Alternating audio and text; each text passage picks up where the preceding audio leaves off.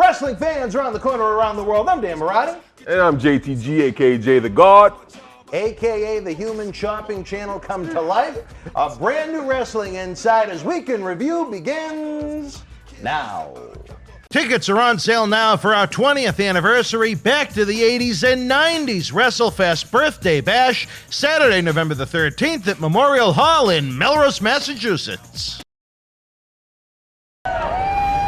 This is Mick Foley. This is Harley Race. This is Shelton Benjamin. This is Mr. Wonderful Paul Orndorff. This is the Monster Abyss. And this is Daniel Bryan. This is JBL, and you're watching the MWF. Be there live. Wrestling fans around the corner, around the world, welcome to Decade 3 of Boston Wrestling Sports here on Wrestling Insiders Weekend Review. Saturday, October the 9th, 2021, starting to feel a little chill in the air, but nothing could beat the thrill of attending the Red Sox wild card game victory over the New York Yankees this past Tuesday night. Never take for granted that your home team is going to win. Out of attending a few hundred baseball games in my life, this was maybe the second most exciting one I've ever been to. Hoping that the unexpected success of the Red Sox continues. I'll be there live Sunday afternoon for Game 3 of the ALDS at Fenway Park. But forget about the chill. Don't be left out in the cold just 5 weeks from tonight as Boston Wrestling MWF celebrates its 20th anniversary by going back to the 90s, live from Memorial Hall in Melrose, Mass. Live wrestling and autograph photo fan fest, VIP exclusive Q&A as we kick off the Paul Bearer Holiday Headlocks Toy Drive. We have a stacked lineup of WWF 90s New Generation legends coming to town, along with some featured guests. We continue to work painstakingly hard on the in-ring action that you will see. Believe me, I want this to be the biggest live event in our history, even if you have no idea about the controversy and scandal going on behind the scenes. That's not for you to worry about, as we want you to have the most exciting, interactive, immersive experience in professional wrestling November the 13th with memories that'll last a lifetime, not some cookie-cutter, quote-unquote, indie show or a forgettable WWE event. VIP packages and tickets are on sale now at bostonwrestling.com. And let me tell you, fans, the VIP packages are, without a doubt, the best value in professional wrestling. Here on Wrestling Insiders Weekend Review, it's one-stop shopping as we bring you all 5 of our weeknight talk shows in one superside episode. You can kick back, relax, watch us on one screen, have us on in the background while you do something else. Engage with us in the premier chat box. We love to get your opinions and to know what you think about what's going on in the programs and wrestling in general. Tonight, we kick off things with WWF Tag Team Championship manager Oscar of Men on a Mission, shooting on Big E as WWE Champion, Bobby Lashley, the John Cena Sr. Cam Zagami Heat here in Boston Wrestling MWF, some of President Dr. David Droese's decisions, and more. Wrestling fans around the corner, around the world, welcome to another installment of the Monday Night Delight. After you sat through 3 hours of Monday Night Raw, it's time to get down to business talking about the king of sports, professional wrestling. I'm Dan Marati here at MWF Studios, along with the man that nearly blew the roof off of Madison Square Garden at WrestleMania 10, the Boston Garden at Survivor Series 93, in arenas around the country and around the globe. Former WWF Tag Team Championship manager of Men on a Mission. I could only be talking about Oscar. Oscar, the Man on a Mission. I still need to come up with a better conclusion to such a big introduction than a name with 5 letters in it.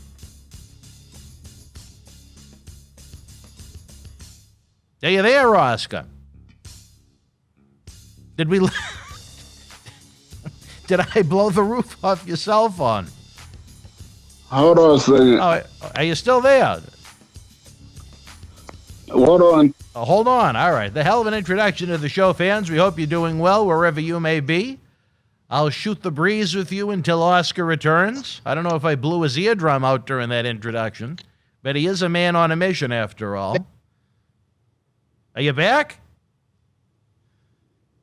I don't know what the hell what do you think he is? Tony Atlas vanishing like that? What? Okay, can you hear me now? Yeah, I can hear you perfect now. All right. Where were you? Oh no, I was having issues with my headset. Oh, with your headset. All right. Well, we're glad Yeah. you had your headset issues figured out. You're doing better than Facebook, I guess. As of the time we're recording this, Facebook is down for the count, Oscar. What do you think of Oh that? man, no, I'm not doing better than Facebook. Actually, I'm doing worse. What do you mean? Man, let me tell you, it has been a tumultuous. I don't know how long, but the last 24 hours, and my fans, we family. I can tell y'all. All right, so I had an aunt that passed away, Oh, I'm and sorry to hear that. it was on Dreamy Beanie's side. So they went to the funeral. The long story short of that is our 1 year old little cousin is gonna come to live with us. You're going to have a So she went. 1-year-old child living with you? She went to the funeral and practically came back with the baby will be here in the next week soon. Dear Lord, Oscar, that almost sounds like a reality show. You watching a 1-year-old Oh no child no with no no baby. no! There's more. It gets better. It gets better. You want to talk reality show? It gets better. All right. So we informed our landlady, you know, in this perfect apartment that we got that is just humongous with everything to have an apartment. And the landlady is like, no, y'all can't have a baby living with y'all. So you're trying to tell me that babies are banned from the Oscar apartment complex? Babies are banned from the Oscar apartments. My mother-in-law can't come to visit. All these just came down. Wait a minute. Why can't your mother-in-law come to visit? Old people aren't allowed either? I don't know. What I do know is, of course, the dreamy one is not standing for it. So just as fast as we got all our boxes in here, is she packing all our boxes to leave. So where are you looking? In Hotlanta, or are you going back to Indiana? I just suggested to her that no, we're gonna stay in the Georgia area. That's a given. But all of the stuff in this area is mega expensive. This is a real affluent community. I mean, we was like really lucky to even get this in this area. So instead of pulling her hair out. What is the problem with the baby? I mean, I can understand how some landlords, they might not want pets, but what is the problem with the baby? No, it ain't pets. She got dogs. She got multiple dogs. So they'll allow dogs, but not babies. Yeah. Who is the landlord? Pigott? It must be her cousin, because. Maybe there's an Edna Pigott down in Georgia that's a landlady throwing people out for having a baby. This is beyond terrible. I mean, we gonna leave on Thursday, and as of right now, we don't know where we going. I mean, we looking at Airbnbs right now temporarily, and whatever. It's just all messed up. But I'm gonna tell you, and I'm gonna tell all my fans, I sound flustered, but the one thing I do know is the good Lord above got her. So I don't need to be worrying. I just can't help it. But I'm just, just I can imagine the frustration. Just all of a sudden. Well, let me ask you. I mean, what would have happened? No, go ahead. Yeah. Go ahead.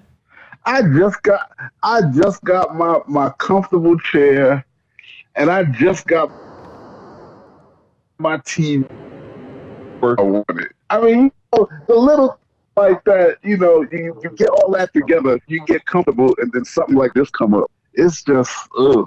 It's almost like Boiselle with the calendar. He gets too comfortable with it, but that's a different story for a different time. Yeah. So let me ask you this, though. Let's say you impregnated Dreamy Mimi and she had a child. Would you be allowed to stay that way under those circumstances if it was biological?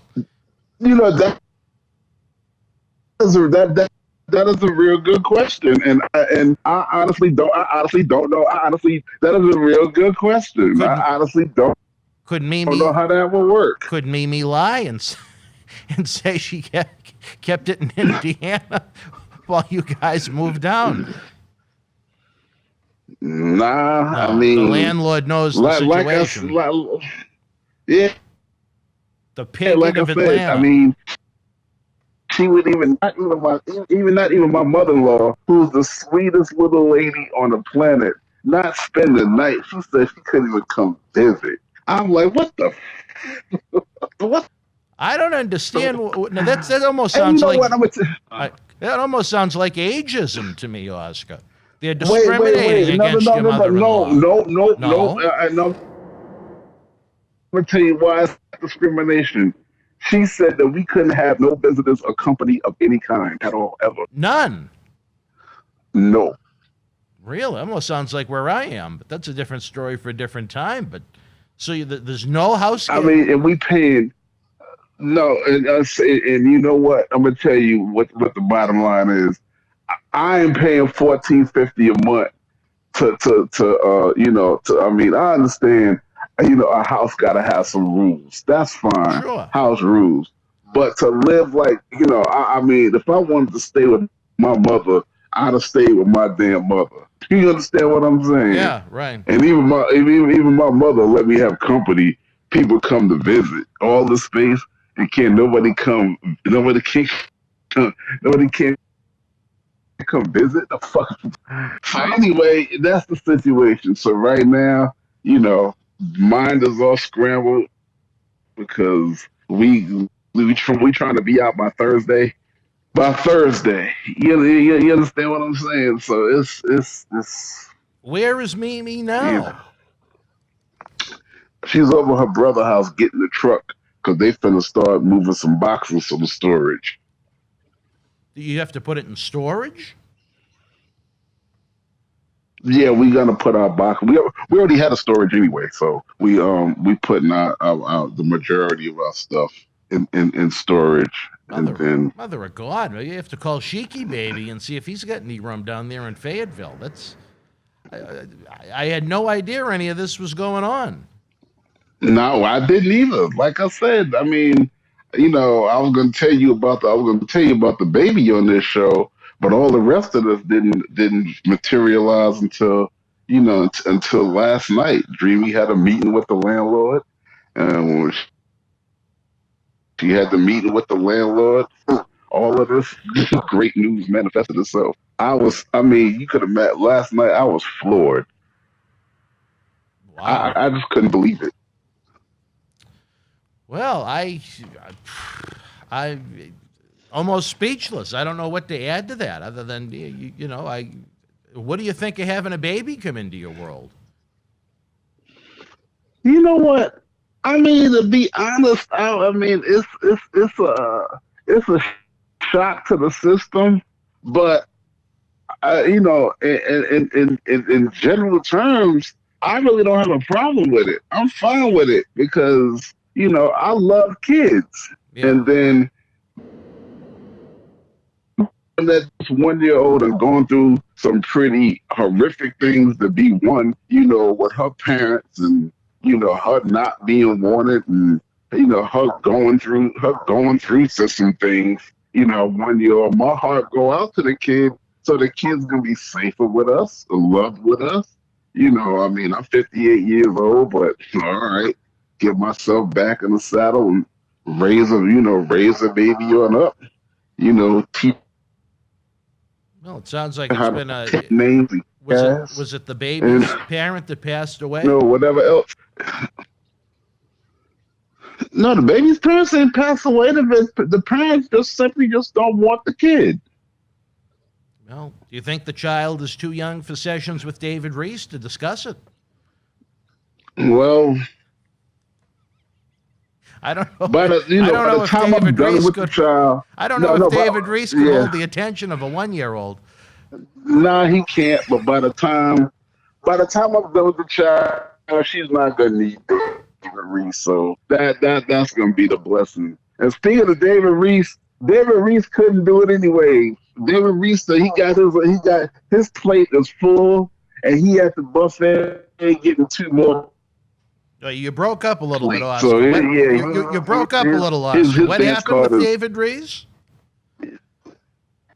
his plate is full, and he's at the buffet getting 2 more plates. His Wow. dance card is packed to the rafters. Well, and you know what kind of candy he's going to be giving out for Halloween. Yep, he's giving out them pieces. I think for David Reese, he'd have to be more worried about having a biological child with all of the activity that's been going on with him. But that's a different story for a different time. He could wind up with... Now, that would be great if both the president and the vice president wound up with 1-year-olds right around the same time. Yeah, no, right? Well, we'll be able to formally make the David Reese announcement on our next show, I'm sure. Oh, really? All right. Well, I look forward to that. Yeah, they finalizing the situation this week. Well, I look forward to it. I think that's a great thing for I guess the best way to put it is everyone involved right now. Is that a good way to put it? Yeah, and the good news is I will be involved, but we'll get more into it, when we're able to discuss it. Well, the Oscar household is going to be in for an uprising, not to be confused with the uprising faction here in Boston Wrestling MWF that John Cena Sr. is at war with right now. If you saw those YouTube videos this week, John Cena Sr. accused them of having a financial backer that is unknown at this point. He said that a reality show contestants don't make the kind of money that Cam Zagami claimed he did to buy the faction. The losers that, other than the hosts and the winners of the reality shows, the contestants only get a stipend of $300 to $500 a week. So he's trying to say there's shenanigans going on here. Wait. Me and probably half the MWF universe don't know what the hell you talking about, so you need to start from the beginning. Well, John Cena Sr. exploded. You know the issues he's had with Zagami and this uprising faction, but Zagami has claimed now for quite some time he bought the copyrights and the contracts and the IPs that were available using the money that he made from appearing on John Cena's American Grit reality show on Fox. Well, John Cena Sr. uncovered that. Now I got it.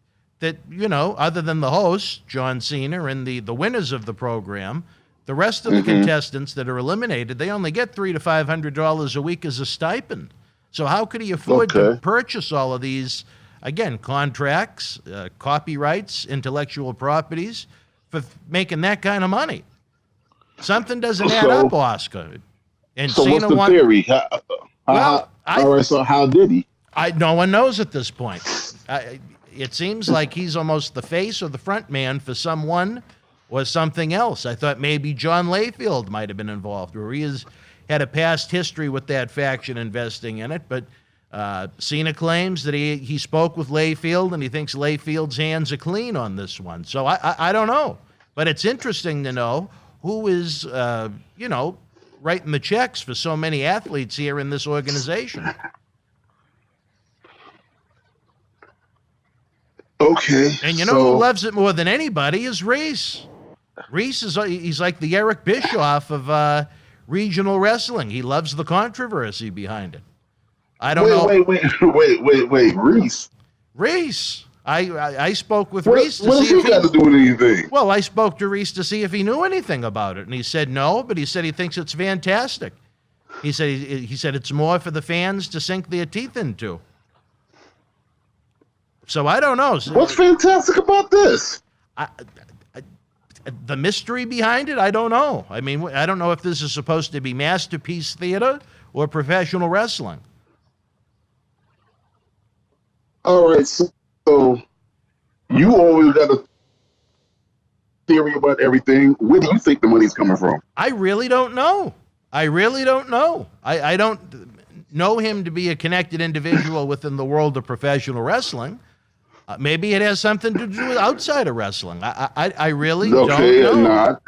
Maybe No, I hate to don't use. have to be. I hate to use. Connected into the world of professional wrestling, but I mean, there are plenty of backers that know how lucrative wrestling can be in many of its tentacles.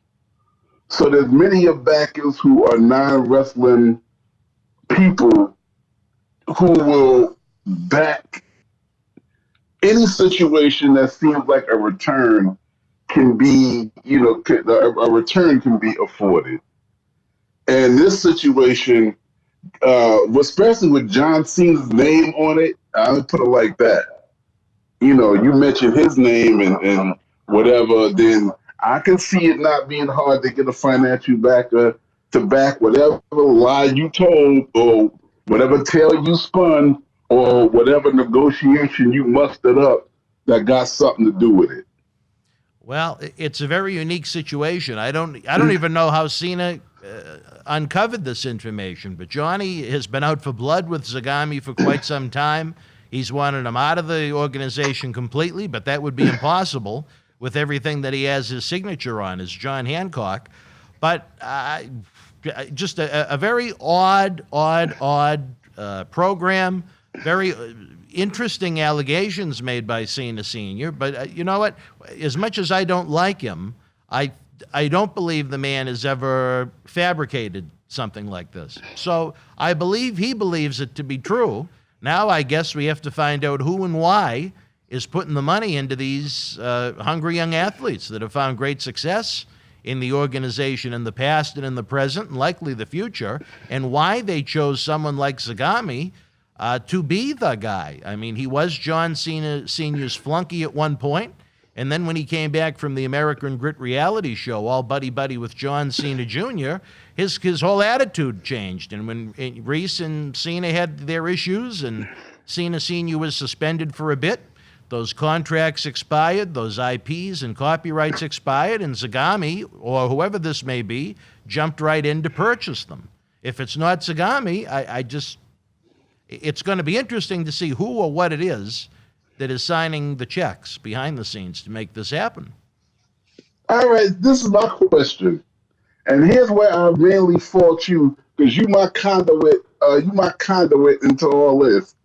If Reese was involved and had a conflict with Cena Sr., and all these shenanigans was going on, that this has been going on for quite some time, why am I the vice president just finding out now?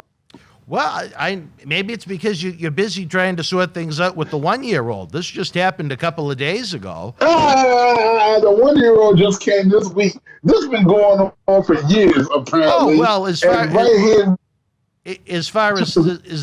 just finding out today. The sabotage, I believe it was 2015 when Reese suspended Cena. Yeah, and I'm just finding out 2021. Well, I don't know. If you were you officially the vice president in 2015? I've been the vice president for a very long time. Well, I don't. Maybe it doesn't. I can't answer that question. I don't know. I know I've been trying to make heads or tails of it. My phone has been ringing nonstop by other athletes in the organization that want to know what's going on. The board of directors obviously would like to know what's going on. Where they're such a focal point of what we do with our live event presentations and the return of MWF Ultra coming this fall, I can't think of any other sports franchise where you don't know where some of the athletes are getting their checks signed. You know what I mean? It's odd. I thought maybe, and I like John Layfield. I thought maybe Layfield might have had something to do with it, but Cena said he. Are they currently still getting these checks? And getting these checks for what exactly? Keep them on the payroll, baby. They still getting paid. They're still getting paid every week. How much? I don't know. I don't know. The only financial information I know about the athletes are the one that I have come to terms with over the years. But certainly I know nothing about anyone within that uprising faction. I'm sure Reese probably knows, but you'd have to talk to him as far as that goes. I don't know. I'd like to know. Oh, I bet you I bet you he would claim ignorance as soon as he heard the question. Who, Reese? He has, right, yeah. Well, Cena's pissed off. Let me tell you that much. He's not happy. He's angry. He's out for blood November the 13th at Memorial Hall. He challenged Zagami to put up $10,000 against his $10,000, and each one of them would pick a wrestler, and the winner that night would leave with 20.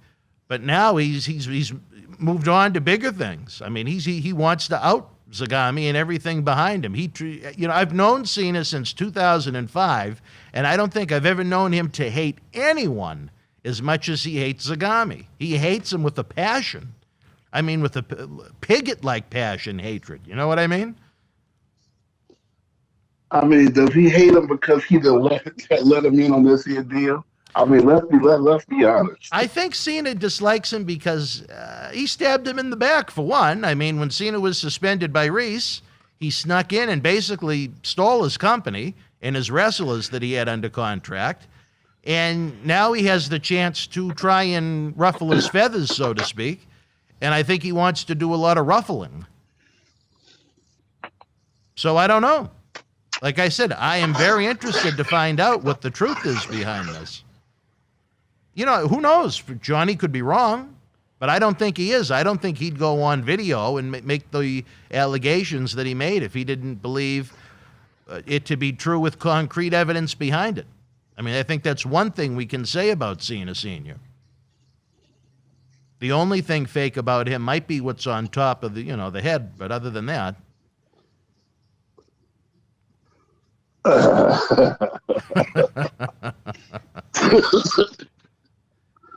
All right. So I don't know. What do you think? I mean, we're not going. No, I'm not talking about that. What do you think? I mean, do you think Layfield's hands are clean if Cena believes it to be true? First of all, I did not. You know what? You've been moving and you've been worrying about these 1-year-old babies. You don't have time for anything. Now I'm worried you're going to be even busier. We're going to be on conference calls and Zoom calls, and there's going to be a little 1-year-old running around. Yeah, that's the reality of it. See, first of all, I am 6th man on the deal team, last to know. So it's impossible for me to have an opinion because I don't have a complete sketched artwork of what the hell is going on around here. Well, I'm going to have to send you I'd send you the link via Facebook, but Facebook is down. What happened to Facebook besides some whistleblower chick is on all over CNN talking about she done released thousands of pages of allegations of this, that, and the other thing. Maybe the owner of the uprising was released on Facebook, and that's why it got shut down. I don't know. I know Zagami is hot under the collar, and he's out of his mind to begin with. He's livid that I guess that Cena is what he calls an allegation that is untrue, but you can't trust him as far as you can throw him. He's a piece of garbage, but it's just I tell you, what a 20th anniversary we've had. It's one bombshell after another, whether it be here in the city of Melrose and City Hall and Memorial Hall. Now we have the Cena and Zagami dynamic heating up even more. I mean, November 13th is going to be an interesting night. Yeah, maybe you better double security because it's gonna be fights. First, it's gonna be you and Piggott. This is gonna be Senior and Zagami, and I'll meet in the ring. All y'all gonna be in the parking lot. And you're gonna be running around with the baby. Yeah, well, yeah. I ain't bringing my kid to witness this. Y'all got too much upheaval going on. And then you might have Reese with some pieces. Yeah, then you got Reese all in the middle, You gotta trying have to calm down. But see, you know what? It's gonna be Here's the thing, though. You got to look for Reese to probably step down as president. You think Reese is going to step down? Yeah, Reese is going to step down. Reese, y'all don't understand. Reese done got him a major situation. I know the situation, but I didn't know it would come to this. Reese, I'm not saying he is. I don't know. I haven't talked to him about it, but don't brace yourself for some major changes. Well, that's what I'm going to say. If Reese has to step down as president, does that mean, I don't know the bylaws of the organization, but does that mean you automatically become president, or do you want to remain VP? No, vice president moves up to president. I ain't got no choice. Do you want it? I guess is the question. You know what? The way y'all acting a fool, yes, I do. Because some law and order got to be restored to the organization because you bastards are running amok. Well, I'm not on the board of directors. I am not the president. I am not the vice president. All I am is a broadcast journalist and a producer and an assistant to everything that goes on here. But I don't want to say it would be I don't want to knock President Reese. I don't want to knock President Reese. Talking to and say you like Ernst Stavros Blofeld. You run everything from the damn shadows. Well, maybe I invested in the uprising. Who knows? I wish I had that kind of money, but. Maybe I don't want to knock the work that President Reese has done because I think the work that President Reese has done has been excellent. But maybe you could bring a fresh coat of paint to what we're doing here as we begin our third decade if Reese has to resign. Okay. All right. Let me stop you right there. Reese, as much as I love him, Reese just stood by from a balcony seat and watched the mayhem.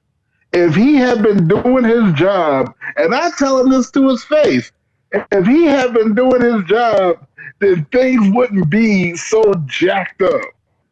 Well, you wouldn't be you wouldn't be high. You wouldn't be from the building. John Cena Sr. and Cam Zagami wouldn't be about to kill each other. There wouldn't be no under the table backroom deals going the hell on. And whatever the fuck else is going on down there. I'm being serious. Oscar, you're out of control, brother. Calm down. You got a 1-year-old coming. Well, I'll say this. The one thing about Reese is, and he's been very blunt about it, he believes the more tension and animosity there is, it makes for a more interesting presentation. I don't know if you agree with that or not. Reese is out of his damn mind. No, because, okay, you keep creating tension and all that is good theater, and then a month after that, then you got a bunch of people that don't want to work together. Then what gets done after that? Not a damn thing. Wow, you're calling out Reese. Because it can't. Everybody in the organization fall off and doing their own thing, and now it's a whole bunch of division. Who the hell don't want to come to work with who? Well, no, I got to restore. Order got to be restored. Well, I don't know what to say at this point. I'm just I'm blown away by this Reese news, and on top of everything else, you with babies and Zagami and Cena Sr. and Memorial Hall and City Hall and back to the 90s, Saturday, November the 13th. I hope the fans have headed on over to BostonWrestling.com. I think that's a great segue, fans. Get your VIP packages and tickets now. I think this will be a good time for Oscar and I to take a break. When we come back, we'll talk more about the happenings in the world of the king of sports, professional wrestling. Stand by. Tickets are on sale now for our 20th anniversary Back to the 80s and 90s WrestleFest Birthday Bash, Saturday, November the 13th at Memorial Hall in Melrose, Massachusetts. The World Wrestling Federation was live in Cleveland, Ohio, Thursday, October the 4th, 1984. In the opening contest, Pat Patterson beat Mr. X. Dr. D, David Schultz with the win over Tony Gurria via countout. Ken Patera defeated Samula. Judy Martin victorious over Desiree Peterson. Brutus Beefcake beat Salvatore Bellomo. The Junkyard Dog with the win over WWF Tag Team Champion Adrian Adonis. WWF Tag Team Champion Dick Murdoch defeated S.D. Jones. And in the main event, Andre the Giant battled Kamala to a double disqualification. If you were in Cleveland live, share your memories in the comment section below. Use the links in the description box to keep Wrestling Legends working in our eBay store and on our world-renowned Patreon streaming service so we can bring you more interactive superstar shoot interviews to relive the good old days of professional wrestling. Check it out. Boston wrestling sports in the MWF explodes into a new year with professional wrestling content galore and need you to join our family. Every Tuesday night at 10 p.m. after our Monday Night Raw review, it's Wrestling Insiders at your house with WWE Hall of Famer Mr. USA Tony Atlas. Wednesday nights at 10 p.m. after NXT and AEW, join rotating legends on Wrestling Insiders Special Edition. Every Thursday night at 10 p.m. after our NXT and Dynamite review, it's Marty Jannetty's No Holds Barred Sex, Drugs, and Rock and Roll Journey on Wrestling Insiders Party with Marty. Friday night after SmackDown, don't miss John Cena Sr.'s Wrestling Insiders Fabulous Fridays. Plus, look for classic clips, history videos, bonus live episodes, pay-per-view, watch-alongs, and more. For less than a cup of coffee at Starbucks, get early ad-free access to our Wrestling Insider talk shows, our acclaimed studio shoot interview DVD library, and help keep wrestling legends working during the worst of times. Join our growing family at patreon.com/Boston Wrestling. Wrestling fans around the corner, around the world, I'm Dan Marati. And I'm John Cena Sr. Johnny, the momentum here in Boston wrestling continues as we continue to build and build and build. The fans want to know, how do we help? We subscribe to the Patreon, but we see all the great merchandise on that set. Coronavirus may have killed the nightlife, especially for someone like Marty, but our acclaimed eBay store is open 24/7 around the world. Wow. Check it out. Support Wrestling Insiders in-studio shoot interviews on eBay with this brand new personally autographed WWE Royal Rumble 2021 11x14 poster signed by WWE Universal Champion Roman Reigns, his advocate Paul Heyman, and Kevin Owens. Reigns and Owens battled for the Universal title in a last standing match January 31st in the Thunderdome in Tampa. This limited edition collector's poster is number 31 of only 50 produced. Comes with WWE authentication hologram on the poster itself. Also comes with an on-air shout-out from WWE Hall of Famer Mr. USA Tony Atlas and a bonus autographed 8x10 photo. Get this rare, awesome collectible for your man cave and help keep wrestling legends working now. Wrestling fans, especially here in the Boston area, we want to thank our great friends at Red Rose for their support for all of our charitable endeavors and programming efforts. Red Rose is 2 years young and extremely thankful for all the support they've had from our neighbors here in Melrose and beyond for an amazing first 2 years. Red Rose thanks Melrose and all of the first responders who have fought the good fight and have never given up hope during these unprecedented times. We did it together. Follow Red Rose on Facebook for their anniversary special, facebook.com/Red Rose Melrose. You'll be glad you did. Open until 2 a.m. Red Rose will give you fresh, piping hot, mouth-watering food that'll put an ear-to-ear smile on even the toughest critic's face. Check out their full menu online at redrosema.com or give them a call, 781-620-1889. All right, wrestling fans, welcome back to the Monday Night Mission. I'm Dan Marati, along with former WWF Tag Team Championship manager, Oscar of Men on a Mission. Oscar, quite the night on Raw for those that were able to sit through the 3 hours on our end. Interesting happenings in the world of Boston wrestling and interesting happenings all around in the sport with WWE, AEW. WWE shaking things up with the draft a little bit. They're headed back to Saudi Arabia for Crown Jewel. The King of the Ring tournament is coming. The Queen of the Ring tournament is coming. What are your thoughts about the latest in WWE? Wait.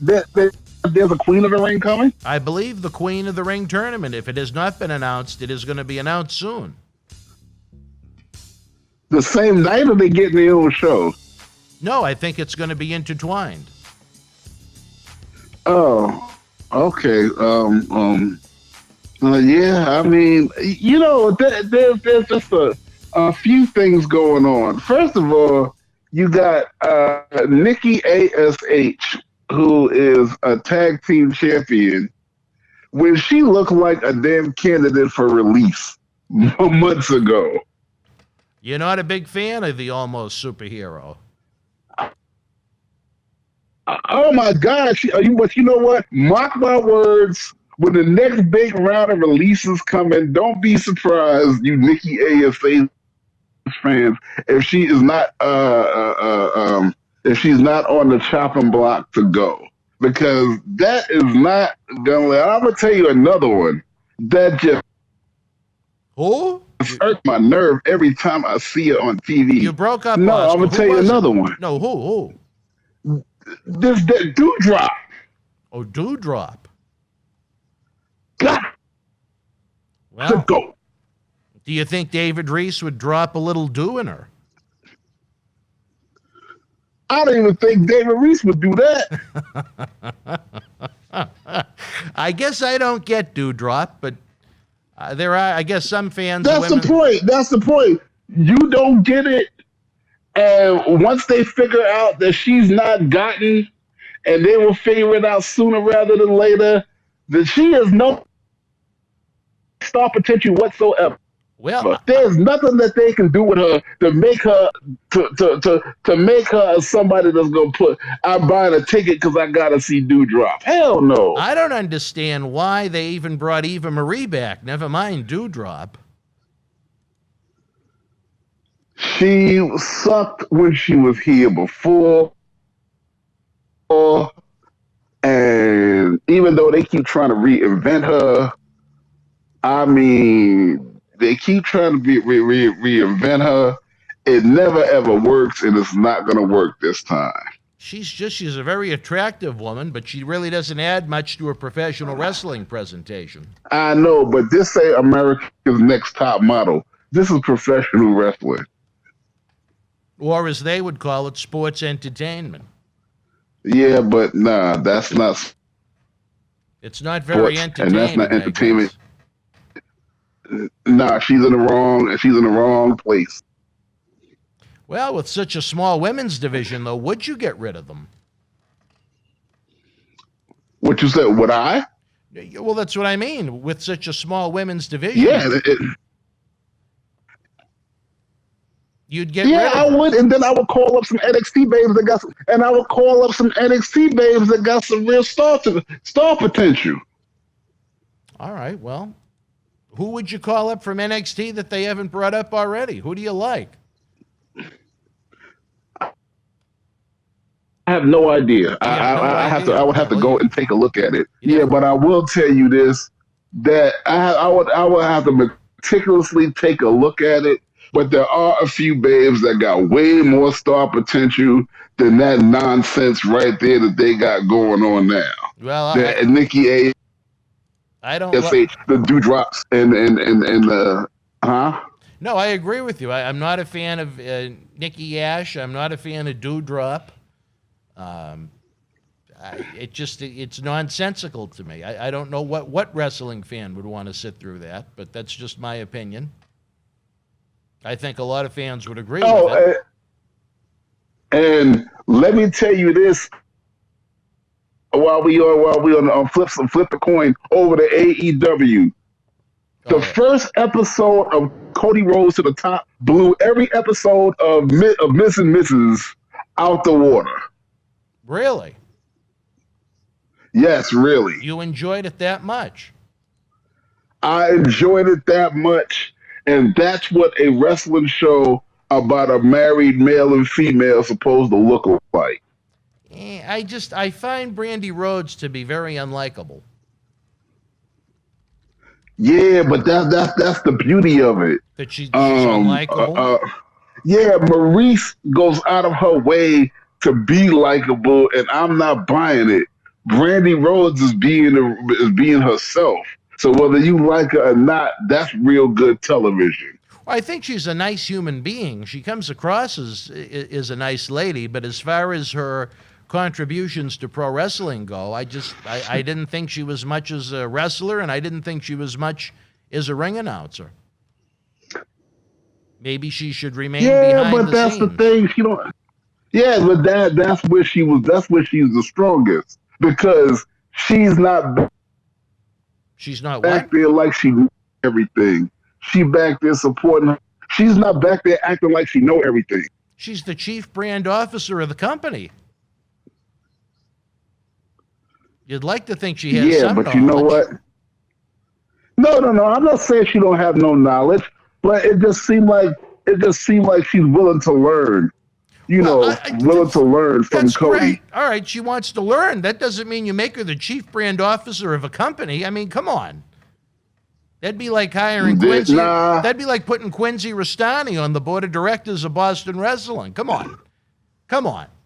You know better than that, and I know better than that. I lost you in that whole sentence. No, I said you know better than that, and I know better than that. I mean, that'd be like putting Quincy Rustani on the MWF board of directors. Come on. She wants to learn? Good, go learn. You don't give someone that high of a position in the company. That's absurd. All right, we'll make you one of the highest ranking executives of the company. Go learn how to do it. I mean, come on. Yeah, but see, here go the thing, though. She got that position, but the company don't seem to be suffering because of it. Fair enough. Think about it. Well, she's also been on maternity leave for quite a while, but I don't know. Well, she's supposed to be. She's having a baby. Well, and look at how hot AEW has been of late. Yeah, exactly. Can one does her being chief brand officer is not hurting nothing. Has her absence helped? I don't know if it helped, but it certainly. I put it like this: her being there when she's there, her being there is not hurting nothing. I don't know. I can't speak to what kind of contribution she making. I haven't paid microscopic attention to it like that as of yet. I mean, I have more now lately than I've been since they've been on. But I mean, she ain't hurting nothing. And behind every good man is a good woman. She seemed like a good woman to Cody. So if that's what helps get him up in the morning, I'm all for it. Well, I don't know what you mean by that, but I guess you could take that a couple of different ways. But yeah, no, you're right. Behind every good man is a good woman. But she's not my cup of coffee when it comes to the actual in-ring. But that's just me. I think the in-ring isn't that I'll put it like that. Put it like what? Well, put it however you want to put it, brother. Let me put it like this. Okay, you think about it. How good of an in-ring is Stephanie? Oh, Stephanie's over. Stephanie gets genuine heat when she comes out. She does, but when you put her ring in a match, how painful is it to watch? Painful. Okay, then. But I don't think Stephanie has ever claimed to be a professional wrestler. Like Brandy. She claims it when she claims it when she get in the ring and then try and wrestle. Don't try that. Well, how many matches how many matches has Stephanie had in her entire career? A handful? One too many. Well, she was always willing to take a big bump. I'll give her credit for that. Brandy ain't? I don't think Brandy's had a good match yet.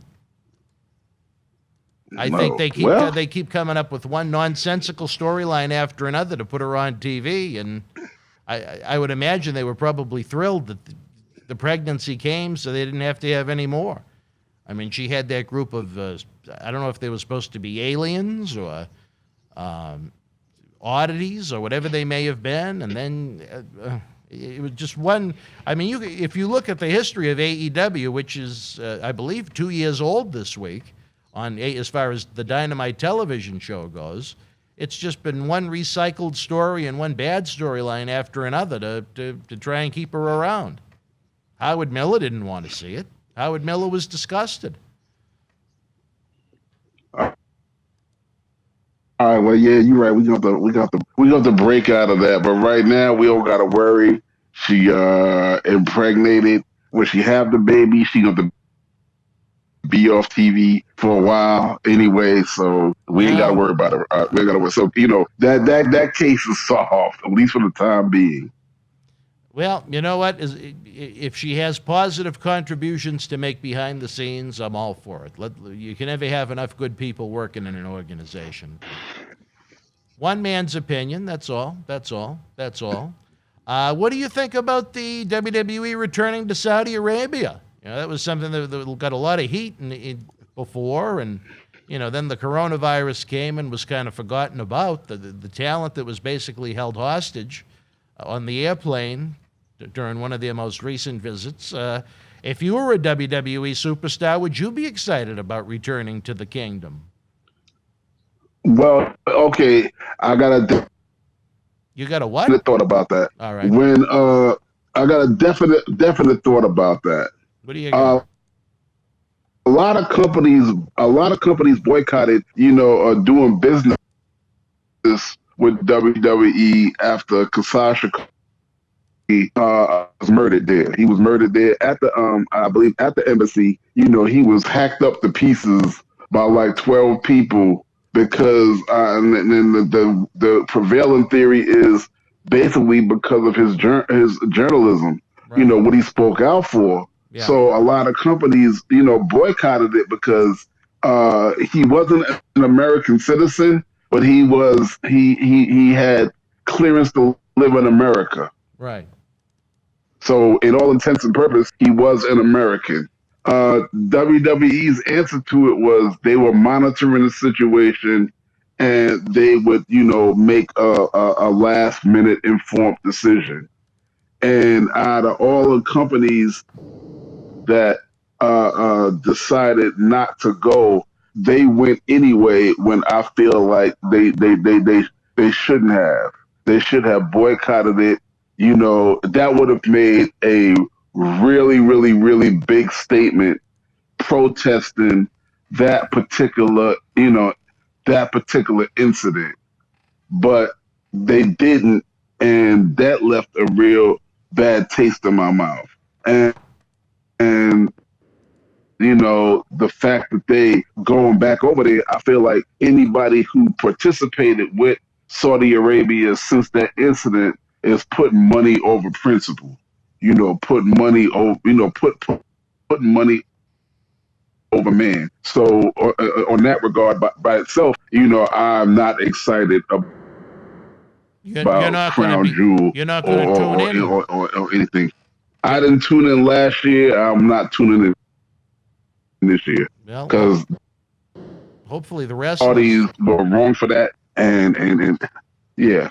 Hopefully the wrestlers won't be detained on the plane again like they were for a long. Yeah, I would be if I'm on the roster, I will be sweating bullets to go. You wouldn't want that booking. I wouldn't. I wouldn't have wanted the booking last year. I just said that first thing, and I certainly want the booking if I went and then I'm 7 hours on a plane being detained like a hostage. Talk about the plane ride from hell. Yeah, I was just thinking the same thing. That's because you on the plane, you in a foreign country, and you in a country that's known for what the hell's coming out the in the box. You understand what I'm saying? I would have been in fear for my life. And then when I finally got to American soil, I would not have been going back. That would have been it for you. Yeah, that would have been. I remember a story. I remember Bret Hart telling me that, and I want it was in the Middle East somewhere. If I'm not mistaken, it was Israel, but you can't hold me to that because I'm not sure if it was in Israel. All right. And they were on a bus, and some of the guys came on the bus with their machine guns out. Really? And they were speaking a foreign language, and they were very aggressive. And yeah, Bret was really, really concerned that they was going to take the machine guns and start opening up. Really? You would have, now, if you ever talk to him, you would have to get him to tell you exactly that story. But that's the crux of the story that I remember him, telling us. Now, so this was on a was this on a WWF tour? He told. I think he told me. I think he told me while we were there on the bus.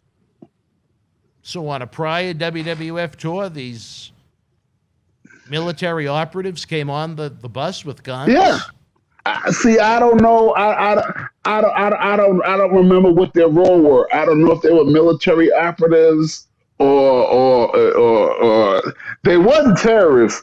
Because if they were terrorists, they would have held them hostage, or some people wouldn't have made it alive. Yeah. So I don't know. I don't know what their role was, but it was a really, really frightening.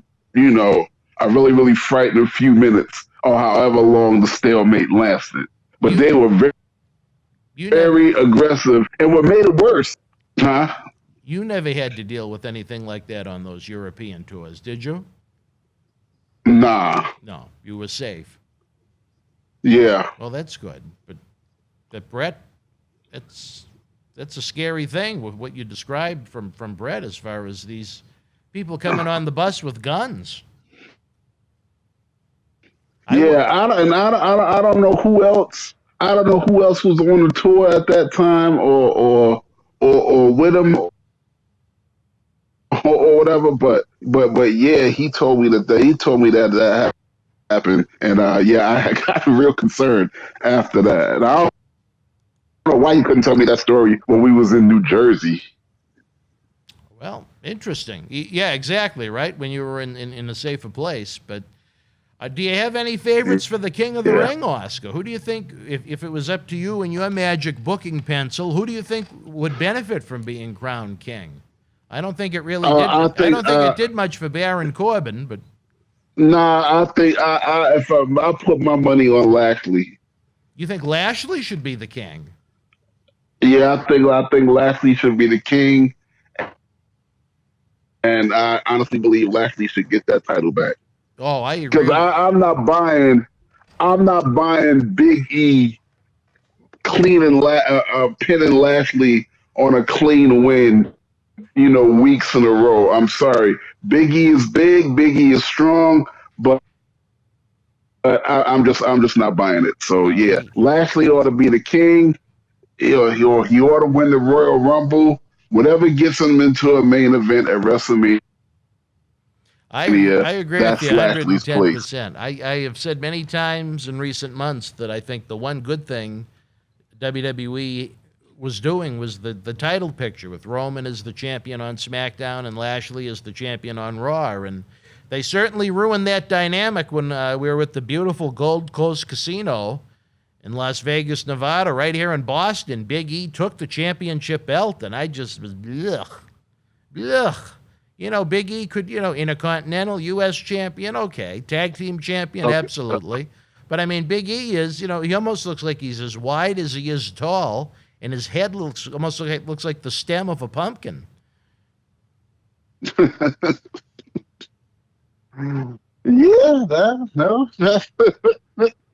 And that's going to be your face. Anyway. That's going to be your face of Monday Night Raw to try and combat Monday Night Football? Come on. Please. Okay, well, you asked. Well, okay.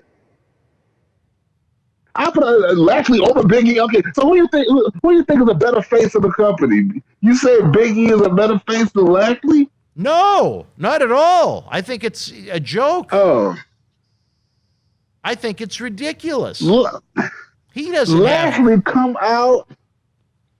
Lashley come out with them silk suits on and them ties with the belt and them glasses. He looks distinguished. He looked like a champion. He looks like a real superstar, and he's strong and almost unstoppable in the ring. He got all the tools to be the champ for years to come. In my opinion, Big E don't got that. I agree with you 100%. I think it's ridiculous. You know, again, they're trying to hotshot angles to try and combat the attention that AEW has been receiving from fans, as well as dwindling ratings due to Monday Night Football. But that happens every year during football season. They have to expect it to go down, unless you're talking about you have a hot product like they did during the Attitude Era. But I think putting the title on Big E hurts, outside of maybe the moment that it happened where you get the big pop. But other than that, is it going to help you week to week? I don't see that helping week to week. Do you? And and you're right. You know what? I didn't even think about that. I didn't even factor that in, especially trying to compete against Monday Night Football. Ain't nothing. Ain't none of it gonna beat Monday Night Football. Everybody's gonna suffer. So, you raise an interesting point, which raises an interesting perspective. Okay, so yeah, why not put the title on Big E during Monday Night Football? And waste the Lashley push. You can put the title on anybody right now because you're not gonna beat the Monday Night Football ratings. So yeah, why don't we all just relax? So the Super Bowl is over. Let's ramp it up and put the title back on some people that's really gonna draw some people on television. Because we ain't gonna do it right now. Well, so who? You can put the title right now. There's nobody. Nobody was over. Lashley was over. You can put the title right now. You can put the title right now on Hornswoggle, and it ain't gonna make a difference. Because we ain't gonna be Monday Night Football, so we might as well relax. You'd need Austin or The Rock at their peak, and they don't have anyone anywhere near that league. Even I wouldn't do it right now because I'm not even gonna try to experiment of competing with Monday Night Football. So I'm gonna wait until it's over where I can get a grab handle back on some decent ratings, or try to be the king of TV. Sometimes you have to be patient, and sometimes you have to pace things out. In WWE, they don't do it.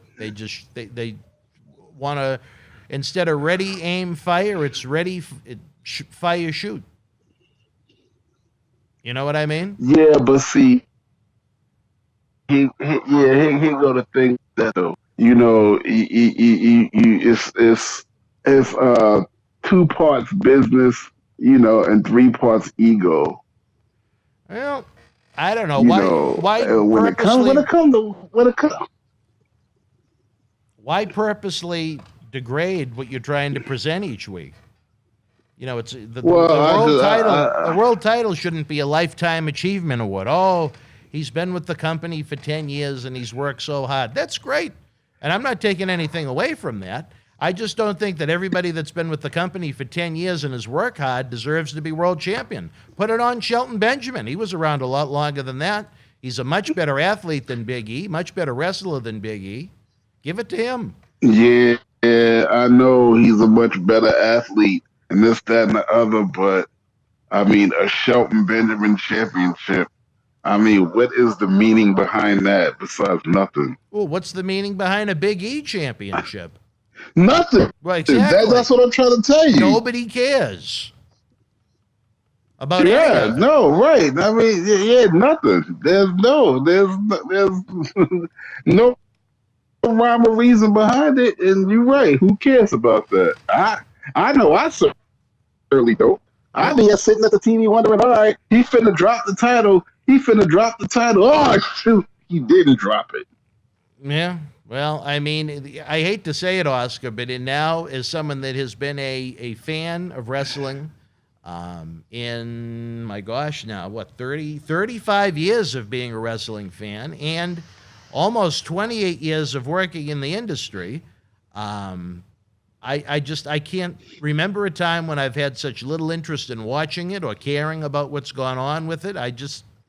They're great athletes. It's probably the greatest group of in-ring athletes they've ever had, but it's boring. It's repetitive. It's the same thing week after week with characters that aren't interesting, trying to memorize promos they don't recite very well.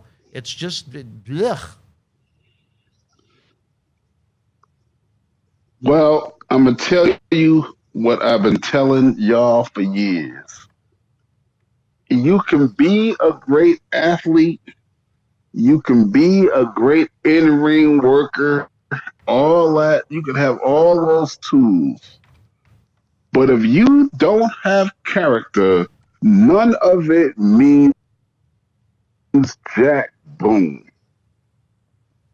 None of it means nothing. Because it's not about that. It's never been about that. It ain't never going to be about that. And if you try to force that people down the fans' throats, the fans are oblivious to a point. Only to a point. When they're not seeing something that they really want to see, something that make them pop up out their seat as soon as their music hit, somebody that entertains the fans when they on that microphone, then you are going to suffer. Yeah, I agree. And there's a lot of suffering going on right now. That's about the only word I can use to describe it. It's brutal. I want to like it. I want to tune in every week. There's just nothing to hold my attention. It's boring. You know, when you had Stone Cold, you had The Undertaker, you have The Rock, you know, they all had they didn't have the best wrestling prowess on the planet. None of them. Let's be real. But they all had that it factor. Right. That it factor that sold out stadiums. You know, that it factor, even John Cena got it. That it factor that make people, you know, want to tune in. You know, people will go to a wrestling match and buy tickets just because they know John Cena coming. You know, for no other reason. You got women that don't even watch wrestling, but they'll go because John Cena coming. And not because he's so good looking, but because he got that it factor. He got that loud ass, cool ass theme song. You know, you like to hear him talk when he's in the ring. You know, he's entertaining. You know, he got that je ne sais quoi. Hey, these other people try to have it. I see what they try to do. But I could try to shit when I got constipation and it still ain't coming out. It's still shit. I guess at the end of the day, you're just pushing shit. You ain't pushing nothing. Yeah. That's my point. You trying, you constipated. Ain't nothing coming. There's a lot of constipation going on right now. That's a good way to put it. Right. I don't know. It's just it's disappointing. But again, you know, the one company in wrestling that has that momentum behind it right now is AEW. You know, it's been a better show the past couple of months. You have all these great additions that have come from WWE. It's almost like WWE's trying to help them. You know, Adam Cole didn't resign. Daniel Bryan didn't resign. CM Punk has come back out of the catacombs to be an in-ring athlete that the fans are going nuts over each and every week on AEW's TV shows. Aleister Black and Andrade Almas have become featured parts of the AEW shows. So, you know, that's a lot of great talent to add to a roster that really needed it. There were a lot of guys On AEW TV, well, I think AEW had a couple of segments each week where they'd knock it out of the park. You had a couple of segments each week that looked like it didn't even belong on an indie wrestling show. So I think it's vastly improved over the past couple months. I mean, but it had to and is going to. I mean, the longer they stay on and the more experience they get, the better it's going to be. When it comes down to it, the cons are not playing. They are not BSing. Them people are pumping money into the situation, without, what they're pumping money into it without hesitations. They spare no expense when it comes down to the acquisition of talent. They spare no expense when it comes down to the TV time that they buying. Yeah. They spare no expense when it comes down to the look of the brand. And they really gonna start making money. They haven't even pulled the trigger on touring yet. And believe you me, that's coming. What do you mean touring? And What do you mean tour? House shows? Yeah, they don't go everywhere yet. Well, but when they, no, go ahead. Yeah. But when they really go full throttle in, they're gonna book arenas everywhere without no hesitation. Just like WWE used to do. They're gonna go everywhere. And if they keep on keeping on, I mean, they might run 2 or 3 or 4 stadium shows. They ain't there yet. Don't get me wrong. They're not there yet. But you let them keep packing talent the way they packing talent and building storylines the way that, building proper storylines, which they're not there yet again, but I do believe they'll get there. They're going to have pay-per-views that are significant like WrestleMania, and I believe they're going to have more than one a year because I believe that they got the money, and I believe that they truly are risk takers when it comes down to it. Their mission is to be number one without sparing no expense whatsoever. So, I believe I'm expecting big things from them. I mean, really big things. But you have to wonder if you're the USA Network or Fox and you continue to see these dwindling ratings with the same people over and over again, would you be a little angry with WWE for releasing so many talents that could be contributing?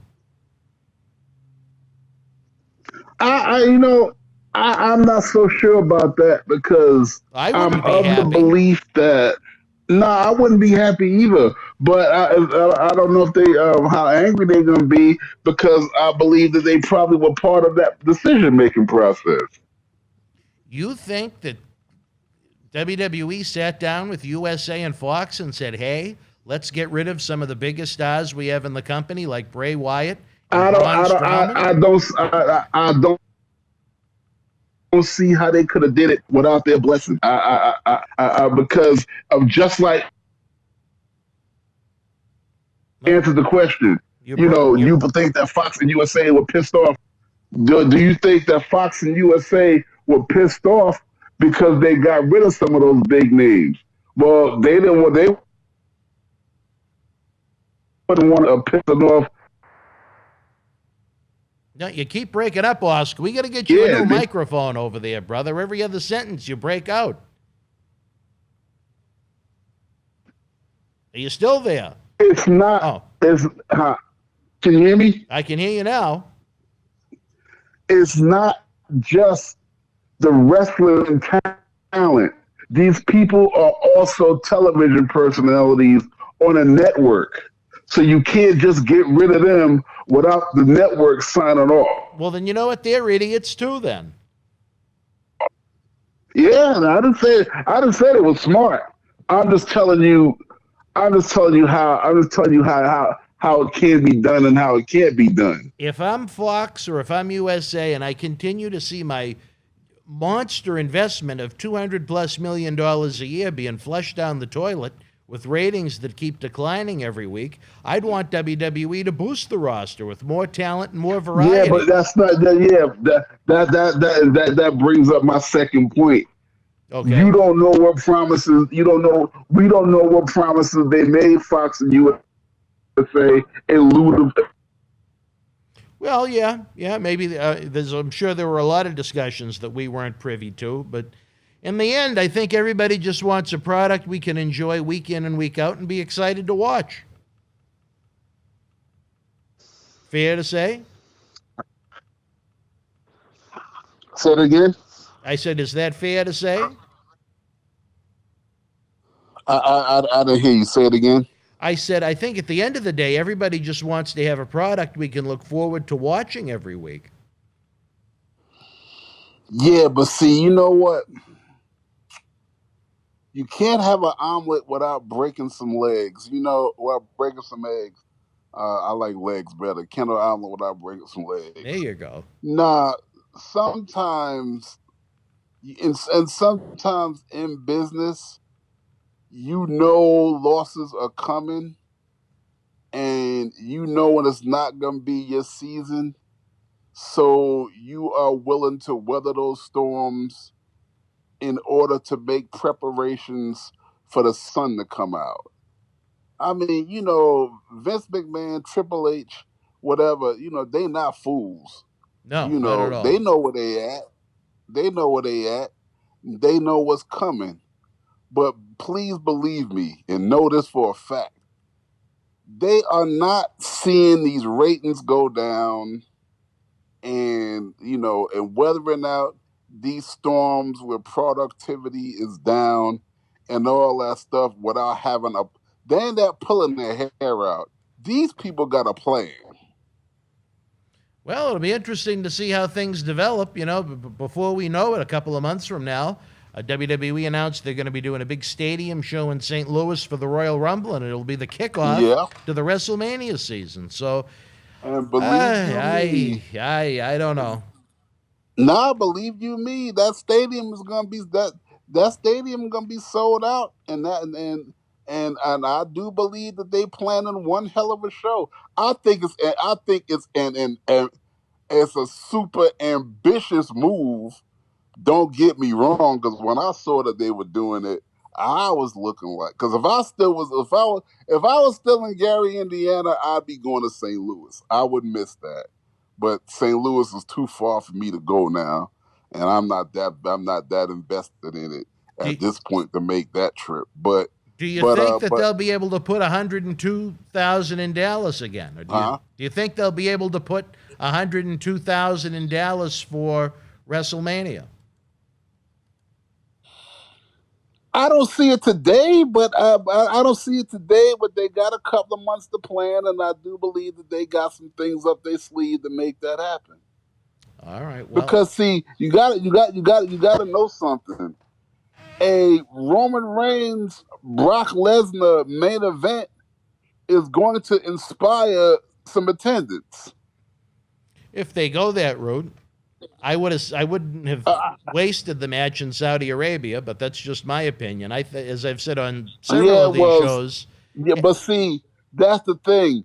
They can have it in Saudi Arabia for the Saudi Arabian audience and still bring it to America because it's still going to be a pretty fresh product. Yeah, I think the storyline where Paul Heyman is stuck in the middle between two of his guys, who is he going to side with? I think that would have made for an interesting dynamic headed into WrestleMania. If they just did it in October, I don't see it being fresh and original at all. I think it becomes stale at that point. Yeah, I know, but see, you make a good point. The Royal Rumble now has to have a WrestleMania worthy type plot line at this point. Yeah, in order to sell that show. Royal Rumble has got to be. It can't even be WrestleMania light. it's got to be WrestleMania's twin brother, Yeah. to be honest. Yeah, it's got to be up there. Well, Oscar, we're running out I of... wouldn't, I go ahead. wouldn't have did it. You would not have done it? I would not have done it. Really? No. All right. Well, again, that is the opinion of the man on a mission himself, folks. We are running out of time here now. Don't forget, the countdown is on. We're less than 6 weeks away from Boston Wrestling MWF's 20th anniversary. Back to the 80s celebration, Saturday night, November the 13th, from the historic Memorial Hall in Melrose, Massachusetts. Hot, piping hot in-ring action, autograph photo fan fest, VIP Q&A, the kickoff to the Paul Bearer Holiday Headlocks Toy Drive, and more. Oscar is going to be there, although I don't know if Oscar's going to make it now that he's got the 1-year-old baby coming to live with him. I'm coming. Shut up. All right, well, that's what she said. All right, for Oscar, I'm Dan Marotti. We'll see you next Monday night on Wrestling Insider's Monday Night Mission. Until then, you and yours, be well, be healthy. Good night from Boston. Tickets are on sale now for our 20th anniversary Back to the 80s and 90s WrestleFest Birthday Bash, Saturday, November the 13th at Memorial Hall in Melrose, Massachusetts. The World Wrestling Federation was live at Medicine Hat Arena in Medicine Hat, Alberta, Canada, Wednesday, October the 9th, 1996. In the opening contest, Stone Cold Steve Austin beat Hunter Hearst Helmsley. Crush with the win over Bob Hawley. The Stalker defeated Justin Hawk Bradshaw. Jake the Snake Roberts victorious over the new Razor Ramon. WWF Tag Team Champions Owen Hart and Davey Boy Smith retained the titles over the Godwins, the Smokin' Guns, and the Grim Twins. Savio Vega beat Farouk via disqualification. WWF Intercontinental Champion Wildman Mark Mero retained the title over Goldust. Psycho Sid with the win over Vader. And in the main event, The Undertaker defeated Mankind. If you were in Medicine Hat Live, share your memories in the comment section below. Use the links in the description box to keep Wrestling Legends working in our eBay store and on our world-renowned Patreon streaming service so we can bring you more interactive superstar shoot interviews to relive the good old days of professional wrestling. Check it out. Boston Wrestling Sports in the MWF explodes into a new year with professional wrestling content galore and need you to join our family. Every Tuesday night at 10 p.m. after our Monday Night Raw review, it's Wrestling Insiders at your house with WWE Hall of Famer Mr. USA Tony Atlas. Wednesday nights at 10 p.m. after NXT and AEW, join rotating legends on Wrestling Insiders Special Edition. Every Thursday night at 10 p.m. after our NXT and Dynamite review, it's Marty Jannetty's no-holds-barred sex, drugs, and rock and roll journey on Wrestling Insiders Party with Marty. Friday night after SmackDown, don't miss John Cena Sr.'s Wrestling Insiders Fabulous Fridays. Plus, look for classic clips, history videos, bonus live episodes, pay-per-view, watch-alongs, and more. For less than a cup of coffee at Starbucks, get early ad-free access to our Wrestling Insider talk shows, our acclaimed studio shoot interview DVD library, and help keep wrestling legends working during the worst of times. Join our growing family at patreon.com/Boston Wrestling. Wrestling fans, welcome back. Check out brand new podcast-style episodes from Oscar every Monday night after WWE Raw at 11 p.m. You'll have a chance to meet the man on a mission, LIVE live in just 5 weeks at Boston Wrestling MWF's Back to the 90s WrestleFest, Saturday, November the 13th at Memorial Hall in Melrose, Massachusetts. Get your VIP packages and tickets now at bostonwrestling.com. If you can't join us live in Melrose, the best way you can help us is by joining the Boston Wrestling Patreon family, where you get early full-screen access to Wrestling Insiders, our acclaimed studio shoot interview DVD library that's been seen by millions online, and millions more on The Howard Stern Show, Patreon exclusives, and the knowledge that you, yes, you, are helping keep wrestling legends working. Join us for the cup of coffee at patreon.com/Boston Wrestling. It is worth noting that going forward, to try and boost our Patreon numbers, that each week, one episode of Wrestling Insiders in-studio shoot interviews will be available a little different podcast style to try and entice you to watch the full video version on the Patreon. We need your help, or we can't bring you these talk shows. Think of the legends, the superstars, the friends that we've lost over the years that we'll never be able to have back in the studio. You know, these interviews are important for historical purposes, if nothing else, if not your enjoyment. On a more positive note, had a lot of fun with our Sunday night live watch-alongs. Semi-regularly over the past month or two, fans have been enjoying getting to know Goodwill Ambassador Quincy Rustani sporadically. Last week I was joined by Charlie Wilson as we watched SummerSlam 1990. If we're able to pull off a watch-along this week, it may be a little later tomorrow night to boot. We're also working on a brand new live weeknight program for your enjoyment. More information on that to come much sooner than later. Up next on Wrestling Insiders Week in Review, it is Wrestling Insiders Extreme episode number 5, featuring the late New Jack. Here, Jack shoots on ECW 1996, farewell to Public Enemy as they headed to WCW, the return of Shane Douglas from WWF, Paul Heyman, Mustafa stabbing New Jack in the back, and tons more. Here's the man that tells it like it is, New Jack.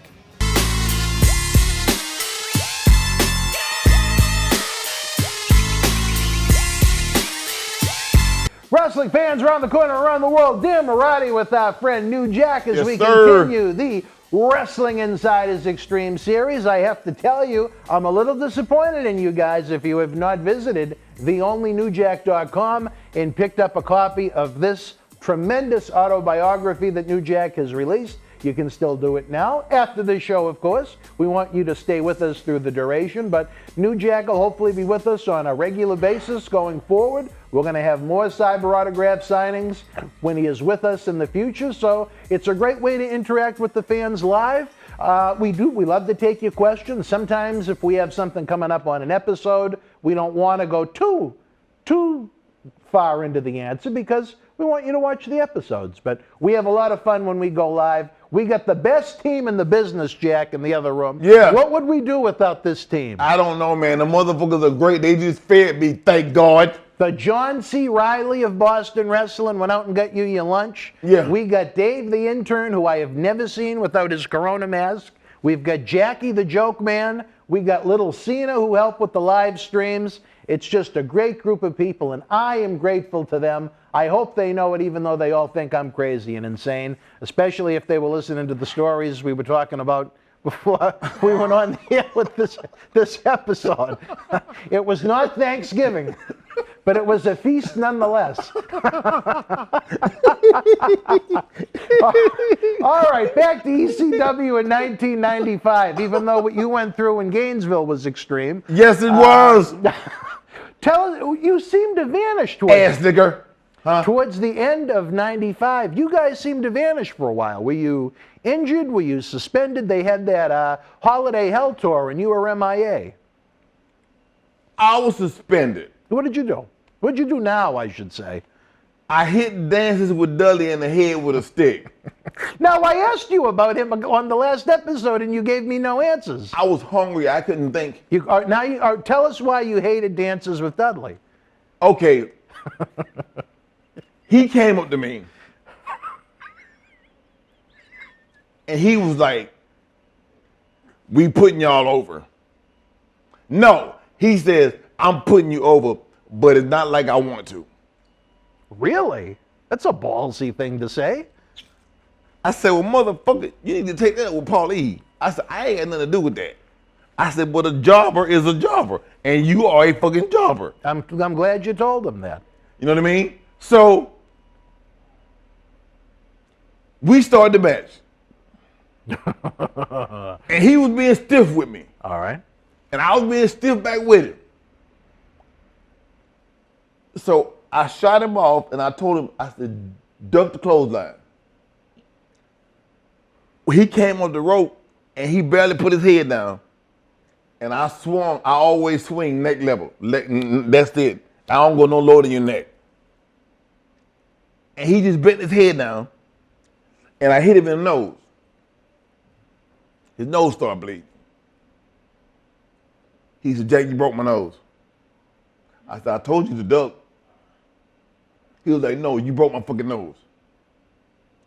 I said, "Okay, you can get me back." I said, "You can tater me back, what the fuck ever. If it makes you happy, go ahead and do it." So he started punching me. and he was chopping me with his fist. He hit me in the head, hit me in the face. And I was like, what the fuck? And I said, don't forget who's doing the job. He was like, it ain't over. And this is in the ring? Yeah, we was having this conversation in the ring. And I was like, don't forget you said it. So it's time to go home. Picked him up, slammed him, went up, got a chair, dove off, hit him, 1, 2, 3. He said, it ain't over. I said, okay. He was in the ring. I rolled out of the ring. I went to the dressing room. And that's when everybody found out that nightstick I had wasn't rubber. They all thought it was rubber. He walked in the door. I hit him in the head. He hit the ground. We started fighting. He bleeding everywhere. Fucking head busted wide open. So after they pulled us apart, Taz said, Jack, that wasn't fair. You had a stick. I said, Taz, suck my dick. I was like, fuck you, Peter. I'm like, kiss my motherfucking ass. You know what I mean? Did you call him Peter? Yeah. So they got in between me and Taz. I said, let him go. I said, Taz don't want none of this. I said, let him go. So he was like, what the fuck, Jake? What the fuck? So they took me out the back door. Paulie comes in the back.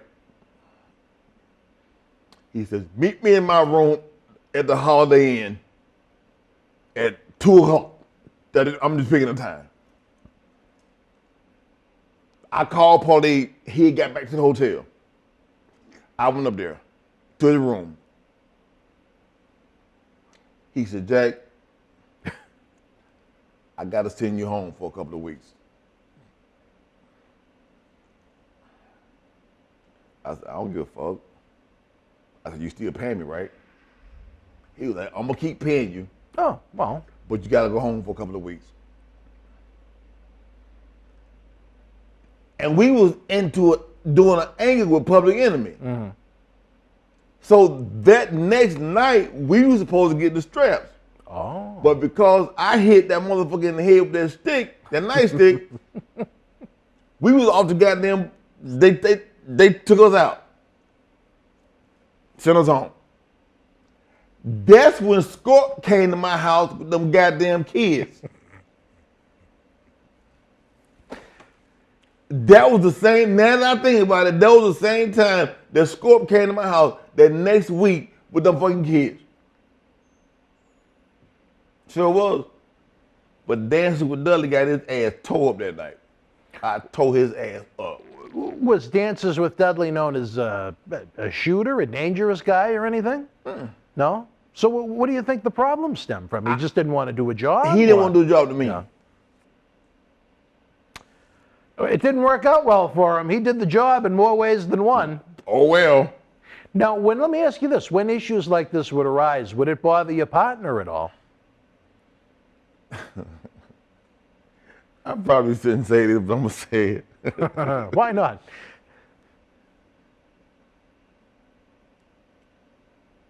Mustafa went and told Paulie. He said, Paulie, I can still work. I can work without Jack. Full time? Or just on that suspension? Full time. Oh. And that's when I told Mustafa. I said, Mustafa, I love you like a brother.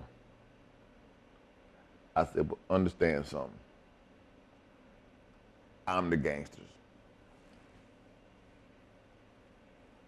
All right. I said, I am the gangster. I said, when they pay to come and see us, they paying to come and see me. Not us, but me. No one's reaching out to Mustafa Saeed for appearances like this or autograph signings and things like that. Nothing against the man. I don't know him, but I love him to death, but it is what it is. it's the truth. You know what I'm saying? It's the truth. And when he did that, Paulie was like, I don't want nothing to do with this.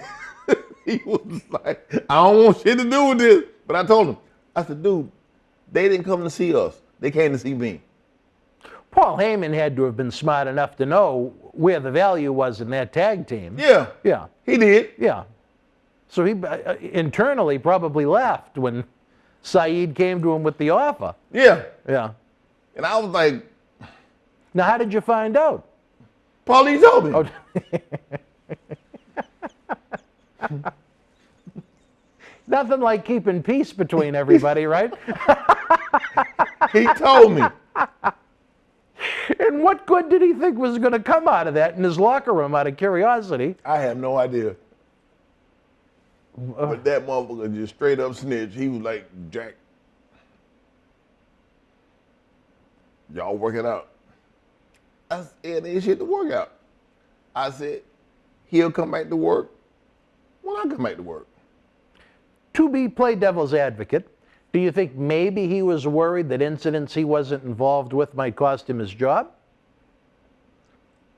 He knew anytime I got suspended, he was going to. And yeah, he might have thought that. But it's like I said, and see, this is something that happened that was funny. I had some cases pending in Georgia. I had to go down there and turn myself in. Oh, did you? Paulie told me, he said, Jack,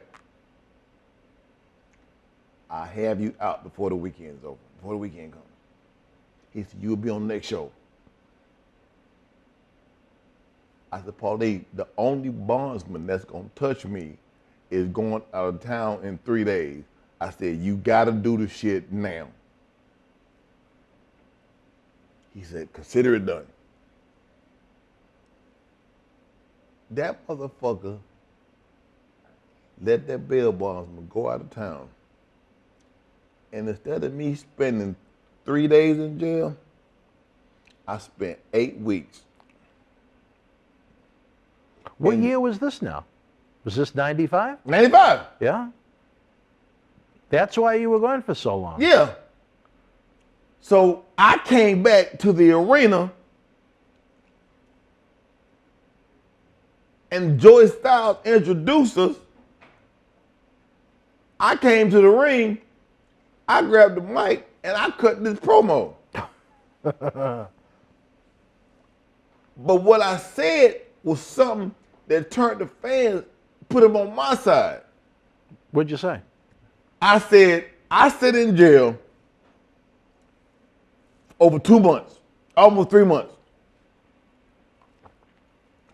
I said, I actually missed you motherfuckers. I said, they had me watching WCW. I said, and that's when I would go to the bathroom and jack off. I said, I couldn't stand that shit. I said, but it was watching. I said, but I actually missed you crazy motherfuckers. You know what I mean? Mm-hmm. They started chanting New Jack. Good. I went back to the locker room. Paulie said, come here. I said, what? He said, do you realize what you just did? I said, I cut a promo. He said, no. You just turned yourself into the biggest baby face in this locker room. He said, and ain't no going back.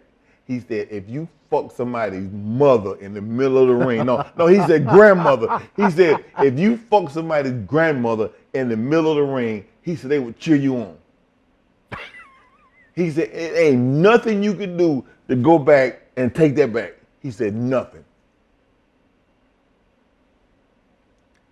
And from that point on, I was a face. They would chant me and Mustafa. Merchandise sales without the goddamn window. Paulie was paying me like it wasn't no fucking joke. Yes. Let me ask you this. Were you and Mustafa making the same money? Nope. Good. I would think that'd be a little absurd, to be honest with you. I found out one night Mustafa had to stay late because he had to talk to Paulie about something. We was done with promos. So I told Paulie, I said, give Mustafa my money when he's done talking to you. He said, okay. Now, mind you, our promos would go on to like 4 and 5 o'clock Late in the night. morning. Right, yeah. You know what I mean? A lot of people would take their bag with them, do promos, and go straight to the airport. The airport, yeah. I did it a few times. That motherfucker didn't give Mustafa my money. I kept calling him, and he finally answered the phone. He said, Jack, where are you? I said, I'm in my room. He said, I just got back to my room. He said, come to my room and get your money. I said, why wouldn't you give it to Mustafa? He said, Jack, you and Mustafa don't make the same amount of money. He said, you make twice as more than Mustafa. 3 times. He said, and I didn't want him to see that. Sure. So Yeah. I just decided I'd hang on to it. He said, if I would have had to pay you next week when you came back, I'd have just had to hold your money. Or if I had the Western Union need your money, whatever the fuck, put it in your bank account, whatever the fuck. He said, but I couldn't give it to Mustafa. And that makes sense. Yeah. Yeah. I mean, can you imagine the turmoil that would have caused if he found out at that point? Yeah. It would have been a lot of bullshit. And see, it's fucked up. Like I said, it ain't me talking bad about it. I'm telling the truth. So it's a big difference. You know what I'm saying? But when me and Mustafa broke up, Nobody cared about him. no. And the way we broke up was so fucked up. Mustafa missed the weekend. We was doing an angle with the Dudleys. We had just started working the Dudleys. Terry Funk was on a show in Cali. Mustafa was on a show in Cali. The same show. Terry Funk came up to me. He said, New Jack, I met your partners, your new partners.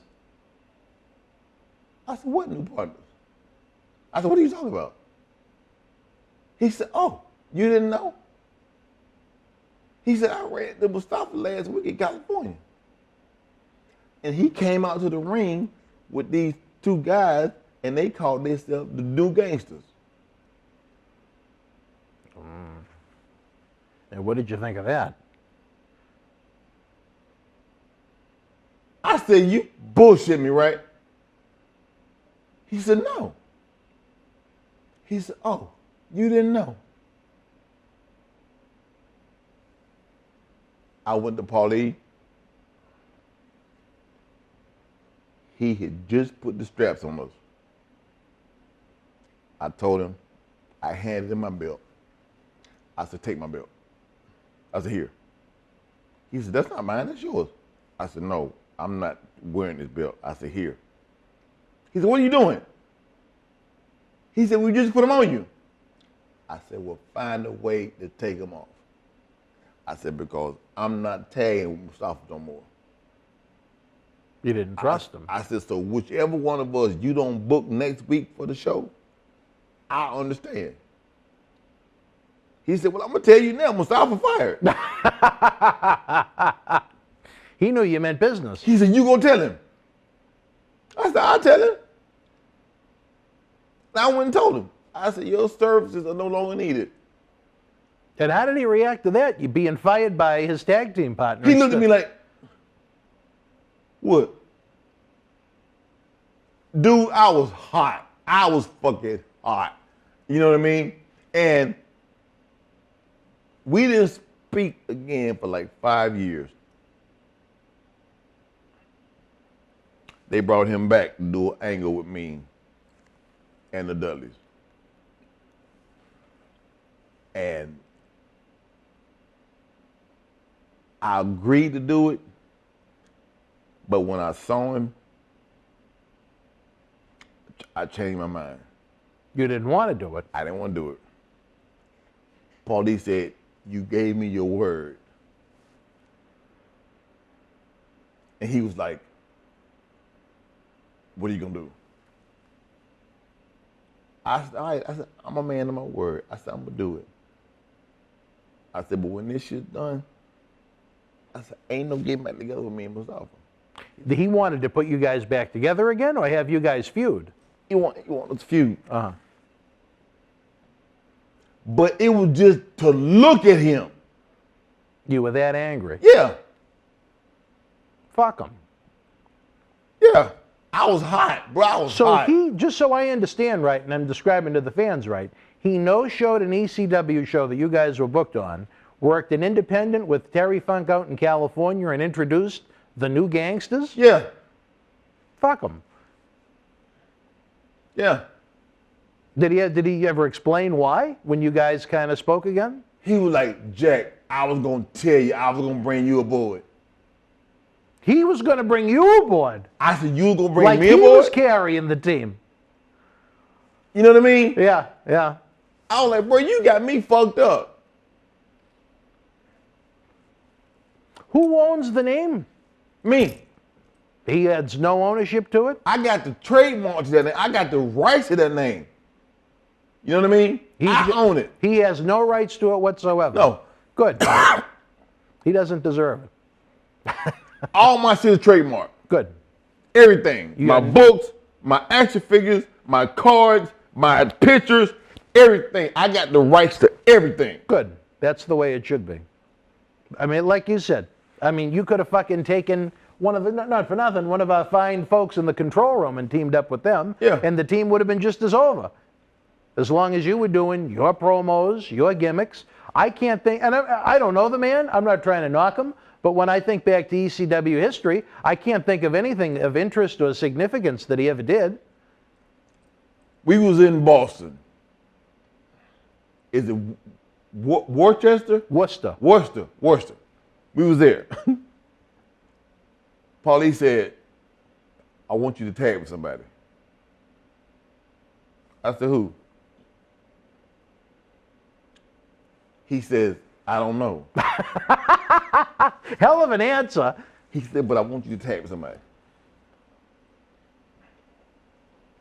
I said, Paulie, are you going to pick? Or you want me to pick? He said, it's your tag team. Pick somebody. I saw Spike Dudley sweeping the ring. They just put the ring up and he was sweeping the mat. I said, that'd be an odd-ass tag team. I said, New Jack and Spike. Feuding with the Dudleys. Yeah. I said, Paulie, I want Spike. He said, are you fucking crazy? I said, no. I said, we'll be the underdogs. I want Spike. He was like, it'll never work. I said, let me hit the ring on the Dudleys.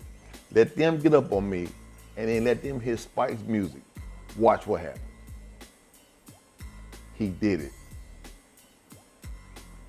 Paulie came with me. He handed me $200. Did he really? You got a little bonus? Yeah. He was like, you was right. Again. And we took that act on the road, and it was over like a motherfucker. Well, wrestling fans, unbelievable. We continue these great stories. We jumped a little bit ahead, but don't worry. We're going to go back to early 1996 after this brief timeout on Wrestling Insiders Extreme. While you enjoy the fine commercials we have on this show, if you have a second screen, head on over to the only newjack.com where you can get this autobiography and all your New Jack needs. Stand by. Tickets are on sale now for our 20th anniversary Back to the 80s and 90s WrestleFest Birthday Bash, Saturday, November the 13th at Memorial Hall in Melrose, Massachusetts. Wrestling fans, I'm Dan Marati. And this is the man of the hour, Leo Rush. It was all over BostonWrestling.com and our social media. But Leo, brother, they got to check out some of this merch. They got to. Check it out, fans, right now, available on eBay. The Undisputed Era kicked ass and took no prisoners in WWE NXT. Now you can own this limited edition collector's autographed art print personally signed by Adam Cole, Roderick Strong, Kyle O'Reilly, and Bobby Fish. Also signed by the original artist, Rob Schamberger, one of only 50 made direct from our friends at WWE. Help keep wrestling legends working. Get this awesome collectible for your collection now. Wrestling fans, especially here in the Boston area, we want to thank our great friends at Red Rose for their support for all of our charitable endeavors and programming efforts. Red Rose is 2 years young and extremely thankful for all the support they've had from our neighbors here in Melrose and beyond for an amazing first 2 years. Red Rose thanks Melrose and all of the first responders who have fought the good fight and have never given up hope during these unprecedented times. We did it together. Follow Red Rose on Facebook for their anniversary special, facebook.com/Red Rose Melrose. You'll be glad you did. Open until 2 a.m. Red Rose will give you fresh, piping hot, mouth-watering food that'll put an ear-to-ear smile on even the toughest critic's face. Check out their full menu online at redrosema.com or give them a call, 781-620-1889.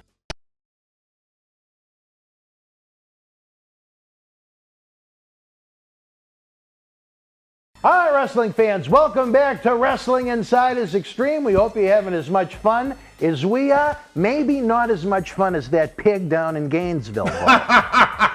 Oh, butt liquor. Her tongue had a lot of fun with Yes, Blue it Jack. did. It was extreme, baby. She caught me. She what? She caught me like this. That fucking whore. A friend that just walked in. Wait a minute. This is the adult-themed version of Wrestling Insiders, but we're having fun anyway. Again, put the women and children to bed. This is not the one we're going to send off to WWE for our toy drive every year. Anyway, back to 1996. They opened up with, what the hell was it called? House Party 96. Your return, and it was the farewell of grunge and rock. The Public Enemy was jumping ship to WCW. Memories of that interesting night, one that I kind of take issue with. Pauline told him not to go. Mm-hmm. Because they had called me Mustafa. Really? And I had heat with Kevin Nash. Why?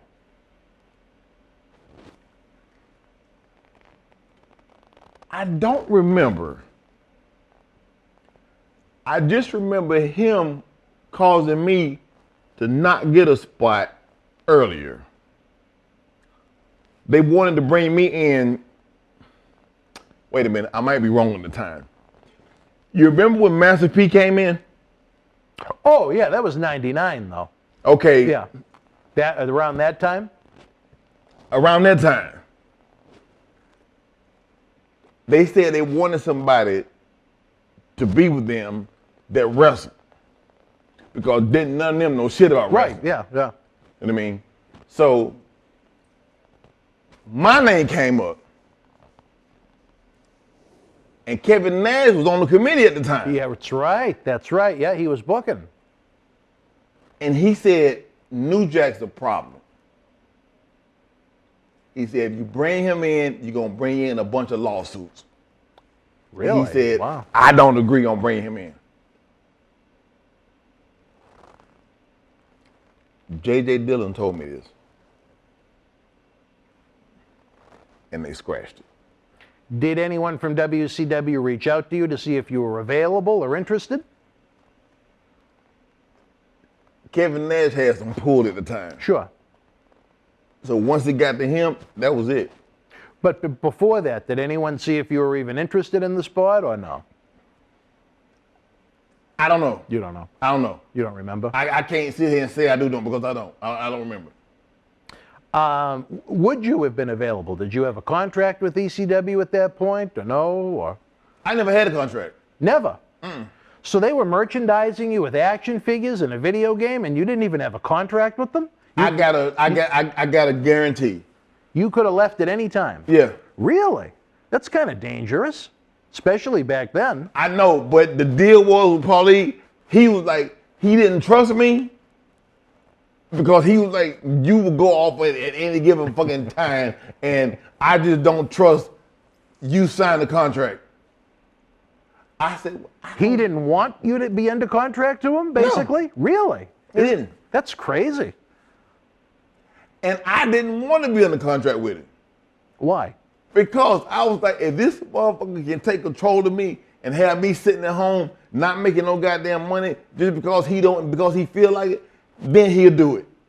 And I refused to sign a contract. Well, what if you had a contract that was guaranteed for X amount of dollars, though? That wouldn't have... I didn't trust it. Really? Just in that company or in general? With Paulie? Yeah, just with Paulie. With WCW, I'm sure you would have had to have signed one if you wound up going. When they talked to Johnny Grunge and Teddy, I don't forget who it was I talked to. But they was taking a few people from ECW. And my name came up. And Paulie came to me. And see, like I said, I wasn't really all that bright on promoters stabbing each other in the goddamn back, you know what I mean? So I was just like, okay, dude, what the fuck ever. He was like, Jack, if you go down there, they're gonna embarrass you. You saw what they did to Public Enemy. And then when they sent him to WWF, you saw what they did. They beat beatings. They beat the, and I was like to myself, I was like, it ain't no motherfucking way I would let them motherfuckers beat me like that. I said, I be cutting. I think there's a difference between, nothing against the two of them, because I like them both a lot, but I think there's a difference between you and Grunge and Rocco Rock. I mean, John Layfield and Ron Simmons beat the fuck out of them. Yeah. And Bob Hawley beat the fuck out of them when he was doing that tag team gimmick with his Crash, his little cousin. Mm-hmm. I mean, violent beatings that anyone that has ever watched it could tell there's something very different about this compared to the rest of the show. And what was it about them that got you? Did you ever? I don't know if you'd know, but what was it about them that was it just I know some in WWF had told me that they had attitude, maybe issues, or they was one of the top tag teams in ECW. Right. Well, at the time, everybody had heat with anybody that was on top that came from ECW. So they used them as examples. And they beat the fuck out of them. Beat the fuck out of them. You know what's funny? It didn't come up as we were talking 1995, but I thought it was rather degrading that WWF used them. I don't know if you'd even remember this, but they did Survivor Series 1995 in Washington, D.C., and they brought Public Enemy in for a dark match. I'm not sure if they were the champions at that point, but they put over the Smoking Guns in about 2.5 minutes as if they were nothing. Mm-hmm. So I just kind of cringed at that when I had found out about it. They even before they came in under contract, they treated them like they were nothing. Right. Yeah. Because they was over in ECW. Yeah. And everybody hated. If you think back, everybody from ECW except for Bubba and Devon and Rob Van Dam got destroyed. Yeah. Sabu, but he still got his ass whooped. His push wasn't for long. Right. Yeah. You know what I mean? Very short-lived. But I was just like, I can't do it. I said, I can't do it. I said, when it comes to promos, I'd eat these motherfuckers' ass alive. I said, and as far as my presence in the ring, I know I can do better than that. I know I could. Oh, then Public Enemy? Yeah. Yeah. But let me ask you this. The House Party 96, it was Public Enemy's farewell before they went to WCW. What I never understood was, why did you guys do the job and put them over on their last night? I think it should have been the other way around. They should have been putting someone else over to make them, even if it wasn't you guys, even if it was a new up-and-coming team or something. You know what I mean? Why put them over in a state of glory on their last night when they were leaving the company? Me and Mustafa put them over? Yeah. Me and Paulie had heat. You were just coming back from a suspension. And he was still mad at me. So I told Mustafa, this was right after Public Enemy because we started working with Bubba and Devon not too long after that. I told Mustafa, I said, I'm going to start doing something that they ain't going to remember who went over. I said, trust me. He said, Jack, tell me. I said, I said, well, you might go tell it. I said, but I'm going to start doing something and they ain't going to remember who the fuck went over. Trust me. I started diving. And after the match, whether we was up or down, they was chanting New Jack. Didn't make a difference. Paulie looked at me. He said, you just don't give up, do you? He must have admired your persistence, if nothing else, right? He was like, you just don't give up. I said, Paulie, when I was a kid, my mom used to come home from work and I would climb on top of the house. And as she drove up in the driveway, I would jump off the house in front of her car like this. Ah! Like Spider-Man almost. Yeah. And I said, that shit will make her beat the fuck out of me. And I said, it got over. I said, and since we've been doing this wrestling shit, you done made me go into my bag. I gotta bring out some shit that people gonna remember. And that's when I started fucking diving. I knew it was over when he came to me one night and he said, Jack, can you do me a favor? I said, what? He said, can you dive? I said, can you pay me? You weren't doing it every night? Mm-mm. Oh, okay. Just about, but not every night. I said, can you pay me? He was like, sure.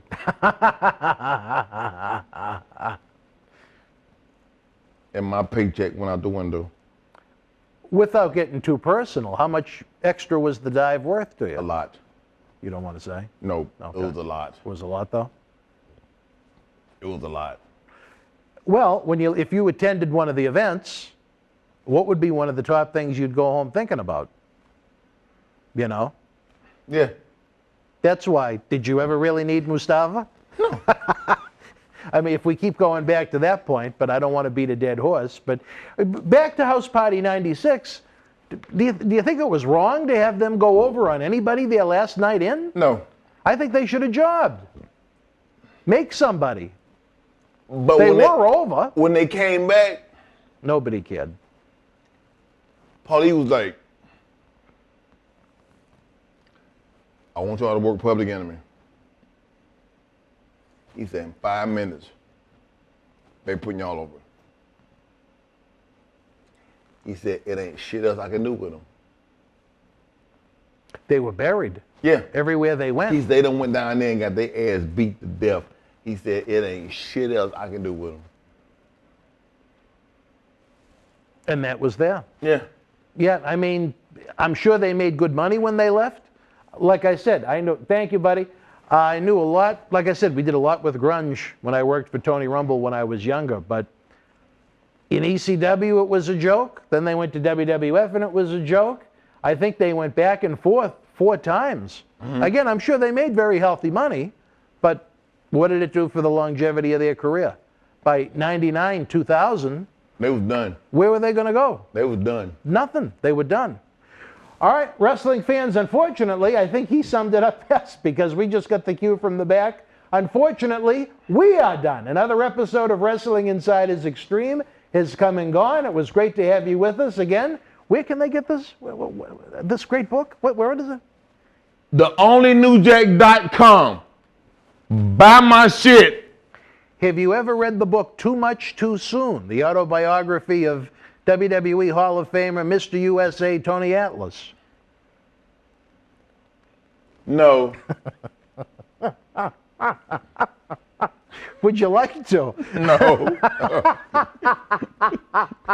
Oh, I have a feeling before this series is all said and done, Tony might shed a tear or two. Between what you said about his artwork and... poor Tony, poor Tony. But we had a lot of fun, folks. We would love to know what you thought about the show tonight. If you're watching the premiere, to my right, we have the premiere chat box going. Leave us a message. If you're watching after the fact, leave a message in the comment section below. If you're watching the premiere, the super chat button is always open. Don't forget to tip the bartender. Him and I wouldn't mind a nice adult beverage after the show. Yeah, after the show. After the show, only, exclusively.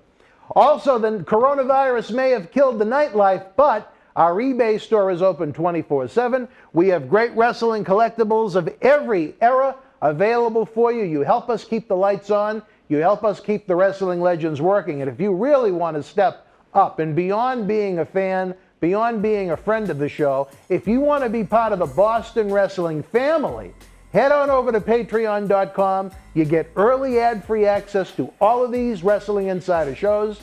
You get access to our acclaimed studio shoot interview DVD library that's been seen by millions online, millions on the Howard Stern show, thanks to Sheiky Baby. You get some Patreon exclusives, and you help keep Wrestling Legends working. As Jack and I were discussing during one of the breaks, this studio is a great platform to help guys that can't get in the ring and wrestle or have been killed due to coronavirus due to the lack of live events, earn an income and live. So patreon.com/BostonWrestling.com. It's less than a cup of coffee. For my partner in crime here on Wrestling Insiders Extreme New Jack, I'm Dan Marotti. We'll see you next time. Good night. Peace. Tickets are on sale now for our 20th anniversary Back to the 80s and 90s WrestleFest Birthday Bash, Saturday, November the 13th at Memorial Hall in Melrose, Massachusetts. You hate to say it, fans, but we only have one original episode with New Jack left, premiering this Tuesday night. I truly enjoyed the day we produced these episodes with the New Jack. I was hoping to turn him into a studio regular.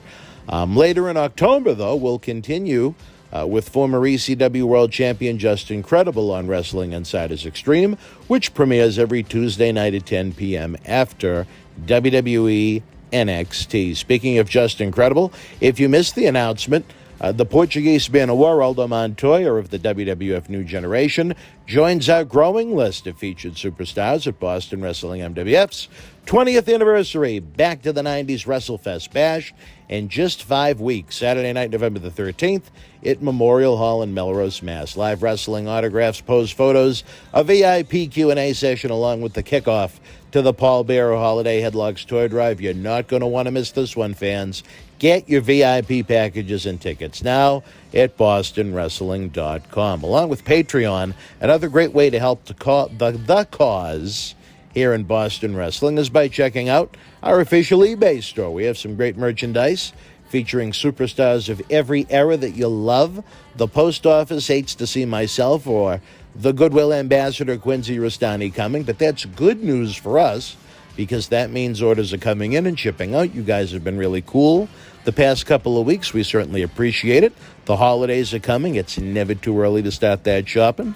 Coming up next, it's Wrestling Insider Special Edition with the return of one of my favorites, Demolition Axe Bill Eadie. In this installment, Axe is shooting on WWF 1987, his heat with Jacques Rougeau, the Rougeau brothers, the Killer Bees, the Iron Sheik, the Islanders, Adrian Adonis, Missy Hyatt, Roddy Piper, Killer Khan, and tons more. Enjoy. Wrestling fans, welcome back. Thank you to this great crew we have, Bill. The recording drive we were on almost expired on our last episode. Yep. That happened with Cecil the Lion and Marty Jannetty back in February. Cecil the Lion, I don't think you've met him yet, but he actually roared at me ferociously. He was angry at me that he let the drive expire. But that's, we have some unique people, but we got some great people in there right now. We got Jackie the Joke Man. We got Dave the Intern. We got the Junior Ambassador, Devon Brent. All is well. All is safe as we continue to produce these great episodes. Again, we're having so much fun, we don't even want to change our clothes, Bill. No. No, we can't. All right. We can't leave the studio. We can't. We're locked in. Yeah. We know it's going to be destroyed within the next couple of years, so we got to get as much done as possible. Early 1987, you guys, once you got a little exposure on TV, they started you on the house show loops. You were doing some of those $50,000 bunkhouse battle royals, and you were working some tag team shots with babyface Rougeau brothers. Any memories of the young babyface Rougeaus at that point in early 87? Jacques and Raymond. I don't like.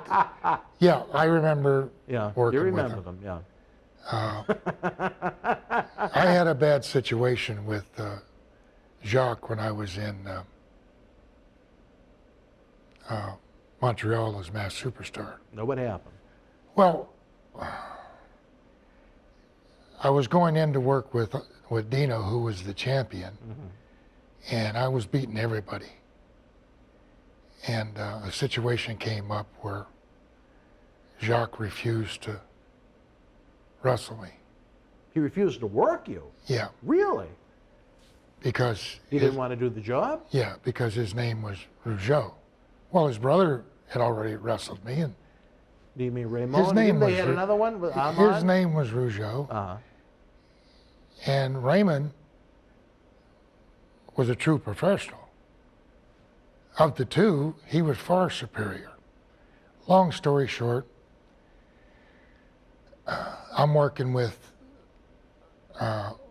Dino, win the championship, go up there. We did a 2-year run.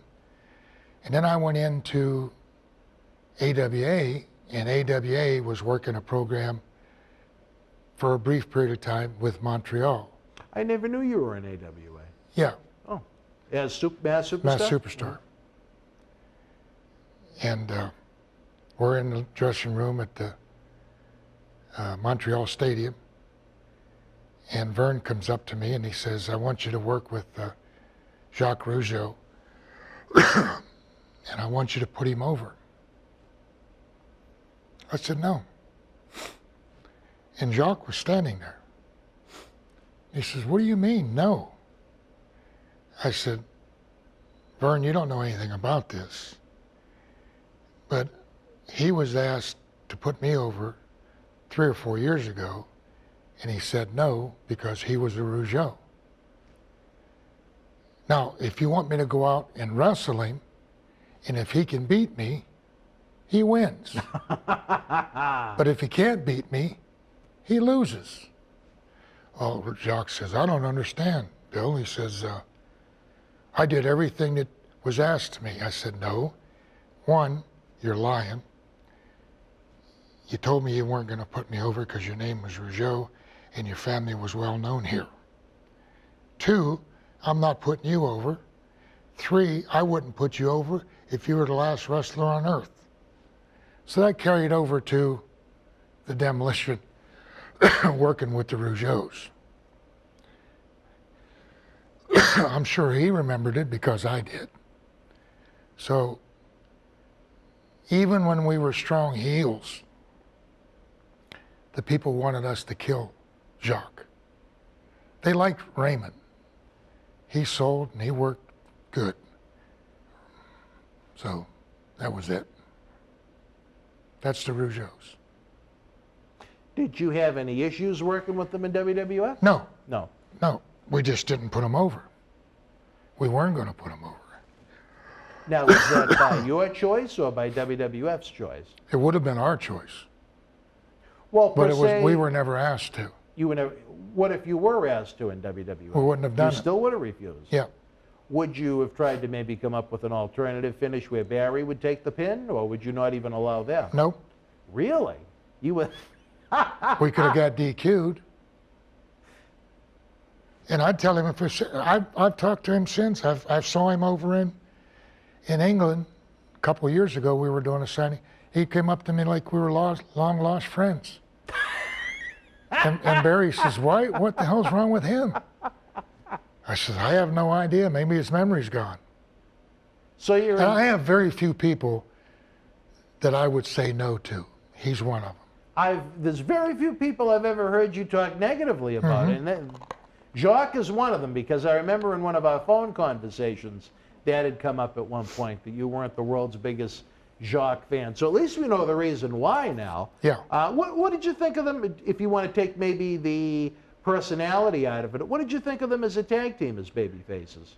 I thought they were okay. Per se, you would just I thought they were okay as a tag team. I think they would have been much better as later on when they had the Mounties and Raymond by himself.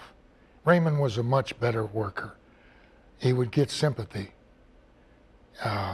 You could get heat on him. Jacques probably did much better as the Mountie because of his arrogance. Right. So I'll say this, and we'll get to it later on.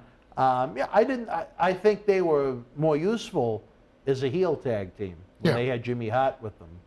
But in early '87, obviously they were kind of, I would say, mid-card babyface tag team, to be fair. And I'm not sure that Jacques ever realized, I'm sure he did realize, ever accepted the fact that he wasn't going to be better than Raymond.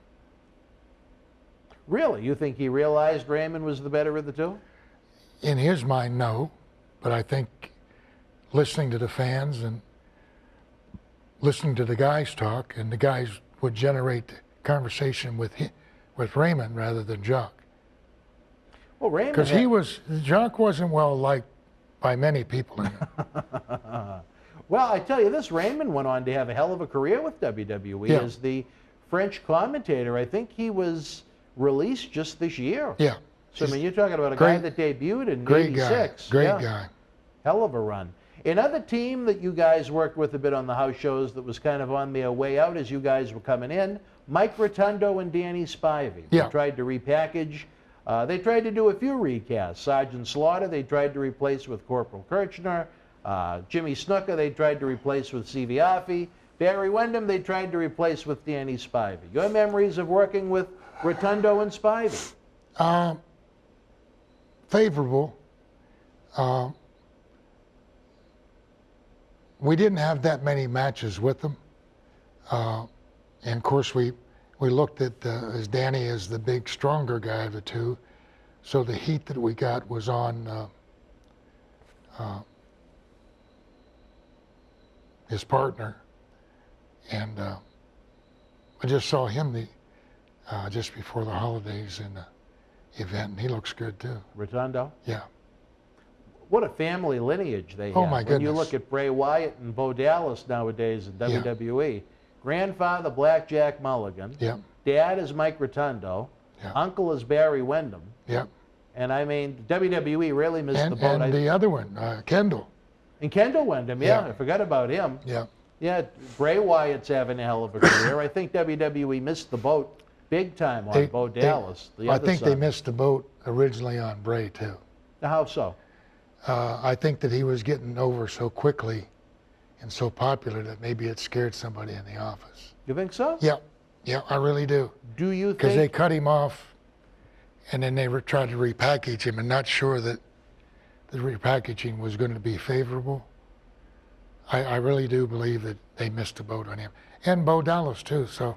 I tell you this, and I'm going to go off on a tangent, because this is a guy I'd love to book him in a heartbeat on November the 13th. Bo Dallas, if you ever watched him, forget about his TV work, if you watched him at the house shows, which I told you I really like, his work was so good, so crisp, and they never took advantage of that and utilized it on TV.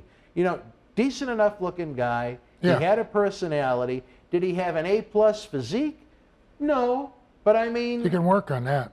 Yeah, but is he a guy that's going to be the face of the company and a main eventer on pay-per-view for you? Probably not. But is he someone that maybe you could get upper mid-card matches out of, maybe some TV main events to set up the pay-per-view main events? Absolutely. What a travesty, especially a guy young enough, I think he's still in his early 30s. WWE, and I've said it for years, long before he was released, WWE missed the boat on Bo Dallas to the Titanic level. But as far as Bray goes, you actually like the lantern persona of him when he had the little hat and the Hawaiian shirt? Really? Yeah. No, I prefer Fiend. I haven't followed him recently. I think where they do the dual personality with him now is a little bit too much. They have one side of him, I don't know if you've ever seen them, but he does these skits where he's almost like Mr. Rogers. They call it his funhouse, and that is, Yeah, I see that's that. an abortion. I see pictures of that, and I can't figure it out because I don't know what character he is. I mean, is he a fiend one night, and then the next night he's Mr. Rogers? And, Exactly. I just think that there's a lot of you were there. A lot of tinkering goes on, and most of the tinkering goes on after they're watching the monitor and they're listening to reaction, and somebody says, "Wow, he's really over, isn't he?" And that filters over to somebody who says, "Well, shit, he's not as over as I am, is he? He's over more than you." #1 merchandise seller for a while is Fiend stuff. It's in every profession. Only there, they can snuck you out. Where did he go for all this time? What happened to him? They have to bring him. He was that bad that they had to bring him back as a different character? I think the problem was with the original persona when he had that Hawaiian shirt and the lantern. I think they overexposed it. It didn't need to be on TV 52 times a year. We talked about that earlier. We sure did. I think with Fiend, if they could limit him almost like what they would kind of do with Undertaker, where he would kind of come and go, I think Fiend is one of the better characters they've developed in years. Well, I think the Mr. Rogers part of it, though, is just awful. You know, years ago, when the viewership for the events on TV was really high, nobody was on every week. Right, and that's why everybody was over. You might be on one week, and the third week you might do an interview. Right. Then they're baiting for you to come back on. It turns into must-see TV. And there for a period of time, this is like 5 or 6 years ago when I would watch it periodically. If I didn't see Orton, I remember him because he was on every week. There's 4 or 5 guys that were on every week. You can run your brand down yourself. There's only so many things you can do. Right. I mean, I know it wasn't him doing that. Right, it was how he was presented. Yeah, and that's what they did. And things went down. And all of a sudden, I don't know if they still do it, they have to reach back in the Legends bag and pull out a couple Legends and announce that they're going to be on November 13th. There you go, baby. Memorial Hall, Melrose, Massachusetts. They're going to be on BostonWrestling.com. November 13th to get the viewership up. They do. And I say this, when they do those Legends reunion, and they go overboard with it. Yeah. Instead of just bringing in a half dozen, they bring in 30. Yeah. And there's no reason for it. They just stand there like idiots. But I don't want to disrespect any of the guys because it's the presentation. It's not the way they choose. It's not the guys. Right. Trust me, the guys know that it shouldn't be that way. The Legends will always draw. Yeah. The Legends will always draw. Nostalgia is cool, especially right now. You see it at the Fan Fest. But just, and right now, you know, for a while, you had a bag to pick from, especially after WCW closed. And TNA had a pretty decent, at one point, TNA was doing 1.5 million people a week, respectable numbers on cable TV. But now you have less and less to be able to cherry pick to bring in from different promotions. Was that #1, Dave? Yep. All right, buddy. And I think that's why you have such a stale roster right now. Last April, they released 30 talents. This April, they released 10. The week as we tape this, they released another 10 more from NXT. So to me, it just makes it boring. I mean, you talk about talent that's on TV every week. If you sit through a Monday Night Raw, there's times you have top talents that are sitting through 3 or 4 segments a show. I mean, is there anyone that really wants to see Nia Jax 3 or 4 times a week? She looks like a package of hot dogs that was shrink wrapped at the supermarket. I mean, you're not even getting sex appeal on it. No, it's, but... Or if you look at WrestleMania. WrestleMania, I'm sure you probably didn't watch WrestleMania this year with everything you had going. No, I did not. But out of everybody on that roster, there were 2 wrestlers that wrestled on both nights. Could you tell me who they were? No, you have to tell me. Natalia and Tamina. I don't know either one of them. Natalia is Jim Neidhart's daughter. Okay, okay. And Tamina is Jimmy's daughter, Jimmy Snuka's daughter. I didn't know that. Now, out of everybody on both rosters, those were the only 2 that worked both nights. And then you look at what... And see, why would they have them work both nights? Well, because on the first night they did a turmoil match to see who was going to get the women's tag team title match the next night.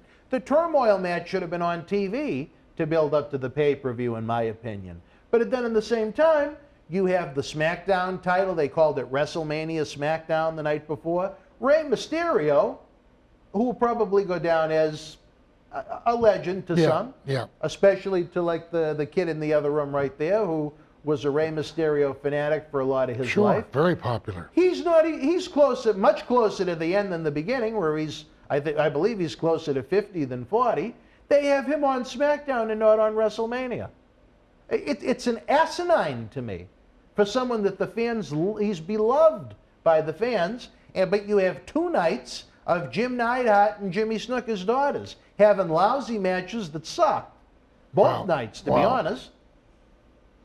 Bill, I think they need us, brother. Well, I know you don't want to be on the road. I don't think Sue would want you on the road full time. No. But you can consult at least. I can do some of the writing. I'll send it to you, see what you think, and we'll give it to Vince. How's that sound? At this point in my life, I'd rather go to the beach and fish. Are you a fisherman? I like fishing. Do I just you? haven't had a chance to do it often. I'd like to start playing golf again. I want to do what I want to do. Are you close to a body of water where you can fish? It's about an hour away. Oh wow! When I'm up to my daughters, they live right on the lake. Oh, do they? Oh, that's so nice I go then. down to the dock and throw it in, have a drink, and throw it in, and just pass the day. Hey, why not? My wife will yell down, "Time to eat." Well, you know what? If you make the move you were talking about in the car, it'll be easier than the one Barry wanted to make, where he wants to go to the middle of nowhere in Michigan. My God. But his family's there, his boys. Oh no, I understand the reason why, but my God, it won't be easy to get him in. He was telling me the name of the airport. I've never even heard of the city. Yeah. But we'll see. We love Barry too. We talked about Rotundo and Spivey, another team you guys worked with early on. Serviceable team. Over enough to some degree, never really a heck of a lot done with them. B. Brian Blair, Jim Brunzell, the Killer Bees. Yeah, there again, I don't know why they didn't push those guys. I think they missed the boat maybe a little on the merchandising with the masks. Yeah. The little, bzzz. I think Jim would have done a lot better as a single. I don't know. I don't know the situation or the circumstances of tagging them up, other than the fact that when we were there at that time, tags drove the company. So they probably got as many tag teams together as they possibly could. Nowadays, the only time you're in a tag team is when you got 2 single guys and they don't know what to do with. They just put them together. Perfect way to explain it. And if we think of something, we'll break them up. And then when they split them up, they have nothing for them to do. Exactly. But then tag teams meant tag teams. They worked together. They worked for each other. They worked for the match. They worked for the opponents. I just think that in Jim's case, and nothing against Brian. Brian's an excellent professional wrestler. And he probably would have done better as a single too, but I figure they probably just put them together to make another team, a babyface white meat team. And they were a good team. Oh yeah, they were a good team. There was nothing about them really stood out. They never did anything with them. Yeah.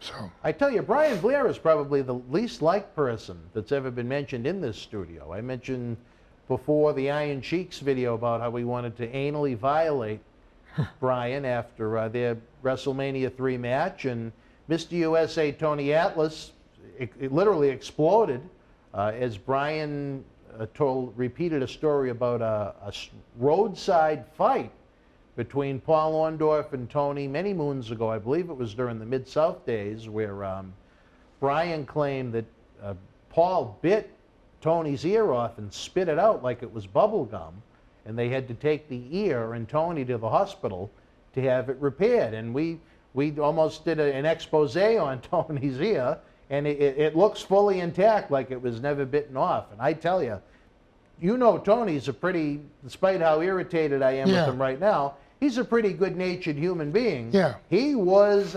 livid with Brian Blair. Did he say that it happened, or didn't he? Wanted to beat the ever-living you-know-what out of him. He said if he ever saw him. He started swearing, and he got very angry that Blair kept repeating the story that Paul Orndorff bit off Tony's ear.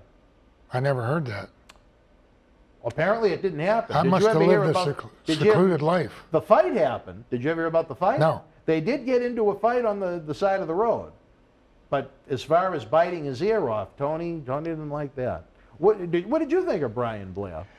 I wasn't around Brian that much. I never had any problem with him. I know he was cozy with Hogan, and a lot of the guys would make comments that he was there because Hogan was there, but I never had any words with him or difficulty with him in the ring. And we worked, like you say, we worked a number of times. Yeah. Oh, yeah. Over the course of a couple of years. Yeah, he was always professional, and I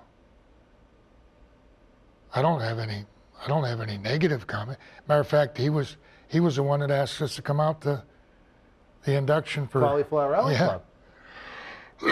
And I know that takes a lot of his time up, so no, I don't have any bad things for him.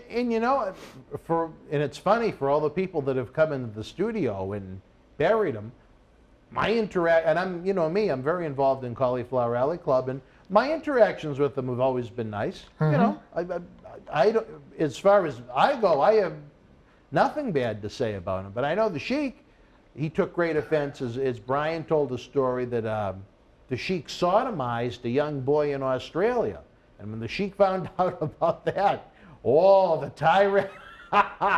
tirade, Cosro went on about that. So I don't know if that vendetta is one that'll ever be closed out between Blair and the Sheik, as you have a guy in his mid-60s and another one pushing 80 that I don't even think knows what his true age is. Yeah, I heard a lot of comments from the Sheik over the years at events and signings and stuff about Brian.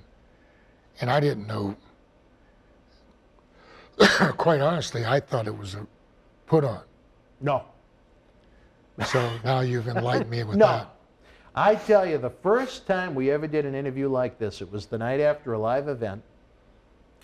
And I was even closer to the Sheik than you are now. He showed up high as a kite with no teeth.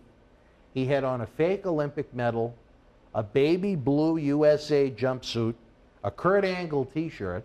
And in the beginning, he's telling this very interesting life story about life in Iran, being the bodyguard for the Shah, how as a test to him from the political people, they brought him out to the desert and they brought him to a grave where they murdered his cousin, which is what led him to leave the country and come to America. And then it turned into this wild road about how he wanted to rape Hulk Hogan and how he wanted to rape Brian Blair, because I guess in Iran, it's almost like a punishment if you commit a crime. It's not considered homosexual if you're the one doing the humbling. It's only the humblee. And Jake Roberts was on the list because I guess he brought Jake a little cocaine into Canada and he didn't give the Sheik much, so he wanted to humble Jake. Randy Savage was on the list. He wanted to humble everybody, but wow. That's a hell of a form of punishment. Yeah, it's not one I ever thought of doing in a fight. No. Yeah, that's. I've heard his comments and stuff. I just thought that. I know that they were at a event together, a signing, and it was across the conference room, and I just thought that it was just a build-up for some kind of a match. Or But what the hell would the payoff be? The Sheik could barely walk, you know what I mean? The memories of Sheiky, baby. But back to the world of Demolition, another team that you worked with, one that I always found to be very highly underrated, Haku and Tom of the Islanders. Oh man, yeah. I thought they were great. Yeah. Haku hasn't been given his just dues in this business. And you know, we were talking the other day, Barry and I, what a team Haku and Barbarian would have been. Yeah, they teamed together a little in WWF, but much more in WCW, yeah. But, yeah, we had good matches with those guys. I mean, they look like they kill you, like we tried to do, look like we kill you, and don't hurt you. People would say, my God, we saw you working with those guys and we thought that you took their head off. I said, did you ask him? I said, they didn't even feel you. That's what you're supposed to do. So, and they were the same. Haku would give you that kick or that chop. And you know, the funny thing is that was actually your Boston Garden debut as Demolition. Oh, was it? You worked the Islanders, yeah, back in May of 1987. I remember it vividly because it was they shot a great angle between Hogan and Harley Race. After Hogan beat Harley came back to the ring and he really did a number on Hogan and bloodied him up, and they did a Texas death match in June of '87. So that was Demolition's introduction to the old Garden, was over Haku and Tom. What a place that Garden was. Any memories of the Boston Garden? Oh yeah, it was. I remember years ago when I first was in there as Mass Superstar. I was working with Andre, and I had a lot of heat, and they were throwing batteries from the upper deck, the balcony, and bouncing all over, and bolts, old rusty steel bolts. And Andre says, be careful, he says, I'll take care of this. And Andre grabbed his head and took a bump, and all the bolts and the battery stopped.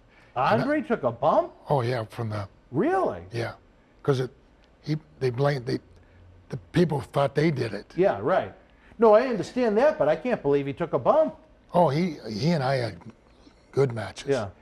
He took lots of bumps for me. And there was no more batteries, no more bolts. And I just kicked the crap out of him.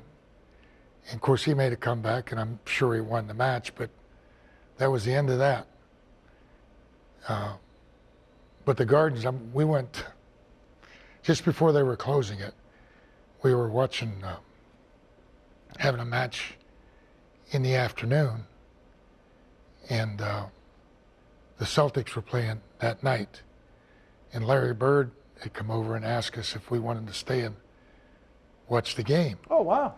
So I said, oh man, yeah, I was never out of, so we sat on the floor at the end of the bench.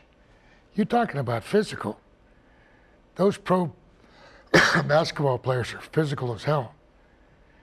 And then another time we were in the Garden, and they had the spread, the buffet spread. And by the time we got into the buffet, all the rats from the basement had come up, and they were eating all the food. Now, do you mean ring rats or rats? Rat rats. Oh, yeah. Well, maybe both. Yeah. Oh, really? The Boston Garden was known to have some massive sized rats. Oh, yeah. In Atlanta, the Omni, before the Omni, it was the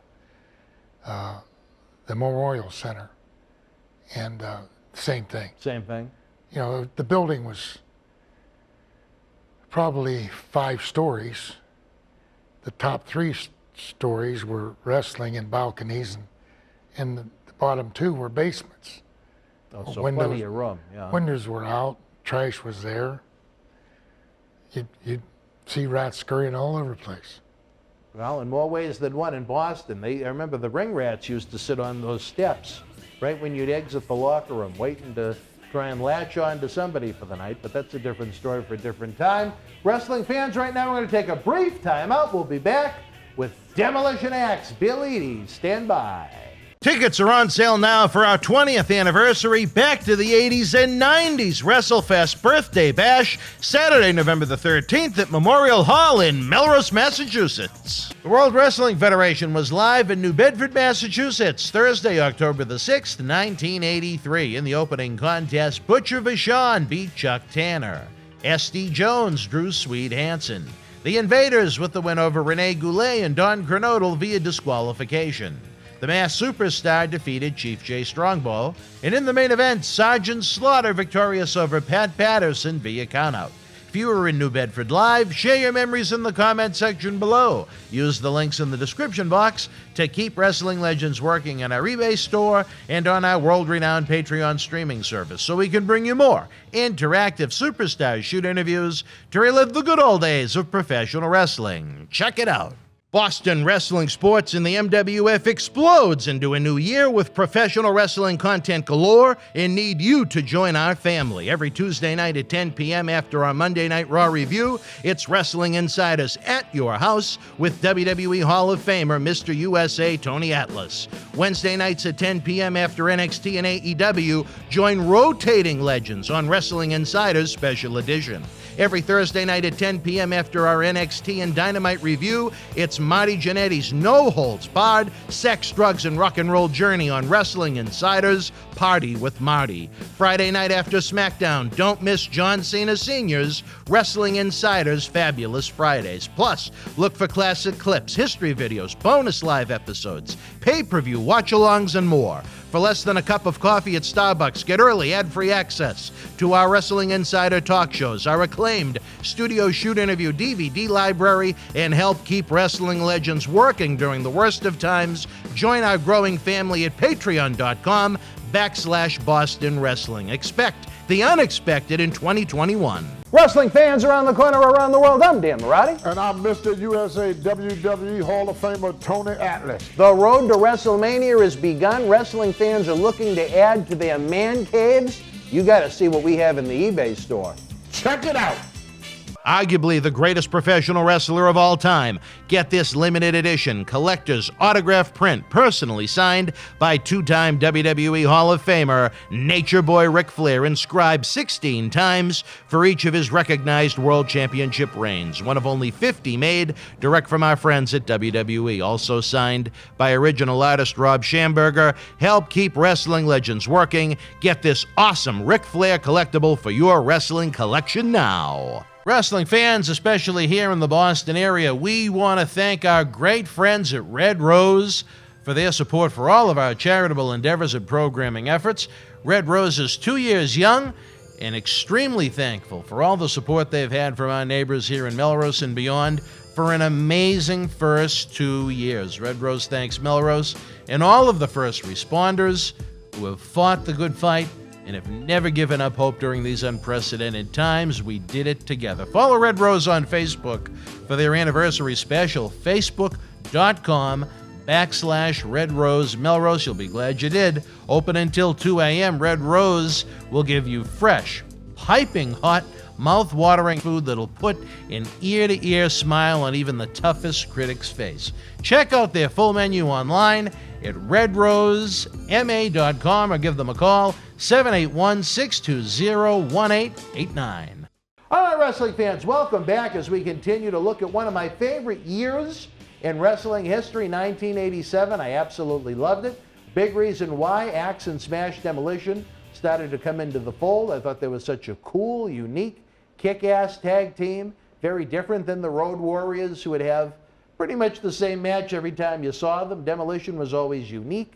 They would sell, they would, move around, take some bumps, do a little bit more. We'll get into that more when the LOD comes into the WWF in this chronological look that we have.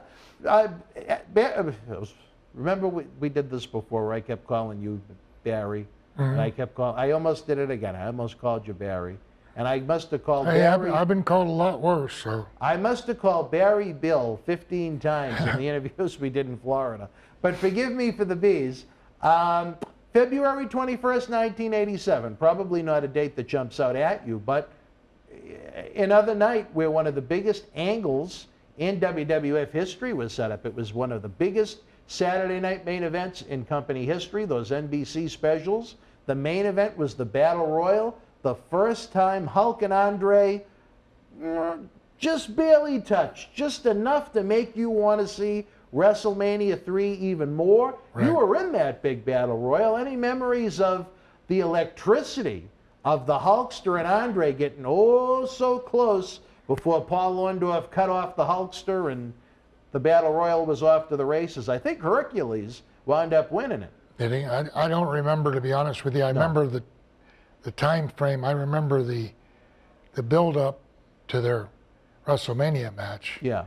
And of course, prior to that, Andre was always a good guy, and for him to turn and be with Bobby Heenan was a big thing. I mean, and Hogan sold it well. He was sort of like $1 million, like so disappointed that Andre would make that change. His friend, his good friend, would turn on him like that. It was such a believable story. Yeah. You know, and then you have on the flip side Andre, who, you know, he portrayed as undefeated for so many years, and you know, never given his just due, never given that championship opportunity. So you could almost sympathize with Andre's point of view too. It was a very good storyline. Yeah. In that Saturday night's main event special, I remember as a kid, I was glued to the TV, thinking that Andre and Hogan might hook it up before WrestleMania 3. And again, they did just a smidge, but it was just enough to make you want it even more. And that's good booking. Oh yeah, that's good tease. That was a great tease. Good booking.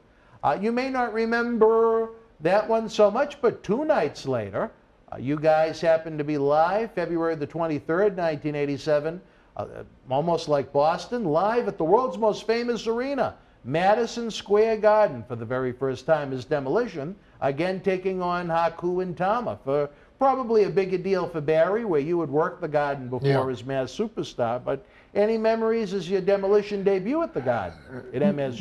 How did the New York crowd take to Demolition? Well, I think they received us pretty well.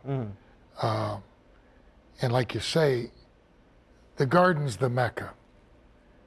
You can go all over the world and participate in much larger crowds, much larger venues. But if you go to the Garden, it's the top pinnacle. You know, you always want to say, I worked the Garden, and we did many times. It's a special place. Yeah. It is. It's sure is. The crowds even now. The crowds are real responsive. They're almost fanatical. I remember hearing a good reaction to us. Of course, we weren't the baby faces that they wanted us to be. Right. But they still loved you. Yeah. They loved the gimmick. Yeah. You know what I hate about the remodel now? They don't have the old entranceway. They have the long way that everybody else uses. Most arenas. I miss that. I love that little. Yeah. Almost like how the Boston From Garden the balcony to the ring. Yeah. No more. But I guess that's how it's changed for a lot of modern arenas. Yeah. In the final TV tapings right before WrestleMania 3, a woman we mentioned in the car came to WWF for a very, very short stint. Do you remember Missy's Manor? Missy Hyatt was brought in to try and become an interview segment as Roddy Piper was getting ready to say farewell. I guess they were a complete and utter disaster because they never aired on television. They tried to retape it several times, but Missy Hyatt was in very quick, and off she went. It was the same TV taping where Mr. Fuji replaced Johnny V with you guys out in Phoenix. I remember, like you said, it was brief. There was a buzz about her doing it. I didn't know that they never showed them, though. Never aired, yeah. Wow. So they must have tanked. Because, you know, to build those elaborate sets and so on and so forth, you know, WWF has to put a lot of time into it. Where would she have come in from? In '87, she might have been with Watts at UWF at that point. And she didn't come with Eddie Gilbert, though. I don't think he was involved in the package. Or So it was just her. Mid-Atlantic, maybe? I would say UWF with Watts at that point in '87. Okay. I know she obviously wound up there at some point, but, well, she did introduce Barry to his wife. Yeah. So maybe it was maybe you're right, maybe it was Mid-Atlantic. I don't They recall. would jump from territory to territory more, but, you know, obviously at that point, I thought she, even more than Miss Elizabeth, I thought she was the prettiest woman in wrestling. And she had been established for some time, so. And, you know, there may have even been a featurette in WWF Magazine about her coming in, which is the reason why I think, as a little kid, I knew about it, and then just, there was never a follow-up on TV. So the 6 segments that they taped really must have been bad. You know the thing that, and I don't think the fans realize this, we were working every day. When wrestling was on TV, then it was on the weekends, which was our big time. And we never watched wrestling because we were either going to or from an event. So I'm surprised that they didn't hear them. Yeah, I mean, you know, you're smart enough to know that WWF Productions, they have to put a lot of work into creating sets and things like that. And for them to invest that much time and money into... So what did they do during the time that Piper left till the time that they developed somebody else? Was that the Beefcake era? No. Brutus the Barber? The Barber Shop was debuted in '91, I think. Okay. They did... they did on Superstars, it was Piper's Pit, and on Challenge, it was the Snake Pit with Jake Roberts. And I think for a while, those interview segments just kind of fizzled out until maybe Brother Love came in a year or so later to do those segments. And I thought, you know, I didn't enjoy them much then, but now looking back on it, I thought Bruce did a really good job in that gimmick. But we'll get there as time goes on as we look at it. But I mean, again, to me, you have the hottest lady in wrestling coming into WWF. She's in the magazine and then never seen on television. I just found that strange. So those segments, if you probably had a million other things going on at those TV tapings, but they must have been really bad if they tried that hard to get them over, even to feature her in the magazine, and then never use her and never use the segments. Wow. That's odd, you know? Very odd. I didn't know that at all. All right, I'm learning a lot. Well, sometimes the guys almost look at these as history lessons. Sometimes it's almost like therapy for them to go through their career and all these people that they met and people they probably haven't thought of in eons. But another team you guys worked with a bit in 1988 that really, I don't think ever got their just due. I thought they were an enjoyable team to watch. Paul Romer and Jim Powers, the Young Stallions. Yeah, they were very good. We worked with them a number of times. We worked with them over in France. Oh, on international tours? In Italy and, excuse me, Sicily. Great guys, good workers. Fans loved them. The ladies loved them. Oh, I'm sure. Just good-looking bodybuilders. They could work. Unlike some bodybuilders that never know how to work. So almost get too big. Yeah. Why don't you think they ever got over?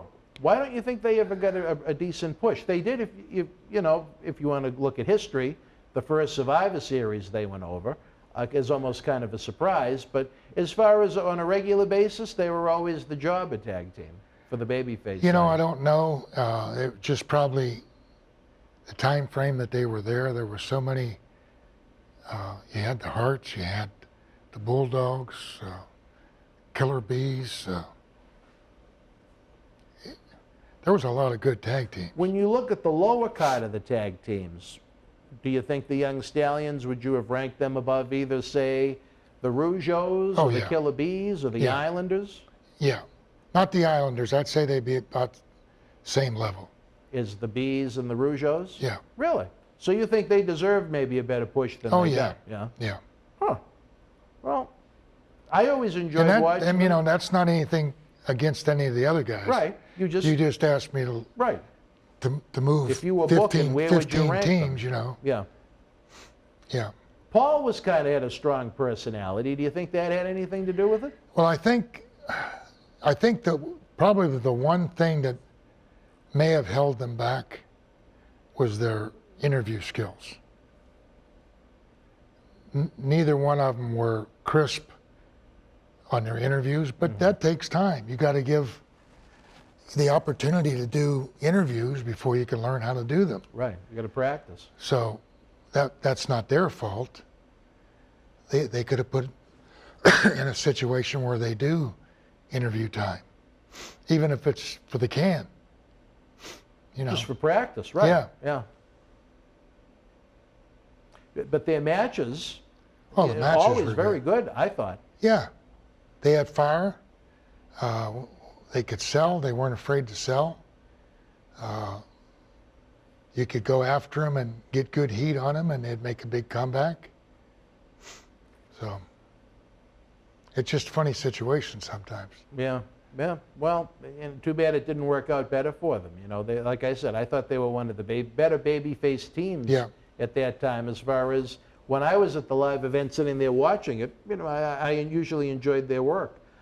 Take us back to the big one, March the 29th, 1987, the Pontiac Silverdome, WrestleMania 3. No Demolition on the card, but were you at the venue? Were you there for it? I don't believe so. Really? No. What the hell were you doing? The home, enjoying life a little bit? Or? Might have been home. Really? On that one or two rare days. They didn't want you there just in case there was a no-show or an injury, or? I don't know. No? But you don't remember being there for the big Hogan and Andre match? Nope. No? Wow. Nope. I'm kind of surprised by that. Usually, for most TV tapings and big events like that, wouldn't most of the roster be expected to be there just in case something happened? I'm sure we were there the day up before, had the day off, and probably the day after, because they ran events right after. Oh yeah. You know, when we were doing all the WrestleManias, you were there 3 or 4 days preparing for it and doing your signings and your parades and your meetings, and have the match, and then leave the hotel the first thing in the morning and make the next event. Right. So, no, I don't remember being there at all. Oh, wow. I'm kind of surprised by that. Yeah. That event, along with the legendary Hogan and Andre match that people remember so well, it was the quasi-retirement match of the one and only Roddy Piper, who vanished from the WWF landscape for a few years to try Hollywood. Your memories of the Hot Rod? Oh, fantastic. Good friend of mine, friend of my wife, friend of Barry and his wife. Just a carefree. I met Roddy the first time in Japan, and he had come over under a mask from Los Angeles as Mr. Olympia from the LA Coliseum, LA Olympic Auditorium. And just a lot of fun. Happy-go-lucky. A little eccentric, but it was positive eccentric. I mean, just a good guy. I mean, he was a franchise type guy. Yeah. So. You hate to say underrated for someone that had so much success, but I don't think he gets his just due sometimes. I don't think he does. I don't think he does either. Legends in that company's history. But he had standards that he would go to and stop. And I don't think the office understood that sometimes. And he was also with us when we were in Georgia and in Mid-Atlantic. So I was around him a number of years, all all positive. Yeah, good guy. You were on the road with him. Do you think it was a tough final few weeks where he was doing the farewells in every city, or do you think in his mind he knew that maybe after he got the Hollywood movie thing out of his system that he'd come back? Because to me as a little kid, I didn't think we were ever going to see him again. But, you know, obviously as we've learned in wrestling later on, that's usually not how the retirements go. Yeah. I don't recall him making any statements that he wasn't going to come back. And like you say, persuasion from the promoters or the owners sometimes can convince you to come back. Sure. So, and I don't think it was a matter of money. He didn't need the money. Oh, he probably missed it. Monster money. Yeah, he probably just missed it. Just a good guy. I mean, I get along most with everybody, but Piper was always, he had that contagious laugh and smile, you know, and he was always up. He might have been depressed, but he didn't project it. So. Another one that left us too soon. Oh, that was another one that must have stung. Come out of left field, yeah. Yeah. Another younger guy that still had, you know what? I still think he could have contributed on a regular basis in WWE, even if, you know, a handful of times a year they brought him out for Piper's Pits to try and build up big pay-per-view main events. You know what I mean? Maybe if, like, even advertised him as a special attraction on the February pay-per-view with the two guys that are going to main event WrestleMania, just to try and add a little sizzle to that. He was just so good on the microphone, even if he didn't need to work in the ring. You know what I mean? Yeah. One man's opinion, but I was always a big, well, there's big, a number big of Piper there's guy. a number of people that should be brought back periodically.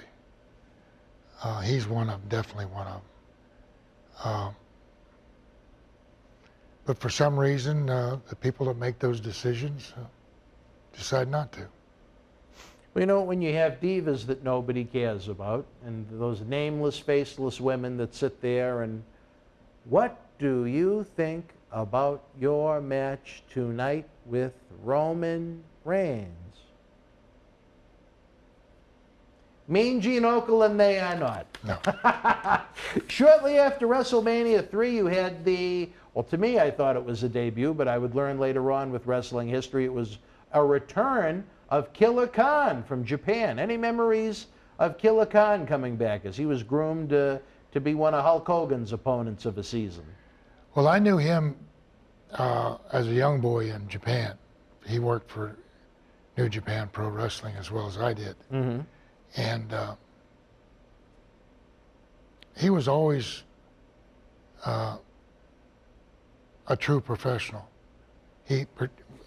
Most of the Japanese, they are brought up in that dojo where they are disciplined to, you know, toe the line. And he did that. And he was, I mean, he was genuine. If he wanted to be stiff, he could be stiff. I think he was a former sumo wrestler. Oh, really? Yeah. Wow. Young boy. And he looked the part. Great look for a heel. Yeah, yeah. And he did real well. I knew his wife. Oh, really? Yeah. Did he live in the U.S. or did you know her from over in Japan? I knew them when they were in Charlotte. Oh, he lived in Charlotte. Yeah, he lived in Charlotte. They unfortunately got divorced a number of years later. Mm-hmm. But yeah, we'd go periodically and have dinner with them, and before my wife moved down. He was a good guy. She was a terrific lady. And I believe they had a little boy. Oh, really? Yeah. I believe he runs a restaurant now over in Japan. I heard that. Yeah. Good for him. Yeah. Well, hopefully he's having a nice life over in Japan. Do you think he was a good, credible heel main eventer for Hogan? Oh, yeah. Yeah. Yeah.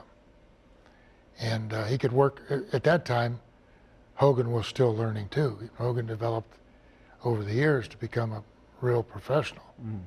But he needed guys that would work around him too. And I think his name went, I think he went as Mizawa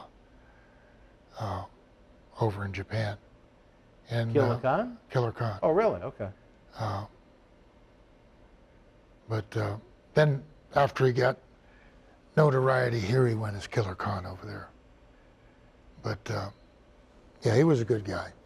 And there again, when you're in Japan, you don't mingle with the Japanese. It's two different groups, two different locker rooms, two different, sometimes three different buses or trains, but always produced in the ring. Let me ask you about this one. April 27th, 1987. Again, a day that probably doesn't ring a bell right off the bat, but WWF was live in London, Ontario. Brutus the Barber, Beefcake now, maybe a little nod and a wink to Louis for all of his great work as a barber in real life. Pat Patterson's partner took on Adrian Adonis. Adonis had his head shaved at WrestleMania 3, and then for whatever reason that night, you were in the Battle Royal, the main event, Adonis was done with WWF. Any memories of a bald Adrian leaving WWF? No, I don't recall that at all. No? Of course, when you're in the woods, you can't see because of so many trees around. Right. I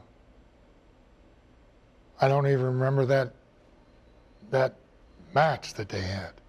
So it wasn't a televised match. It was just he shaved his head at WrestleMania 3, but he was bald when he left the company. Okay.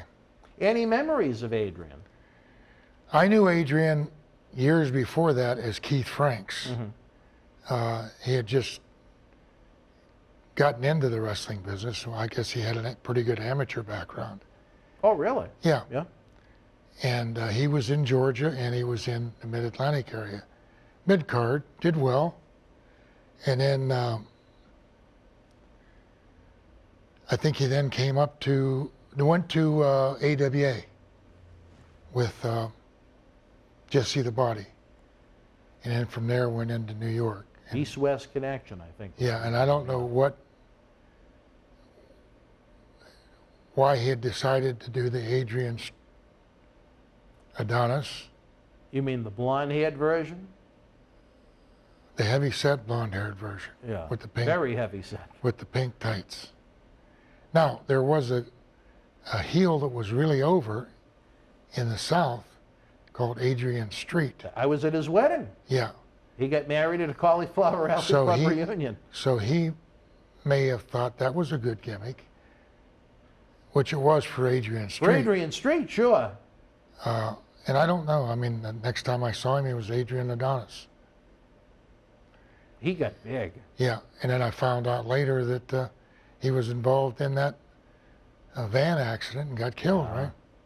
Isn't that weird? That July 4th just seemed to be a weekend of tragedies in wrestling over the years. We'll talk about that as time goes on, but yeah, the weekend of July 4th in 1988, we lost Adonis just a couple of weeks before the Brody incident in Puerto Rico the same month. Oh, my goodness. I remember as a kid opening up that Pro Wrestling Illustrated magazine, and I was just, kind of dumbfounded. The two guys that you knew from TV, and now all of a sudden they were gone. As a kid, death doesn't really resonate as it does when you're an adult. Right. And to find out like that in the usually the Pro Wrestling Illustrated is who would win the dream match between Hulk Hogan and Ric Flair, and then you have real life stuff like that in the back of the magazine. That was sad to learn. I know Tony Atlas had some venom towards Adonis. He said Adonis was kind of a stooge, so to speak. He'd bring the boys a little bit of the nose candy into the locker room and then report back to the office on who was doing the nose candy. Did you ever I didn't hear recall that kind of Adrian? No. But I'll tell you what, one time we were at television and they had a random test. And I don't know what chemical or what, magnesium.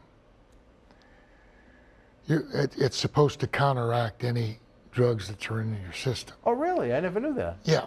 But one of the side effects of the magnesium is your skin turns that color.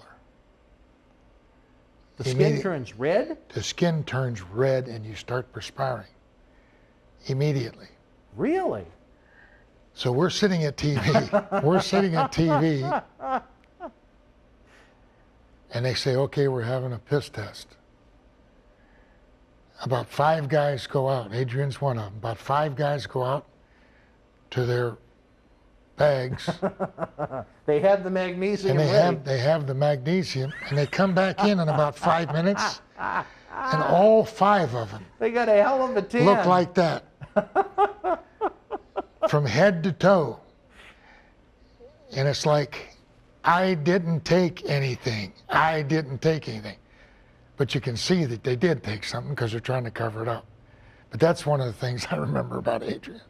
So you're trying to tell me, if I've never done it, but just say I did cocaine and I was going to go in for a test, if I took magnesium, I don't know if it works or not. No. Oh. You don't know if it works or not, but if they tell you it works and you're desperate, what are you going to do? Try it. Well, do you know if they passed or failed? I don't know. I had no idea. And during that time, Dan, if they wanted to catch you, they'd catch you. Right. If they didn't want to catch you and you took the test, you passed. Either way. Yeah. So. But I'm just talking about to the general public. If they have some kind of a drug like that in their system and they take magnesium, their skin will turn red? Oh, my God, yeah. I never knew that. Yeah.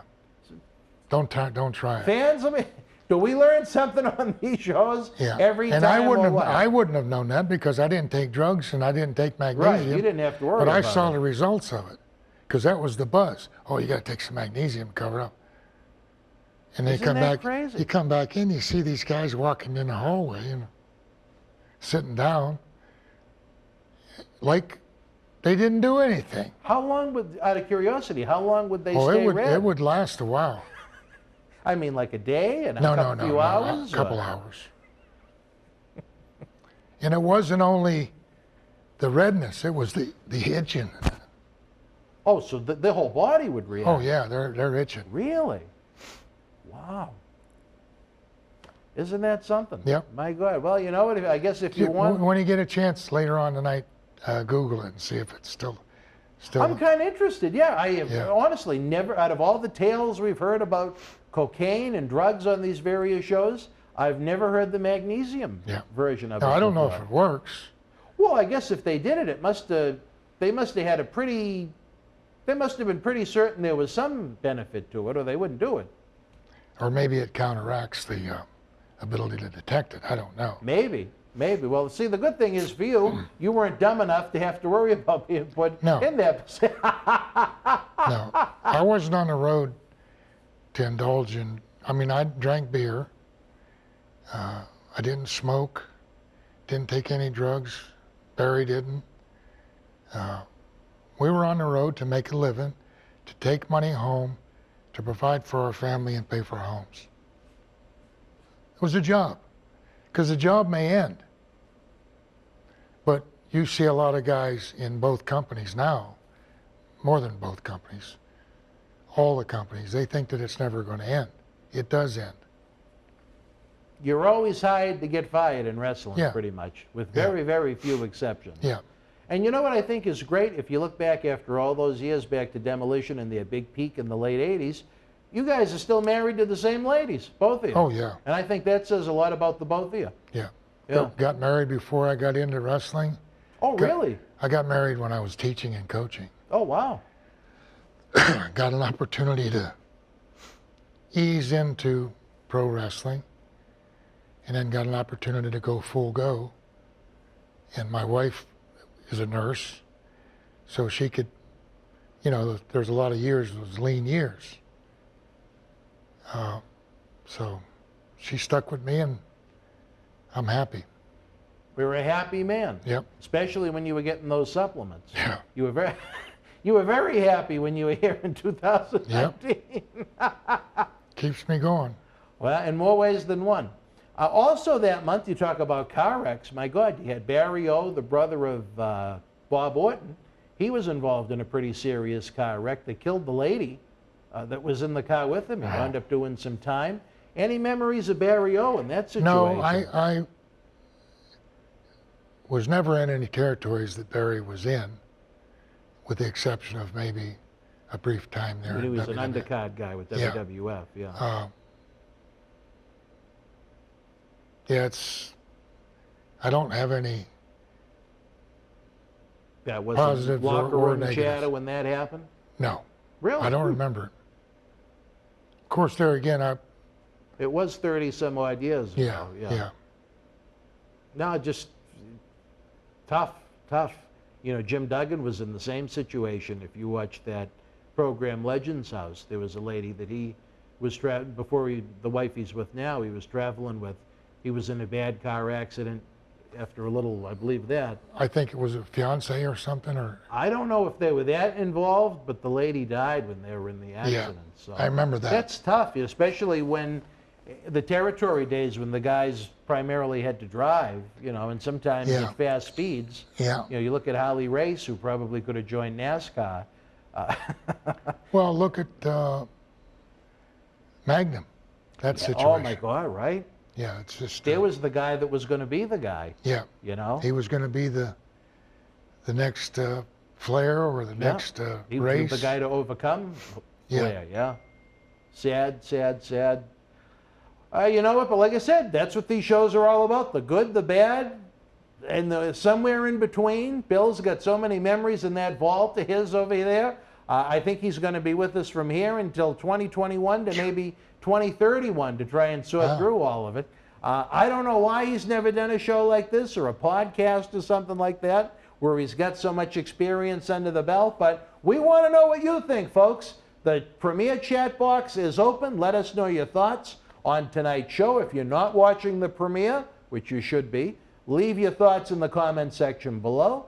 Don't forget that the super chat button is open. Tip the bartender for all of the hard work we put into these shows. Oh, wait, it's empty. Oh, my God. We really need your help now. And along with that, so many ways you can help us grow the show. Simply give us a thumbs up. Let YouTube know you're enjoying the content. Subscribe to the YouTube channel. It's absolutely free. We have over 2,000 free videos on YouTube for your wrestling enjoyment. And again, it lets YouTube know you're enjoying the content. It showcases it to more and more new fans. If you are a social person on social media, hit up the links to the shows on Facebook, Twitter, Reddit, Facebook wrestling groups. What's the other one? Wrestling websites, the quote-unquote dirt sheets. These are the great stories that you miss out on. 30 years from now, do you think the wrestlers of today are going to have the stories and memories that you have?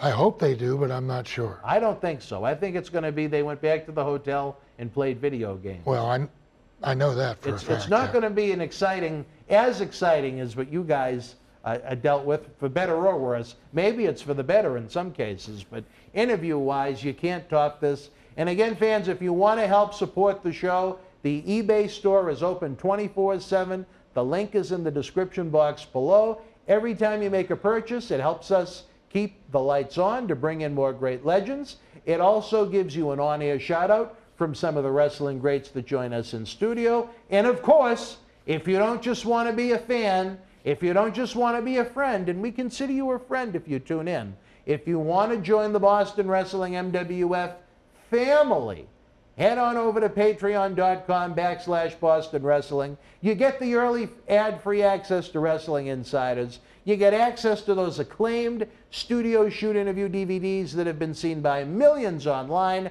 millions on the Howard Stern Show. You get Patreon exclusives, and you get the knowledge that your fine self are helping keep wrestling legends working for about the cost of a cup of coffee. Again, head on over to patreon.com/Boston Wrestling. Your feedback is always welcome. We love to hear from you, whether it's Bill, whether it's Marty Jannetty, whether it's John Cena Sr., whether it's Barry Dasso, Al Snow, Dutch Mantell, Jerry Briscoe, all of the great legends that we have coming your way this summer. We're having a heck of a time.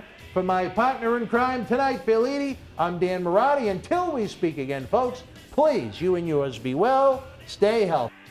Tickets are on sale now for our 20th anniversary Back to the 80s and 90s WrestleFest Birthday Bash, Saturday, November the 13th at Memorial Hall in Melrose, Massachusetts. Look for more with the great Demolition acts and more on Wrestling Insider's Special Edition every Wednesday night at 10 p.m. after AEW Dynamite, where we have rotating legends and superstars each and every week. From Jerry Briscoe to JTG, we've had a ton of fun on Wednesday nights in 2021. There are lots of small things you can do to help the cause as we continue to grow the Boston Wrestling MWF family. Your comments in the premier chat box on the right-hand side of the screen help, along with the amazing, outstanding super chat button that is calling your name right now, that little gray $ symbol. Don't forget to tip the bartender for hours and hours of great entertainment tonight.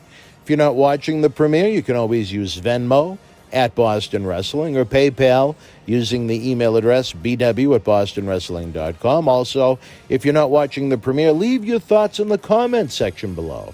Give the video a big thumbs up if you're having fun. Subscribe to the YouTube channel for free for access to over 2,000 free videos. And as always, if you can, share the link with your fans and friends on social media. Every one of you count. Every one of you can help make a difference to make this the biggest, the best organization humanly possible. We're more than a channel. We're a group of great friends, even extended family members. So let's keep the good times going as Decade 3 begins. Up next, fans, literally, put the women and children to bed. It's another episode of Wrestling Insider's Party with Marty, as Marty Jannetty's no-holds-barred sex, drugs, and rock and roll look at the 80s and 90s continues.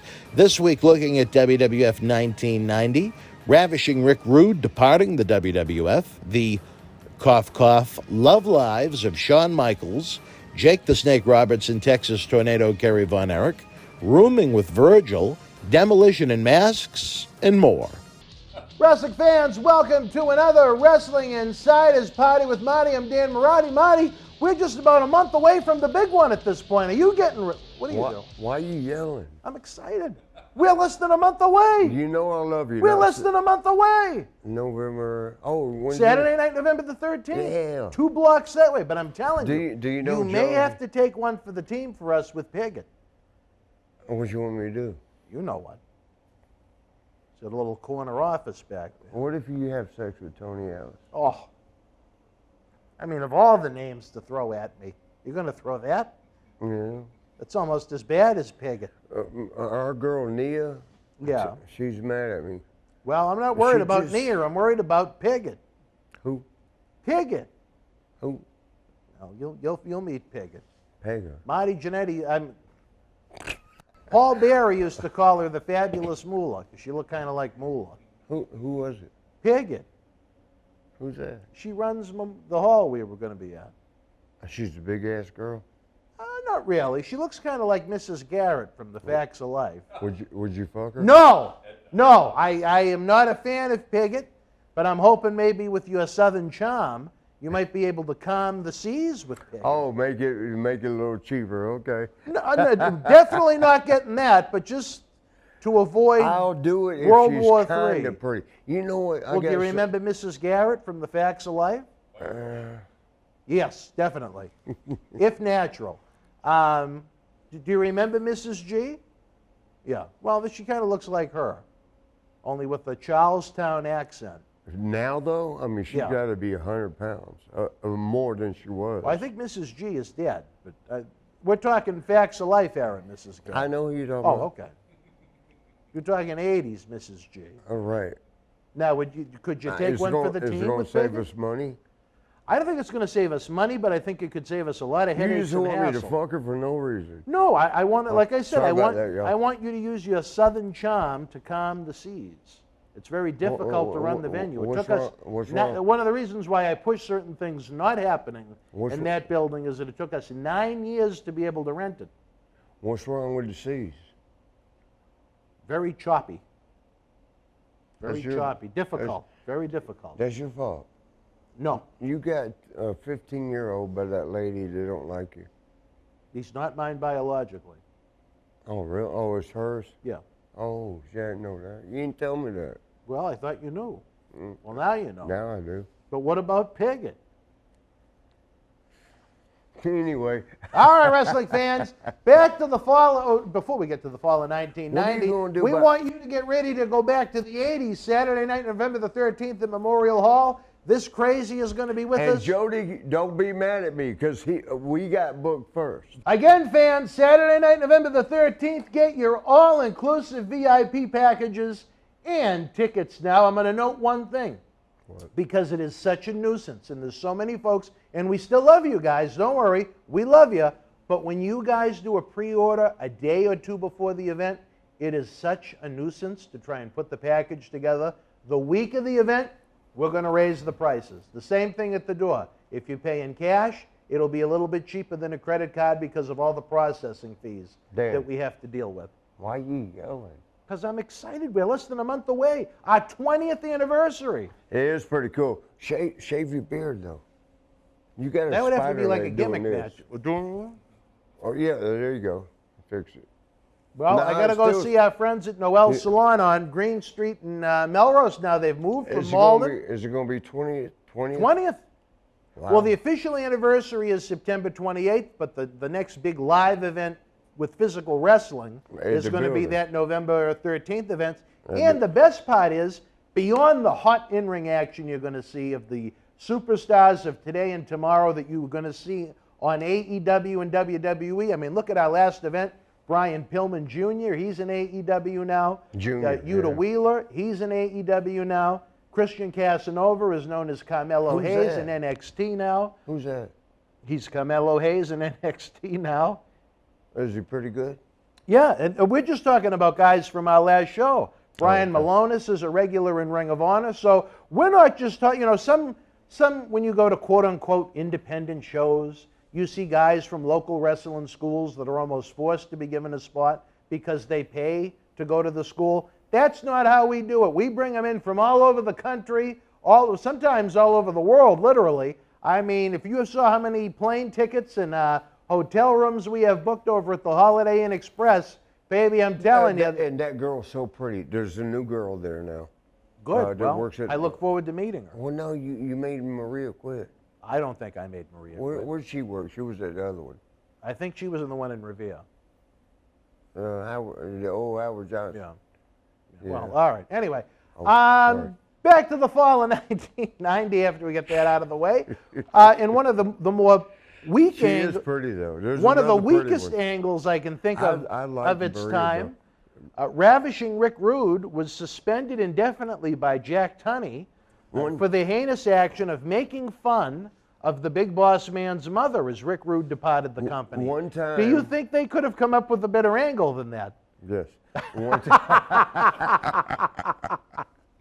One time, though, and I love Rick. That's my brother. And, rest in peace.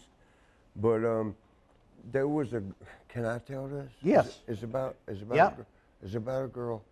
All I right. think I already told it. We're trying to focus on Rick Rude in 1990, but if you feel it's relevant, go ahead. It is relevant. Okay. But you remember how you kiss the girls and lay them down and stuff? They always hired like models, like model girls to be, to plant in the audience. Not the Annie types. There you go again. We started a show in different. Okay. But one time, I forget what city, but it's so horrible to tell y'all, but because Sean's married now, I can't tell. Well, this was before he found God, so he was a different man. Sean, the girl sucked him off. Oh, gosh, that's horrible. She filleted him.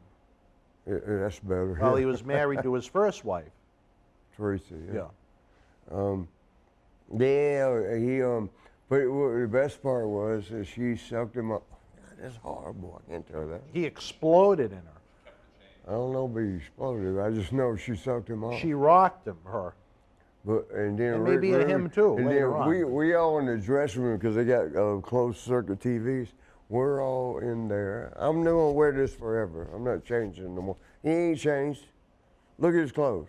When did you change last? You want to know what's horrible? And watch the fans start to pay attention now. What? But every time we do a new shoot, I try and get a new shirt.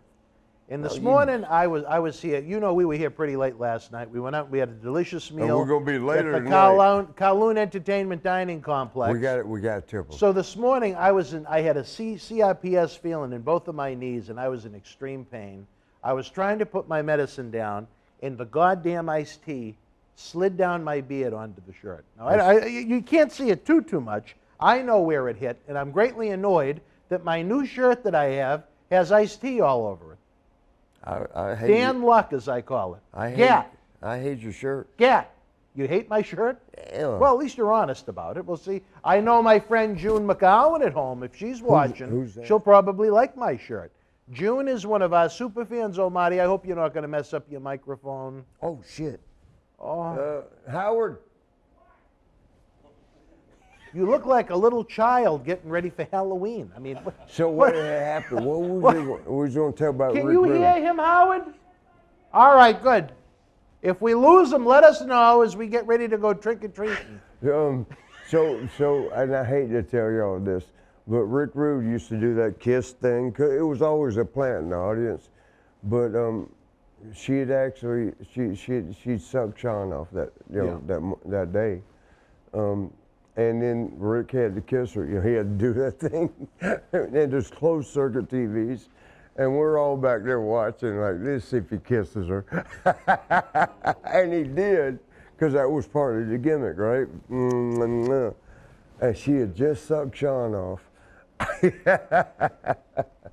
Is that okay to tell? We just did, and I believe you've shared it before, so if nothing else, it's sloppy seconds.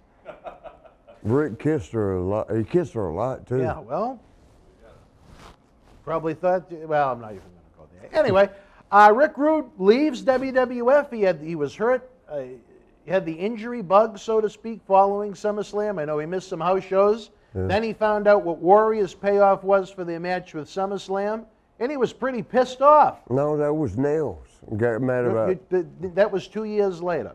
This is SummerSlam 90 I'm talking about. No, Rick Rude and Ultimate Warrior at SummerSlam 90. Rude found out what Warrior's payoff was. He was pretty pissed, Warrior fucked and he over was two bye-bye WWF. No, Warrior didn't leave. Rude did. There was this one time, I ain't supposed to tell y'all this. I think I told you. All right. Warrior he hurt. When he hit you, it hurt. Yeah. And Rick Rude's a bad boy. That's not somebody to play with. And he actually told me and Kurt Hennig, we were, and Sean, sorry, Sean, move. But he told us, I'm not going to get hurt tomorrow. And it was Topeka, Kansas, and Rick, when we walked in his restroom, he was drinking beer. I remember you've told that story recently on a recent episode. Oh, I already did it. Yeah. So Rude didn't like how stiff Warrior was with it. And he told him. He made his point. He made his point. Told him. And it ended. And he told him, you know what he did? He told him, don't do it again. So at SummerSlam 90, now Warrior was the world champion. You could technically call it the semi-main event. I think more people were interested in Hogan and Earthquake. But do you think... Hogan and Earthquake? Hogan, that Nothing was a gives hot you feud. Earthquake, you know he died. That was a hot feud. Earthquake? Hogan and Earthquake? I love you, Earthquake. That drew good business. Say R.I.P. Warrior and Rude. Say R.I.P. Rest in peace to the late John Kemp. Yeah, love you, brother. I met him once He's a at the New Haven Coliseum when he was doing the Oddities gimmick, when he was under a mask. Huge man. That's a huge man. One time, Kerry Von Erich, our boy Kerry, he had put a trash can full of water upside the door, the hotel door, and he knocked on the door of Quake, and Quake opened the door. He got mad though. He got so mad at Kerry, but he still. Oh, he knew it was Kerry? Oh yeah, he did. Yeah. Well, Kerry only had 1 foot, so I can't imagine he was too quick in running away. You know when that happened? I saw it. It was in St. Louis. The Colonel De Beers incident? Yes. Yeah. How'd you know? Because I know the Colonel De Beers incident. Okay. Yeah, it was around the post, and he snatched. Yeah, I guess he lost it in a motorcycle accident or something. He was out of work for quite a while. That's why Tony claimed that's why they brought him and Ultimate Warrior into world class, was when Kerry got injured and lost his foot to try and cover with, big, strong-looking superstars. Why they brought him there was to appease Warrior. Warrior was a miserable motherfucker. Excuse But my this language. was, I'm talking All world these class. people are dead. I'm talking world class Kerry's now. dead. Warrior's dead. Everybody's dead. Well, thank God you're here to tell their stories, brother. I'm gonna pull your beard. No. But Not allowed to. But no, they to try and keep strong, good-looking athletes there. When Yeah. Kerry was injured and lost his foot in that accident, they brought in Tony and Warrior. No, Warrior came no. from Memphis as one of the How many is that? what was he, Blade? What were they called, Howard. the Blade Runners? That's the end of segment. Oh, What were okay. they, the Blade Runners in Memphis? That was Sting in him. Yeah, Rock and Blade. No, Rock and... But it was Shit, Sting and someone with Warrior. Google will know better than us. But so Sting wound up going to work for Bill Watts, and Warrior went to go work for Fritz, and Tony went to go work for Fritz to cover for the Warrior when he was out, to cover for Kerry when he was out having his foot worked on. I don't know how you would describe it, but Well, I mean, because they put it on. I hate telling you all this, but it was, and he put it in that boot. what man. was in the boot? Do you know to make it look Wood. even? Wood? Yes. Now, how uncomfortable was that for his foot? Well, you have to I ask mean, Kerry. well, I don't know if stump is the right word, but was it uncomfortable for his stump? You have to ask him. Well, I can't. Well, then you can't ask me I guess either. we'll never know then. All right. Wrestling fans, right now we're going to take a brief time out again. We are literally just a few weeks away from the big one.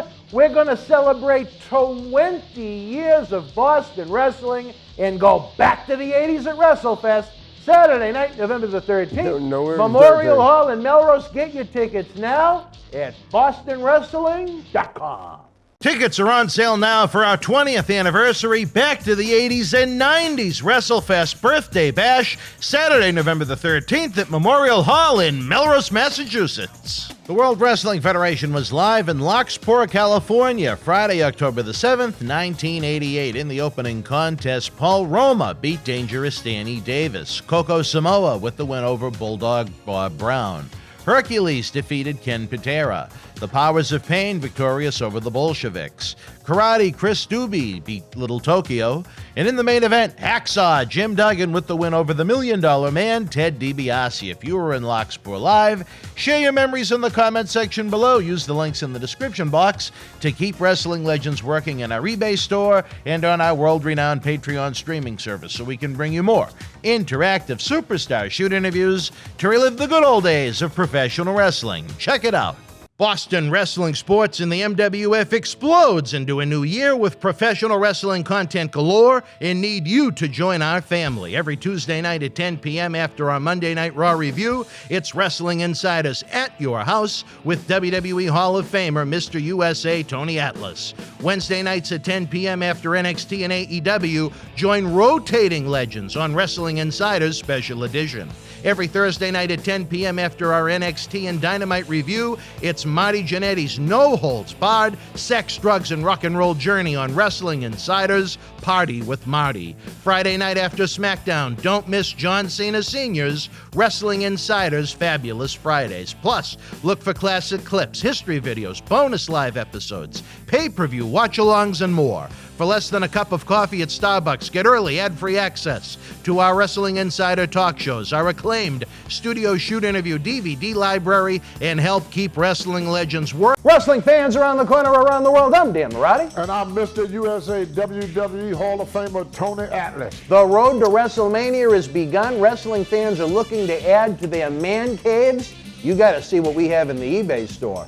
Check it out.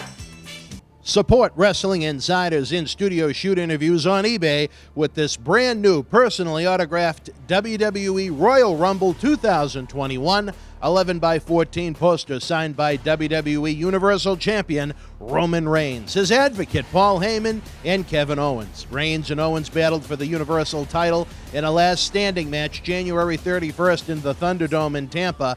This limited edition collector's poster is number 31 of only 50 produced. Comes with WWE authentication hologram on the poster itself. Also comes with an on-air shout-out from WWE Hall of Famer Mr. USA Tony Atlas and a bonus autographed 8x10 photo. Get this rare, awesome collectible for your man cave and help keep wrestling legends working now. Wrestling fans, especially here in the Boston area, we want to thank our great friends at Red Rose for their support for all of our charitable endeavors and programming efforts. Red Rose is 2 years young and extremely thankful for all the support they've had from our neighbors here in Melrose and beyond for an amazing first 2 years. Red Rose thanks Melrose and all of the first responders who have fought the good fight and have never given up hope during these unprecedented times. We did it together. Follow Red Rose on Facebook for their anniversary special, facebook.com/Red Rose Melrose. You'll be glad you did. Open until 2 a.m. Red Rose will give you fresh, piping hot, mouth-watering food that'll put an ear-to-ear smile on even the toughest critic's face. Check out their full menu online at redrosema.com or give them a call, 781-620-1889. Wrestling fans, welcome back to Wrestling Insiders. I'm joined by, can I say you're my favorite co-host without hurting anybody's feelings? Let me pinch your arm. Can I say that? Or, you know, you've been such a nuisance to me lately. Maybe you're not my favorite. Tony's going to get mad at you. And then Senior. Senior, I worry. Senior gets feisty. You got a lot of boyfriends. Senior gets feisty. No, you don't. No, he gets a little salty. Are you serious? Cena Senior? Oh, yeah. He's laid the law down with me many times. Well, then stop fucking up. Well, when it comes to that sorry sack humanity that you were just talking about, see, I didn't say anything too bad. Have to say it like that. All right, October 30th, Fort Wayne, Indiana. I'm going to get you, though. A wrestling challenge taping. I'm going to pinch the shit out It of was you. a night of Saturday night's main event. And Halloween came early. Marty, what are you doing? I'm going to pinch you. No, just sit down. Come on. We're doing the show. Hey.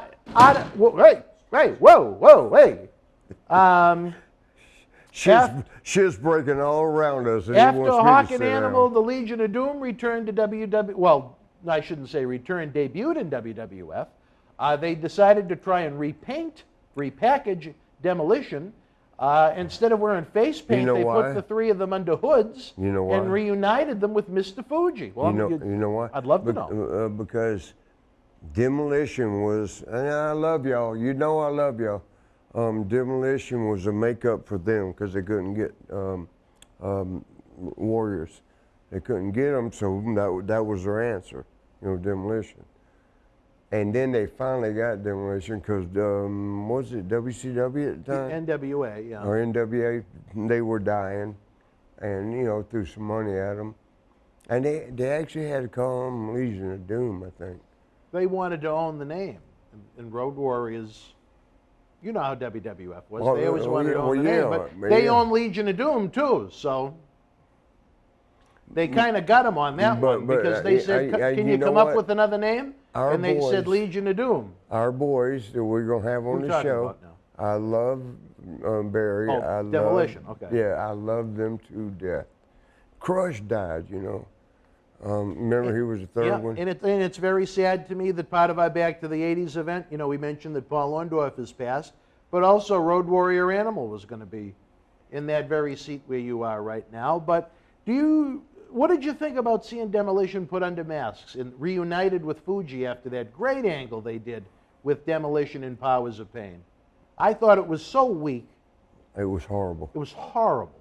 And the good thing is, it literally only lasted a few weeks because by Survivor Series, they were back under the face paint. But did you think it was... Andre was in that. In what? Andre, for like a week, they had him with a mask. Andre the Giant. They had him. Oh, he was doing the machines from Japan in 1986. What are you talking about? I'm talking about 1990, 4 years later. But So they put Demolition under hoods for a couple of weeks and they reunited them with Fuji. Did you think it was a little stale to put them back with Fuji where they already did it and did the turn? Yeah, because they were good. They were good, and then you did that. I don't know why they did that. But you know why? I think it's got a lot to do with who owned the rights to the name, kind of thing. That's why they put Demolition under masks and with Mr. Fuji? Why else would you do that? Well, I think they were trying to repackage them. You know, they were almost looked like And those. they threw them under hoods, and then do some badass boys, and you threw them under hoods. Well, it didn't last long. We're going to get into At more all. about Demolition soon because there was some big things happening in WWF. Business was tanking. In November, they decided to eliminate the C teams altogether. Was that worrisome to the boys? You know, you're talking about that's a lot of guys losing work. Yeah, you know what? Yeah, it was like we got to make the A team, B team, because C team. There's no C team anymore. Yeah, it was C team. Yeah. I can't speak for nobody else, Dan. Yeah, no, I'm asking your opinion. But for me, that's what I'm gonna give you. For me, I didn't care. You didn't care, really? No, as long You as I felt get safe. As long as I get to follow my girls in every town. Oh shit, that was rude. Sorry.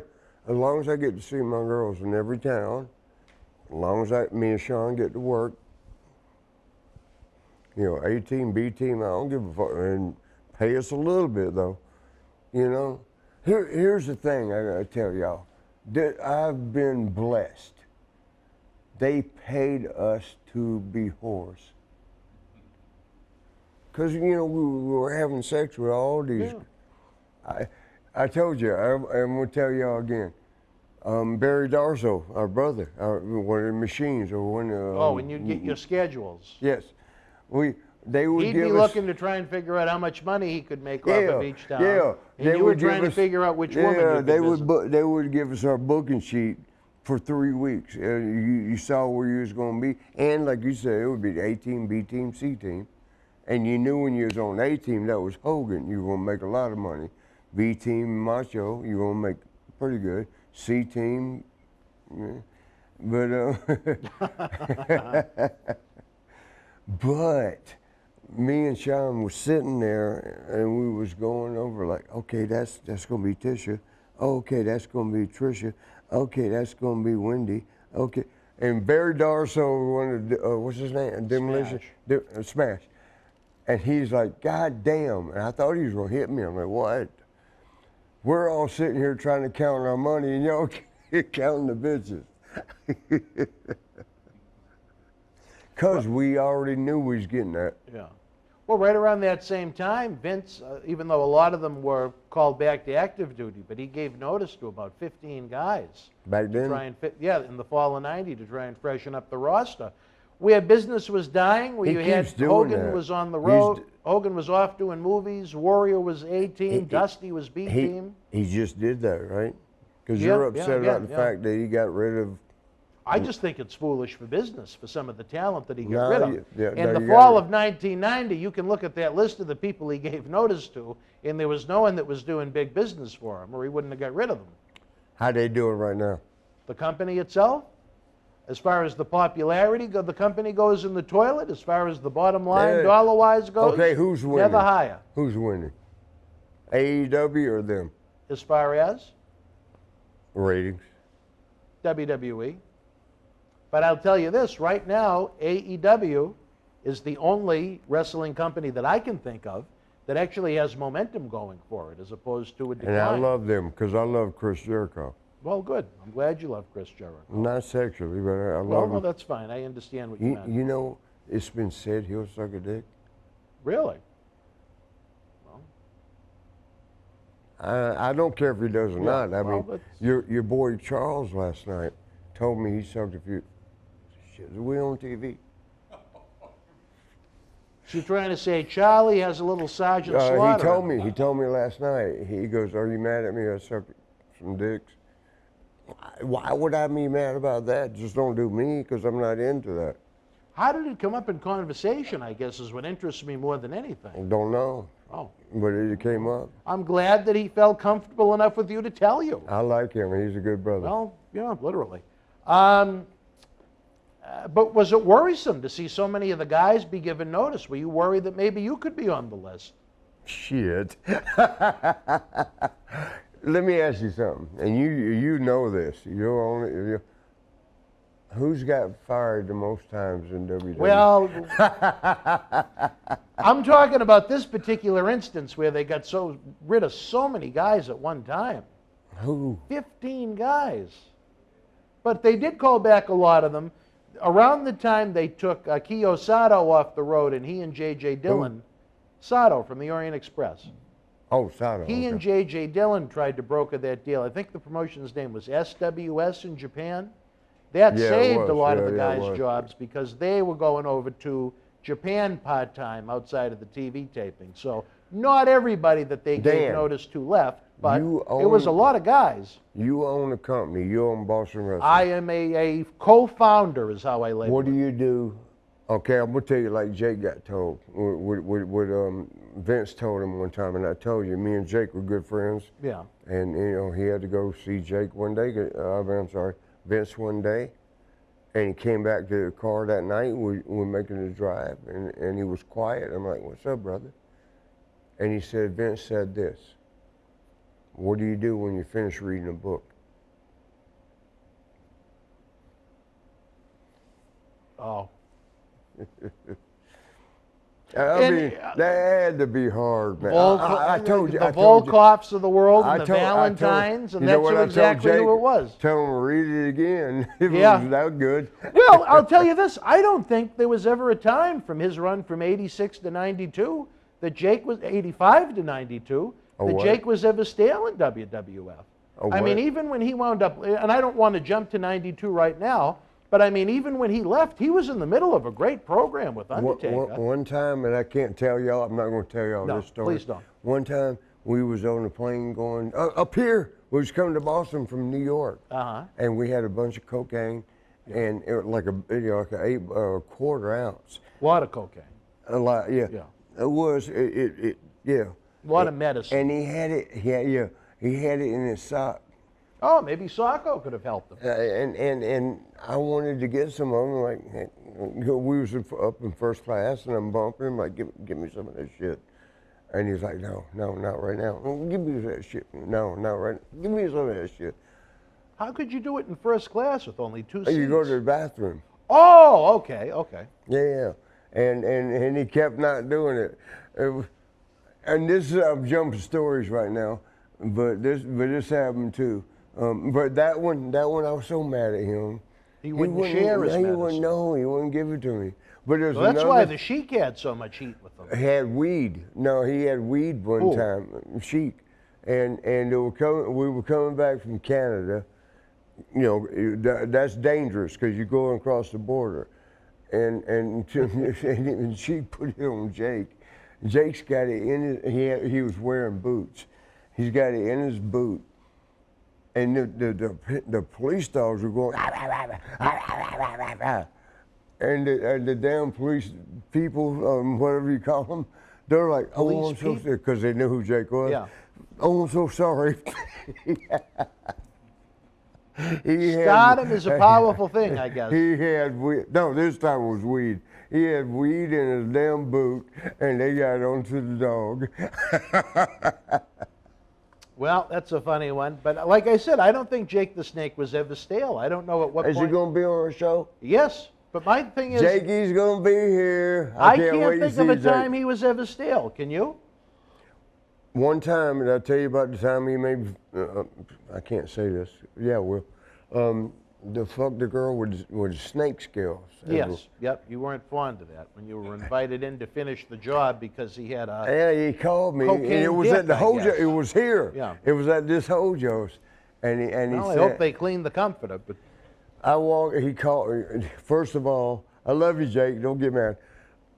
When he calls and does this, hey, can you come over? When you hear a whisper, you already know. But I didn't expect to. she worked for WWE. She was an office girl. And I didn't expect that part. And yeah, I was coming over, I'm gonna get some cocaine, right?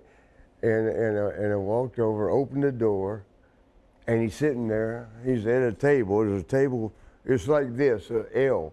Like when you come in, then you turn this way. The bed's over there, and he's sitting there naked. He couldn't get. God, this is horrible. He couldn't get his dick hard. That's his why he called it. He wanted me to fuck her. Manhood. Yeah, he couldn't fuck her. This is horrible. Don't y'all ever repeat this. But hopefully this won't come up at the Q&A November 13th.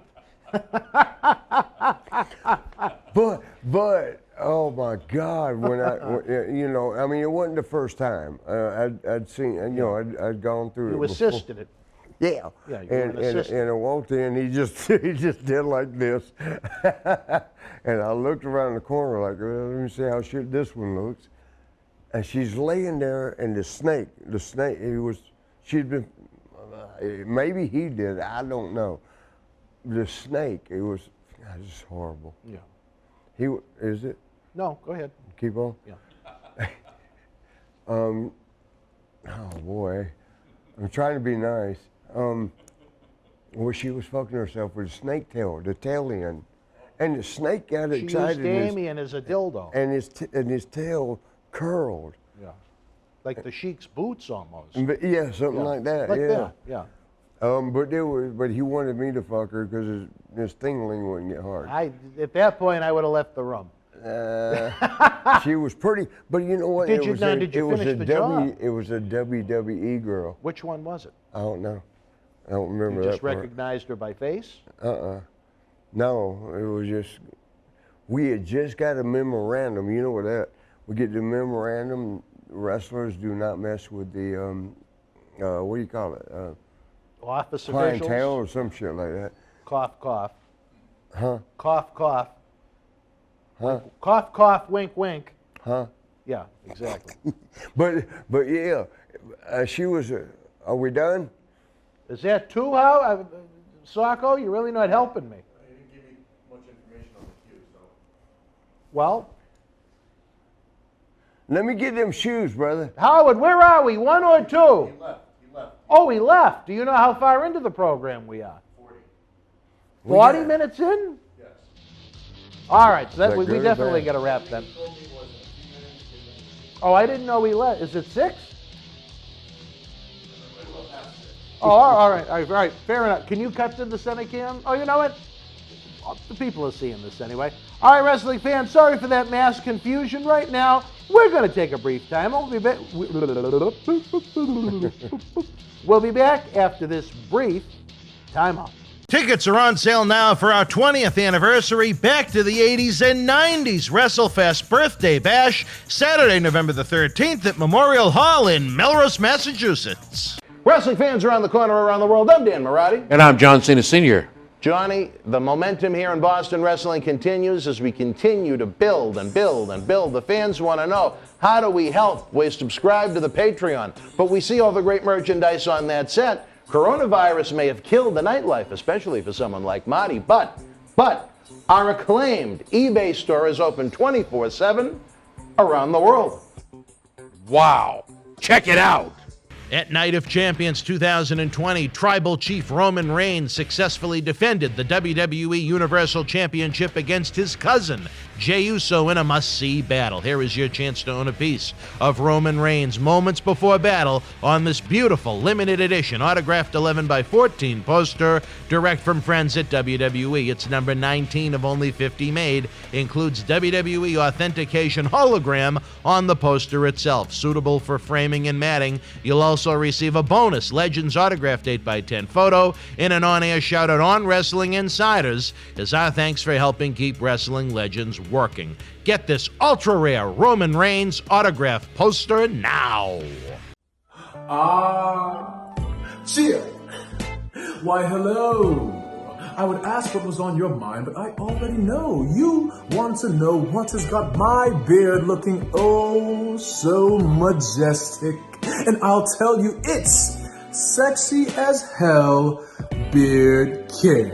coconut oil, vitamin E oil, almond oil, both sweet and bitter, shea butter. It's all natural. Yes, JTG has actually come out with a high quality product. So support your boy by going to sahbeardcare.com and take one step closer to becoming sexy as hell.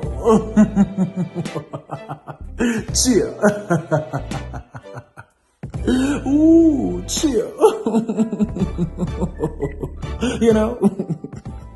Wrestling fans, welcome back to Wrestling Insiders as we count down the weeks to the days to the minutes until we go back to the 80s, November the 13th at Memorial Hall in Melrose, Massachusetts, with a Hall of Fame lineup of guests. Head on over to bostonwrestling.com. The week of the show, we got to increase the tickets by a few bucks because it's such a nuisance to put the packages together for you guys. Get them early, help the cause. Let's blow the roof off of Memorial Hall in Melrose. I'm ready, baby. Jake stuck a snake in her, Yeah. like the Italian. Now, we know that part, but did you wind up getting involved or did you go back to your thing. room? When I walked around the corner, there was scales. Yes, like, I understand that. Yeah, I wasn't going to fuck her now. So, no, there was no intercourse with this office official. Me? No. No. Officer. Was there any fellatio? With them, there might have been. I ain't Not do with you, nothing though. with No, her. you just went back to your I room? walked in, and Jake just pointed, and when I walked around the corner, it was an office girl. I can't tell you because you got friends in WWE. I don't know anyone. Sue Aces. and then it was snake scales. Because I guess the scales come off or something. And he did. What? So did you just go back to your room, I hope? No, I went and got with Ann's girlfriend, Lorraine. Oh. Did you get any medicine? A little medicine. All right. Well, A lot. All right, this is a strange one that I came across in my research. What? Right around that time in the fall of 1990, do you remember Joey Morella quitting WWF to go and try and become a minor league baseball player? No. Not no, true I as far never as you even know? heard You the just rumor. never heard of that? No. Was he a base? Do you know of him as being a great He was a good athlete, Yeah? but I don't think that, no. Well, no, because he never did. He never quit. He never stopped doing it. That's Gorilla's He never son. stopped wrestling? Oh, I know that, yeah. That Wim is actually, I think I've told you, related He was a to that. badass athlete. Who, He was Wim? Yeah. Wim? One time. Or Joey Morella? One time, Joey was a good ass athlete. But what about Wim? Who's that? Remember the one that was here earlier? He's still looking for it. Where you at? Well, he left now, but One time, Virgil and I roomed together, Mm-hmm. and a girl, I set him up with a girl from Milwaukee. Virgil has like this, and we didn't want to be next to him in the shower because if he spun, it'd hit you on the leg. residue. But I hooked him up with one of my Milwaukee girls, and this is rude. No, go ahead, please. I don't want to interrupt. No, it's rude. He would, boy, how do I say this? When he would jack off, right up here, he'd have the sheet over. He was being nice. He'd have the sheet, but you would see the sheet moving. He was jacking off, and it was up here by his damn throat. It went all the way up to his throat? It was up here, like this. You'd see the sheet moving. and I hope you didn't room with him too often, to be fair, but that's one man's opinion. But what's her name? Gilliam, but whatever her name is, she was, that's horrible. Yeah. She was sucking him off.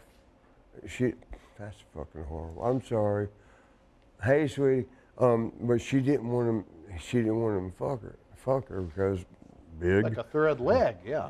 But things she didn't mind sucking him, but she didn't want him to tear it up. Yeah, she didn't want to be injured in the process. Yeah. But old Virgil, I would see him so many more than one night. Virgil could have popped out of her throat if he went all the way He had in. the sheet. He had the sheet up like this, and you could see it doing this. And he'd be on the phone having phone sex with girls. Oh, dear. And you were sharing the room with him? That's my boy. That's my brother. Well, I've shared hotel rooms before, and I don't think I've ever done that. Jillian or whatever her name. Oh, I'm sorry, Jillian. Sorry, Julian. Yeah. And you know what? She has sex with a lot of people.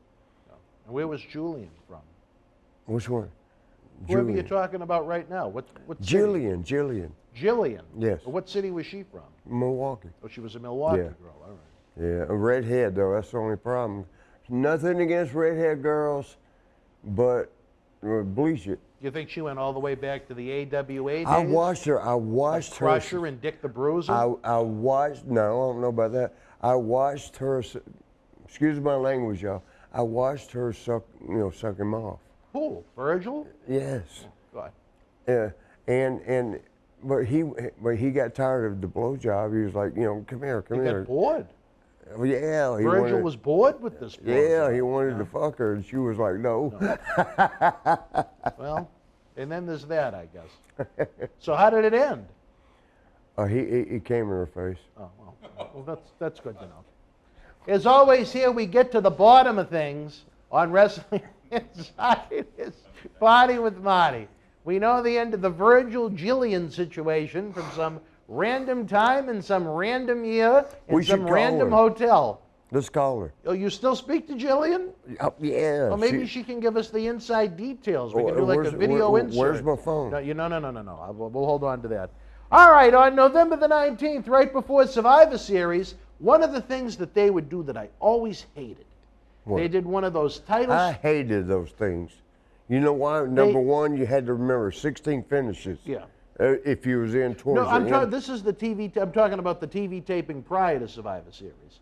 What they did that I didn't like was they did the title switch where they put, they gave Mr. Perfect the Intercontinental title back from Kerry Von Erich, which is fine. I thought Kerry Von Erich was lousy at that point. He didn't have much to offer. He was very bland. He was very boring. I know he was a friend of yours. I'm just talking about as far as watching his in-ring work. One time we was in Texas, somewhere in Texas. What? Was Jillian involved? No, it was a different She stayed girl. in Milwaukee. And you know, I loved Kerry. That was my brother, man. But he was lousy in WWF. You got to admit that. Not. Can you think of one good match he had, No. other than maybe Perfect selling for him? No, but I didn't write it down. Well, but one time we was in, I think it was Houston. It was in Texas. Somewhere in Texas. Yeah, and you know he's from Texas. Oh yeah. And this one girl, he evidently had a big thingling because when he would he's the Texas tornado. You could see it. Cause You a could storm. see it. Yeah. You could see it like down by his knee or thigh. It was right here. By his thigh. Yeah, Really? yeah. He had a big Impressive. one. All them guys that are lean, they got big old dicks. I don't know what God did with that, but all right. Yeah, but and these girls, this one girl, beautiful. Fuck, I was trying to. Were you on TV? No.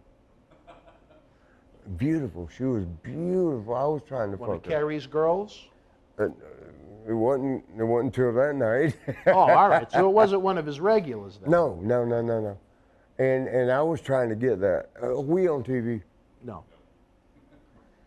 Red You don't light. need to keep There's asking. a red light You don't right need to there. keep asking. But That means nothing. okay, well, here's what happened. His thing, he didn't wear underwear that night, and his thingling was right here. It was just flopping. It was right down here. He had tiny blue jeans on, and you could see the whole damn thing. And she was like, oh, God bless me. It's a good thing with Socko's shorts being so short that he Where doesn't you have going? that problem. I'll be back. All right, do I? It's a good thing with Socko where he wears the shorts so low that he doesn't have that problem. Socko. Socko, Matt Daddy.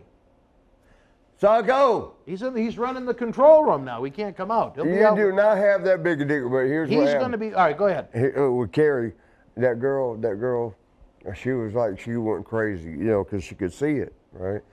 And she was like, and she started getting all on him, like, thank you. But he was She nice was to proud her. of Kerry's penis. Yeah. But he was nice to her, because she was pretty. I was trying to get it, but he said, Merry Christmas to me. He said Merry Christmas to me? Yes. Why? Because he got it. He wanted it. Yeah, he didn't care. He's gonna get anything he wants. Kerry did well for himself. Well, he was a big guy, well put together. I can see that. He was a nice guy too, though. There was I don't think I ever met him. Super good guy. No, I would have never met him because he was dead before I was in the business. One time we was in Japan. Yeah. And we was in Japan a lot, but one time we was in Japan.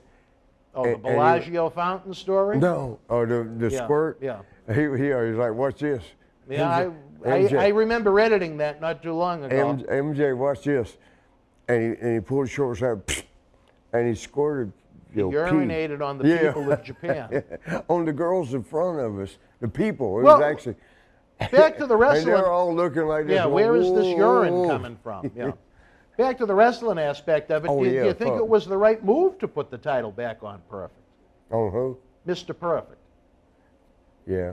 He was good, man. Do you think it would have been, and wrestling is what wrestling is, but do you think it would have been more respectful to the fans to do it after Survivor Series? Because even though Perfect won the title on November 19th. See, I don't know all that. I can't answer that. Well, I'm asking your opinion now.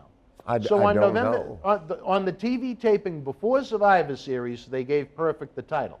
But it's Survivor Series and all the house shows. They didn't give him. They kept it on Kerry Von Erich it. until he lost it on TV. Now, do you think that's disrespectful to the fans? I do. I don't know why they couldn't have waited until the TV taping after. What's that? Did you write in? I was in the 5th grade and I wrote them a very nasty letter. No, I didn't. I'm just teasing. But I mean, why not treat it with the dignity and respect of a boxing championship belt? I understand you can say, oh, it's part entertainment and so on and so forth. No. But why insult the fans' intelligence? Are you saying Kurt didn't deserve it? Oh, no. I don't think they ever should have taken it off of him. What the hell are you saying? No, what I'm saying is, it's November 19th at the TV taping, and they give Perfect the belt. But, yeah, you're weird to remember the date, but go ahead. Well, I had it written down. But you have Survivor Series, say, on the 22nd, 3 days later, and Kerry Von Erich is still wearing the belt. On all the house shows for the next few weeks, Kerry Von Erich is still wearing the belt until that match airs on TV. I always thought that was disrespectful to the fans. They did something to appease Warrior. But that wasn't the only time that ever yelling? happened. That wasn't the only time that ever happened. I think actually, as a matter of fact, the year before, when they did the switch after Tully ran into his problems, Tully Blanchard, in '89, Demolition. You know I like him, but he's an asshole. When Demolition. let me tell you something. No, I can't, because I did it on this show before, and I'm sorry, Tully. Yeah, sorry, Tully. Her girl, his daughter wrestles. Yeah, I'm not a big fan of her. Is she no good? Well, no. Like I told you before, she on that episode, I think TNA Impact made her their world champion. But was she a good worker? She was, yeah. And then they wanted her to do the job, and she wanted $150,000. I think you told me. Yeah. that. So you know what? And again, if Impact owed her money, that's how she learned from it. You know what I love? You know what?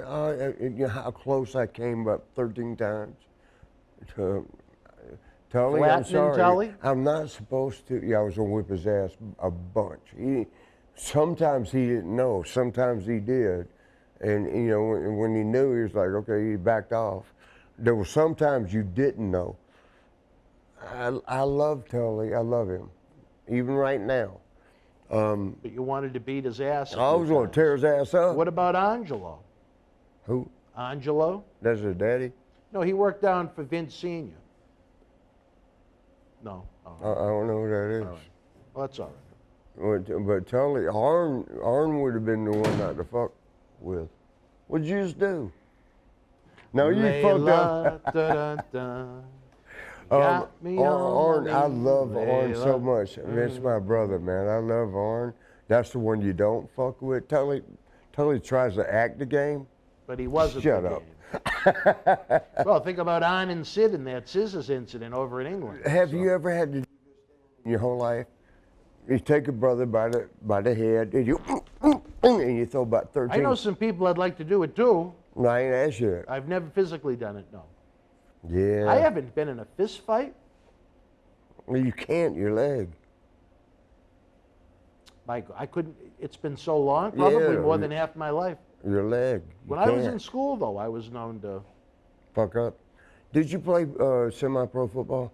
No, I did not play semi-pro football. I Somebody- played, until I got into wrestling, I played baseball, basketball, and You I was was pretty good at actually, baseball? I was a very good bowler. No, you wasn't. I was an excellent bowler. I'll get you. You want to know what pissed I me did off? that since 5 years. You want to hear, and we got the signal to wrap it Are up. we on TV? But you want to know what pissed me off for years? Every year, I was number 2 in the league in average because of this one What's your asshole average? that was better than me. What's your average? I think it was 103. Damn. But we had candle pins. We didn't I was play. 213, brother. Well, that's what I mean. You were playing with the full size. We had the candle pins, the little ones that are about. Do you know what candle pin is? Some people don't. That's duck pins. Duck pins, the little ones. I don't know about the pins, but the balls. And the ball, and you ain't gonna knock them all down. The ball is probably about right around the size of this, and it's 4 pounds, and we call it up here candle pin bowling. So it's different than the bowling down south. I hate to. No, But what I'm no, saying I know what you're is that saying. this asshole every year had an average like 1 or 2 points higher than me, and I hated him. I wanted to just 1 year wanted to be number 1 instead of number 2. But If you know you what? would- Number but- 2 but out of if you several was- hundred yeah, wasn't bad. I was you just know. gonna say that. Yeah. You're number 2. You know what? I woke up the other night. Oh shit! Are we on TV? We got to take it home. So take it home with this beautiful story. It was. I woke up the other night and God, I can't say this on TV. All right. Well, it's at your discretion, sir. No, you tell me. I trust you. Go ahead. Go ahead. I woke up with a foot of cock laying over 10 pounds of balls, and then I rolled over in the bed and Were you alone? Yes. And my dick fell off the edge of the bed. It hit the floor, and damn, Maybe I shouldn't have said yes. Maybe we should have kept that one to ourselves. We got to tip them people tonight. Colognes. Yes, we do. And for all of our great fans watching, remember the super chat is Colognes. open. We need your help to keep the good times rolling Don't in do the that. studio. What happened with Monty? Who? Monty. Mike. We spoke on the phone. I know what happened. What was the result? Like I said, it's kind of like, when you flush the toilet. It's there and then it's gone So and it's forgotten. it didn't end up good? It didn't end up bad. That's what I thought. Yeah. No. One before we go, as I want to wrap it up real quick. Did Kerry Von Erich have a bad attitude in WWF? No. Kerry's one of the nicest was guys well-liked? you will ever meet. Do you think his work had declined at that point? And he couldn't hang? Because like we mentioned in an earlier episode, the day after SummerSlam at a TV taping, they took the title off of him in a mock title switch just to make sure if he no-showed, they had footage of Perfect getting it back. You own a wrestling company. When a dude looks like Kerry and he takes his robe off and the place goes crazy, are you going to keep him? If the match puts people If you're to gonna sleep, be honest, you're gonna if say the yes. match puts people to sleep What and are they you doing, don't, Eric? if the match puts the people to sleep and they don't want to come back, I don't think that's someone you should use no matter how good they look. No, you got to make money. I'm saying, okay, once You it'll like work. JLT, all Once them- it'll work, but what I'm saying is, if the match sucks and the work sucks, Right. you've seen it Kerry's- once, Kerry's you that- wouldn't go back to see it again. He didn't suck. And when he was with Hey, Vince let in me tell you, 1990, can I tell you something? is it about Kerry? Yes. All right. One time we was in St. Louis and he showed up a lot late. I was gonna say a little bit late, a lot late, and he was the main event and against Flair. And he oh my God, he could get the girls. And he had a Playboy. She was just in the damn magazines, and he shows up, but he hurried up and got because Pat O'Connor was like, hurry up, you're on. Oh, that was real late. You remember him? Yeah. Pat O'Connor. Yeah. But Kerry went upstairs because his restroom was upstairs. He ran and he got dressed real quick, and then he went out to the ring, and he didn't put his he had his under tights. He didn't even have his clothes on or his his tights. And that, friends, are the memories of the late great Texas tornado. You know what his brother did? Which one? I don't know, but one of them. Same place. Auditorium was a badass place. Yeah. It was, but he went to drop. The finish was he dropped an elbow and then pin. but he missed.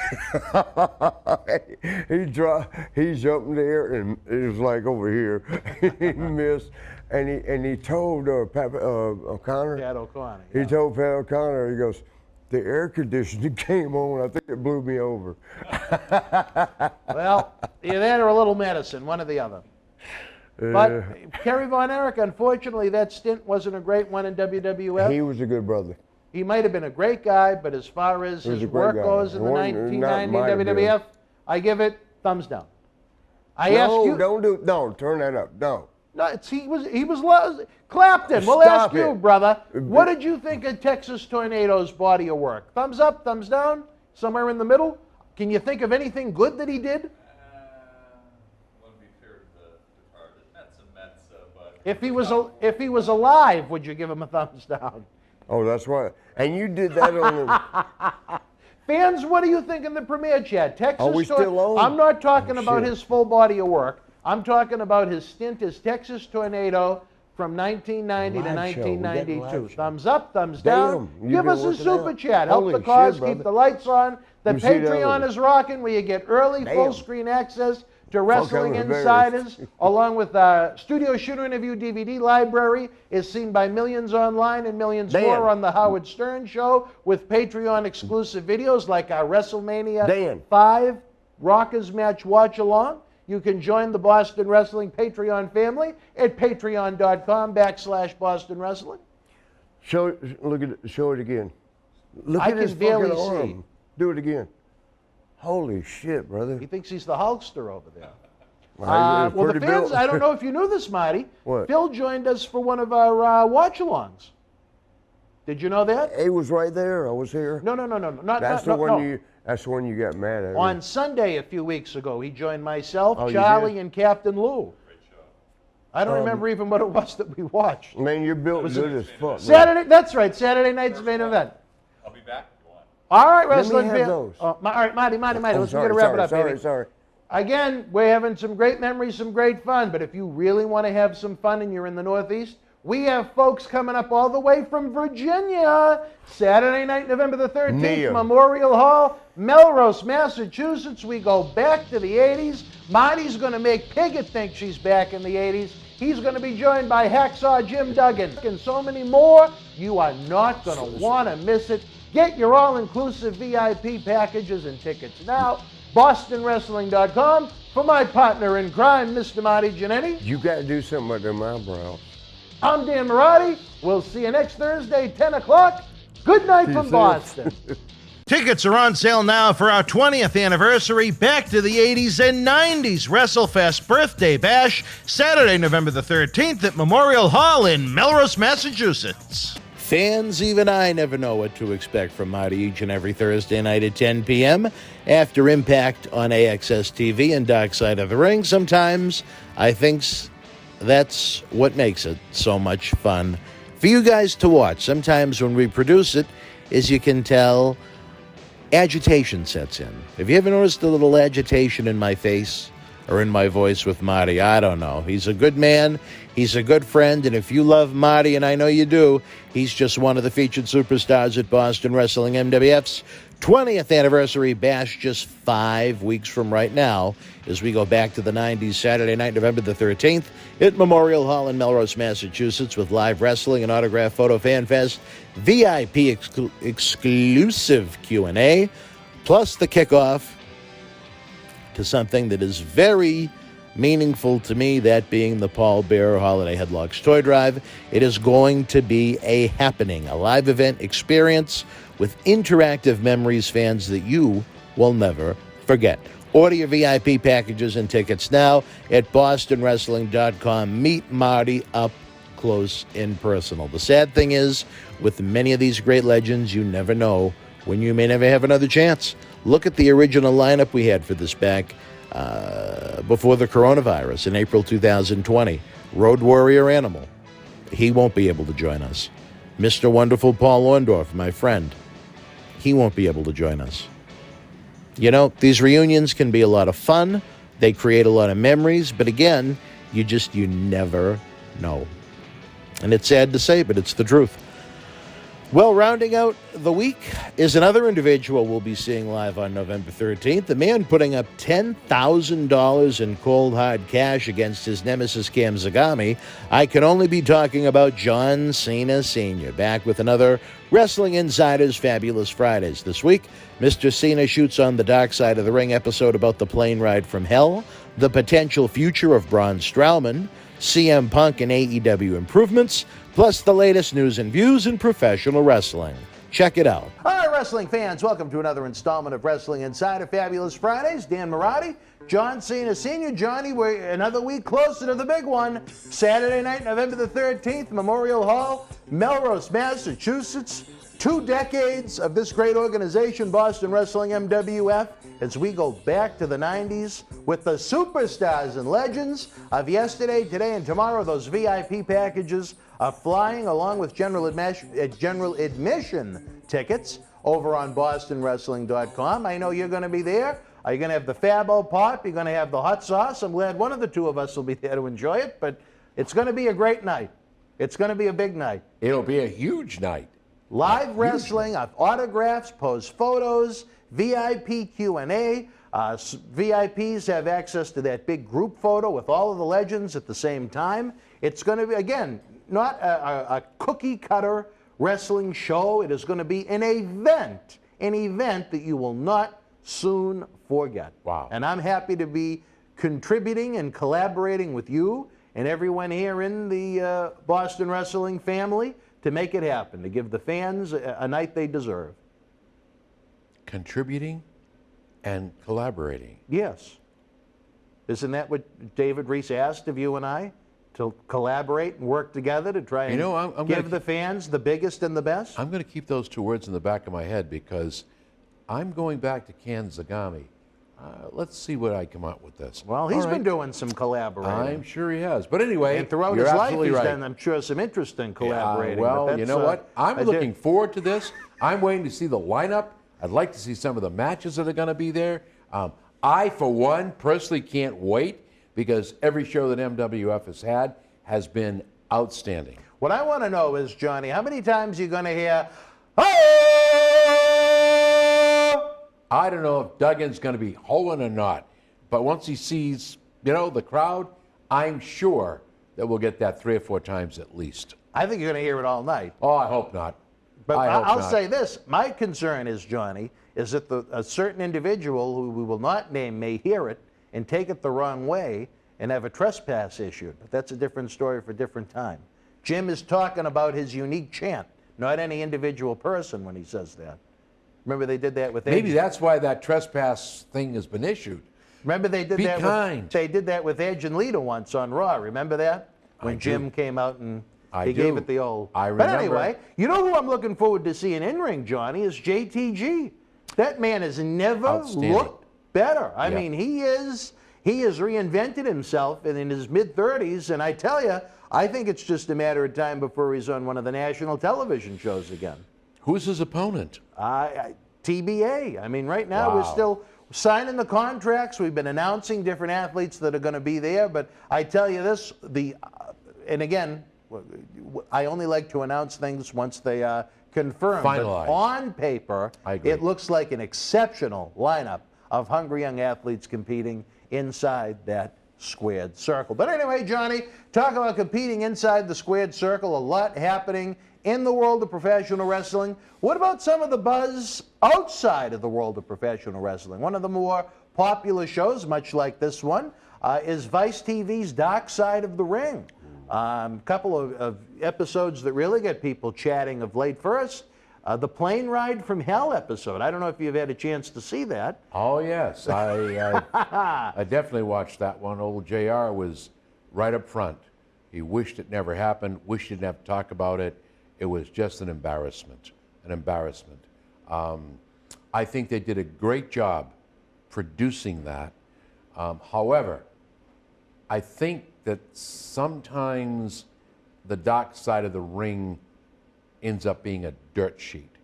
I think you could have told that story perhaps with less of the drugs, alcohol. It really put a bad light on professional wrestling. Well, To be fair, I think they were trying to tell an honest story. I think where they really missed the boat was their claims that Vince and Linda McMahon were on that Thank plane. you. That when was my they next were point. not. They were not on that flight. No. Then I don't think it ever would have got to that point if they were on if the plane. Vince and Linda were on that flight, the plane would have been grounded. But wait, JR said they were on the flight. If you look at that video, he says that they were up front. I remember your friend Terry Runnels did, but number one, no, those shows, as we know, they're heavily edited. I mean, they probably did 40 hours worth of interviews for that one show. So maybe something might have been misunderstood or misconstrued, or two, where Jim Ross was on so many different flights, maybe he just didn't remember it accurately. Well, he said that they were up front. From what I know from people that were on it, there was no Vince and there was no Linda. And Vince basically said, you're in charge of talent, go back and handle it. No. Well, all I'm telling you is watch it. I watched it. Well, no, watch it again and listen to what JR has to say. Because, you know, I was intrigued by the way that was handled. I was intrigued when they asked him about Flair, why they fired everybody else. And his comment was, I don't know. He got a pass. Well, Goldust was just fine. He wasn't fired. But the fact of the matter is, it's like Biden and the COVID. You know, why is Congress exempt? Why are the aides exempt? I thought President Biden, we were all in this together. Why give them a pass? It's either all or nothing. Well, then why wasn't Lesnar fired and Kurt Hennig was? There's another question that's come out of it. There's another question that came out of it. Maybe Kurt provoked it, sure, but at the same time, well, they got into a tussle that went up against the exit door on an airplane that I wouldn't want to have seen open. Let me tell you, first of all, you have no idea how difficult it is to get that door open. Okay, that's number fair one. enough. That's number one. I've never tried to open one, thank God. Talk to anybody that's a pilot or any of the young men and women who serve as flight attendants. Takes a lot to open that door. So that bump and shit really wouldn't have opened that door. So those two wrestling each other up against the door was of no danger. It would. You literally have to get that handle down. You got to literally get it down, and it pops. There's no way, absolutely no way. Okay, fair enough. So I think the thing that I don't like is everybody that was involved should have received some type of retribution because they were all guilty. And when you've got the man himself, Flair, who I worked several shows with, and I have nothing but respect for, if in fact, and I don't think Heidi, who was the flight attendant, has any reason to lie, because why would WWE settle with her? I think there should have been some type of retribution. I'm not saying fire Flair. Look, I get plenty of skeletons in my closet just like you do. That's why I say, don't throw the bones out to anybody else's faces. Don't piss in the wind. So I think... Have you ever gone down the center of an airplane in a robe, nude underneath? No, nor would I do that. I think at some point, and I think the point that was made on this flight from hell is when the alcohol and the drugs became involved. Mike Chioda was very candid and open about it. JR was very candid and open about it. RVD, you just have to listen and you go, holy mackerel. Yeah, it was a long flight. But first of all, why was this stuff permitted to be on the plane to start with? Why did they not control the flow of alcohol? Too much booze. Way too much booze. And if Linda and Vince were on that airplane, all I know is that several of the talents said they were. You say they weren't. I said the same thing you did. If they were on that plane, that thing would have been on the ground. There's no when they couldn't because they were over water. Over water. So how could Vince say, land it? No, it ain't going to work. Not unless it's a submarine. Had, well, as noted, it was a little rambunctious even before it took off, but they had that company jet back then in 2000 and, was it May of 2002? They had the company plane. So a lot of the executives, they would go back ASAP. Yeah, but maybe he chose this time to go back with the talent. So I'm going to bet you $1 that him and Linda weren't on that plane. I'd have to see proof of that. Okay. And that would have to come Well, out. I guess we'd have to get the manifesto. I don't know. That would have to come out of Vince's mouth. All right. To say that he wasn't on that flight. Do you think he should make a comment about this? Yes, absolutely. You should make a comment on that because it's a black mark on all of us in this business. All of us in this business, indie, big time, whatever you want. It's a black mark. And you know what? Don't think that it only happens on the top level in the business. It starts at the bottom and works its way to the top. So you know what? I just think that somebody needs to say something. From what I remember, there was an emergency meeting the day of the TV taping, and that was the first time Vince was able to interact with those that were on the plane. You know who might be a good person to ask would be Jerry Briscoe, because he was on it, and I'm sure he would remember. Why not? But why would JR say he was up front? Maybe, like I said, maybe he just remembered it wrong. I'm not trying to say he was intentionally trying to cause trouble. JR's got a mind like a steel trap. And well, he does. And there are things that he wants to talk about. He wasn't too happy about this one. No, he was not. And who would be? The Michael Hayes stuff, cutting off the ponytail? Come on. That's kiddie stuff. Yeah, but that's not even funny. It's stupid. It's stupid. And to allow that to happen, you not be able to control your own roster? Come on. Look at how it started, though. Hayes went up and punched your buddy JBL in the face and busted him open from a cut that was already trying to heal itself. How many executives would go up and punch one of someone that works for them in the face? Oh, I know some that would. Who? Oh, I know. Well, I've worked plenty of jobs. All right. Let me tell you. Well, then I sit corrected, I should say. I just, very interesting episode overall. Oh, I thought it was very interesting, very eye-opening. The ending was, I think, appropriate. No female or male should ever, ever have to go through that type of embarrassment or pressure. There is no place in that world for that kind of display or attitude.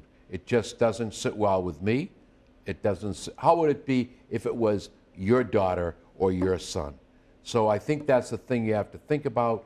Alcohol or not, most of us know when we're nearing, I've had enough. Stop. Kyoto slept with a hat and glasses. Why? Because if they try to take your glasses or your hat, you'd wake up. Yeah, that's smart. Yeah, it is, but you know what? It's unfortunate, That's but like it's go smart. to sleep with a gun. Right, yeah. No, well, let me ask you this, Johnny, as we're running out of time in this segment. While it can be debated, were Vince, were Linda on the plane, were they not? Someone that was on the plane, and certainly I would consider the leader of the locker room at that time, Stone Cold Steve Austin was up in first class with Deborah. Do you think at some point maybe Steve should have stepped up and said, guys, enough of the bullshit? I think they would have listened to him. You know, I'm only going to say Or do you think he was more worried about guarding the puppies? Because she was with him. No. You know, I tell this to people all the time. In the ring, what you see, that's the real Austin. There's no two ways about it. He's a badass. And I mean that in a good way. He'll stand up for what he believes in. He'll fight for what he believes in. I have nothing but respect. He's a gentleman. And neither do I. He's a gentleman. I agree with you 110%. But at the same time, you sit back and say to yourself, if I go back there, what's going to happen? You know what? I'm not the leader of the locker room. Maybe it was JBL that was leader of the locker room. Maybe it was, who knows, Michael Hayes, who knows?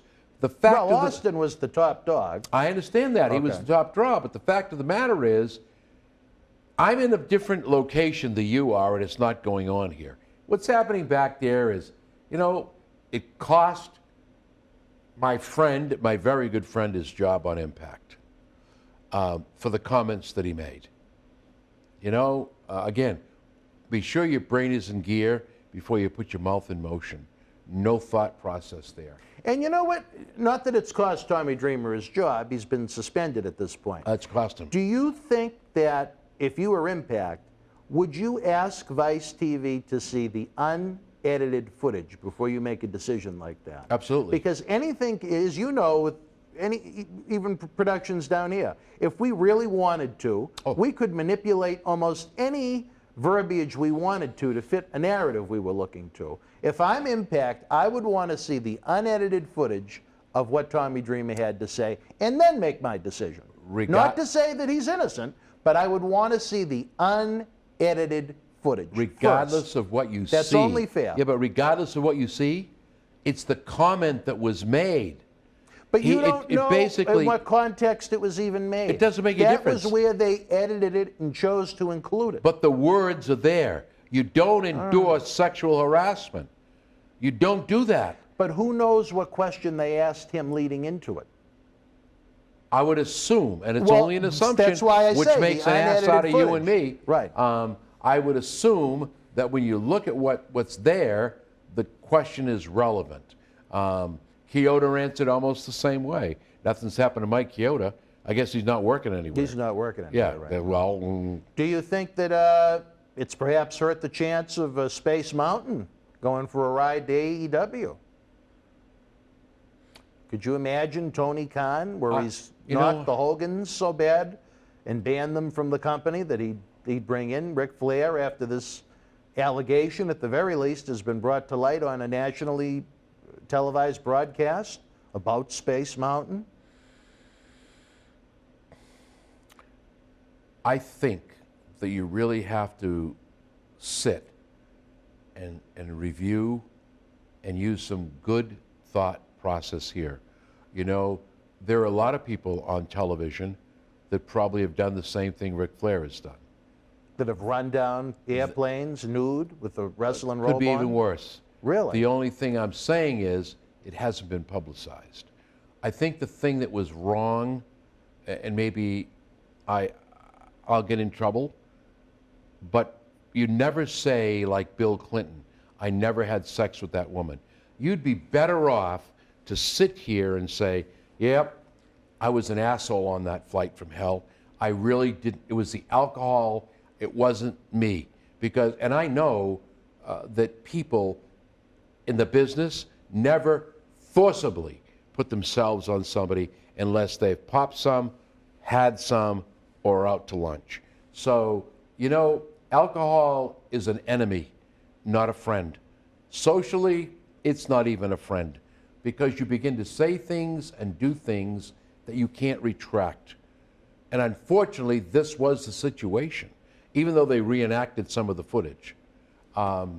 It's a sad day in hell to see the flight from hell, because it tarnishes the business, all of us. It tarnishes the individuals. It doesn't do much for the owner of WWF, WWE. It doesn't do much, and as Jim Ross kept saying, it wasn't my job. It's not my job. Then you know what should have happened on that flight? You should have had friggin' security. Interesting point. And it's Scott Hall's job never to return to WWE. And Mr. Perfect, unfortunately, it had passed less than a year later due to the cocaine overdose down in Florida. And so your buddy Aldo Montoya, he was on. He was pushing out the wheelchair with Scott Hall on it, and he got canned for what? He said, "Hey, I'm just here. I'm helping the guy get through." Well, guess what? The world of wrestling. Ask folks, him about it. You know what? We'll have to mention that when you bring him on his show, your show. Yeah. There's a good one to cover. And he was there. And Saturday night, November the 13th at Memorial Hall in Melrose during the Legends Q&A, the fans can ask him as well. I don't know if I want those kinds of questions. You don't know? Really? I think that you'd be better off if you're going to do a segment with Just Incredible right here. Why not lay it on them? Well, the fans are the ones that decide the questions. Well, but no. I mean, we've raised a lot of questions here. Yeah. You're stating that you would rather see the full cut.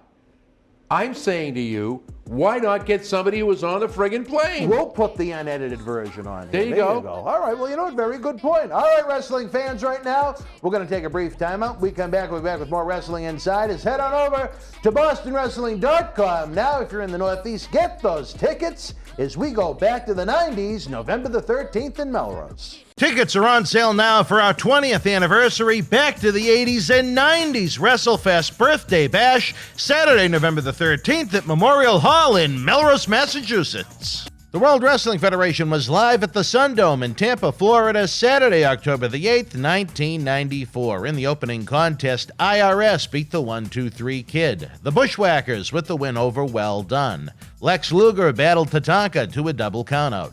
Adam Bomb defeated Bam Bam Bigelow.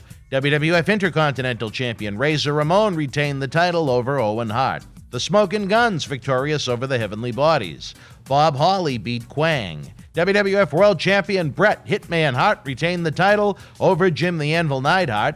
And in the main event, The Undertaker with the win over Yokozuna in a casket match. If you were in Tampa live, share your memories in the comment section below. Use the links in the description box to keep Wrestling Legends working in our eBay store and on our world-renowned Patreon streaming service so we can bring you more interactive superstar shoot interviews to relive the good old days of professional wrestling. Check it out.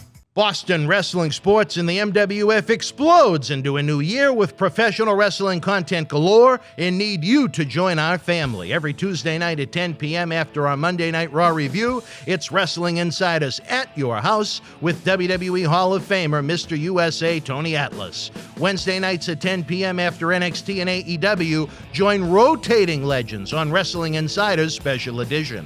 Every Thursday night at 10 p.m. after our NXT and Dynamite review, it's Marty Jannetty's No Holds Barred Sex, Drugs, and Rock and Roll Journey on Wrestling Insiders Party with Marty. Friday night after SmackDown, don't miss John Cena Sr.'s Wrestling Insiders Fabulous Fridays. Plus, look for classic clips, history videos, bonus live episodes, pay-per-view watch-alongs, and more. For less than a cup of coffee at Starbucks, get early ad-free access to our Wrestling Insider talk shows, our acclaimed studio shoot interview DVD library, and help keep wrestling legends working. Wrestling fans around the corner, around the world, I'm Dan Marotti. And I'm John Cena Sr.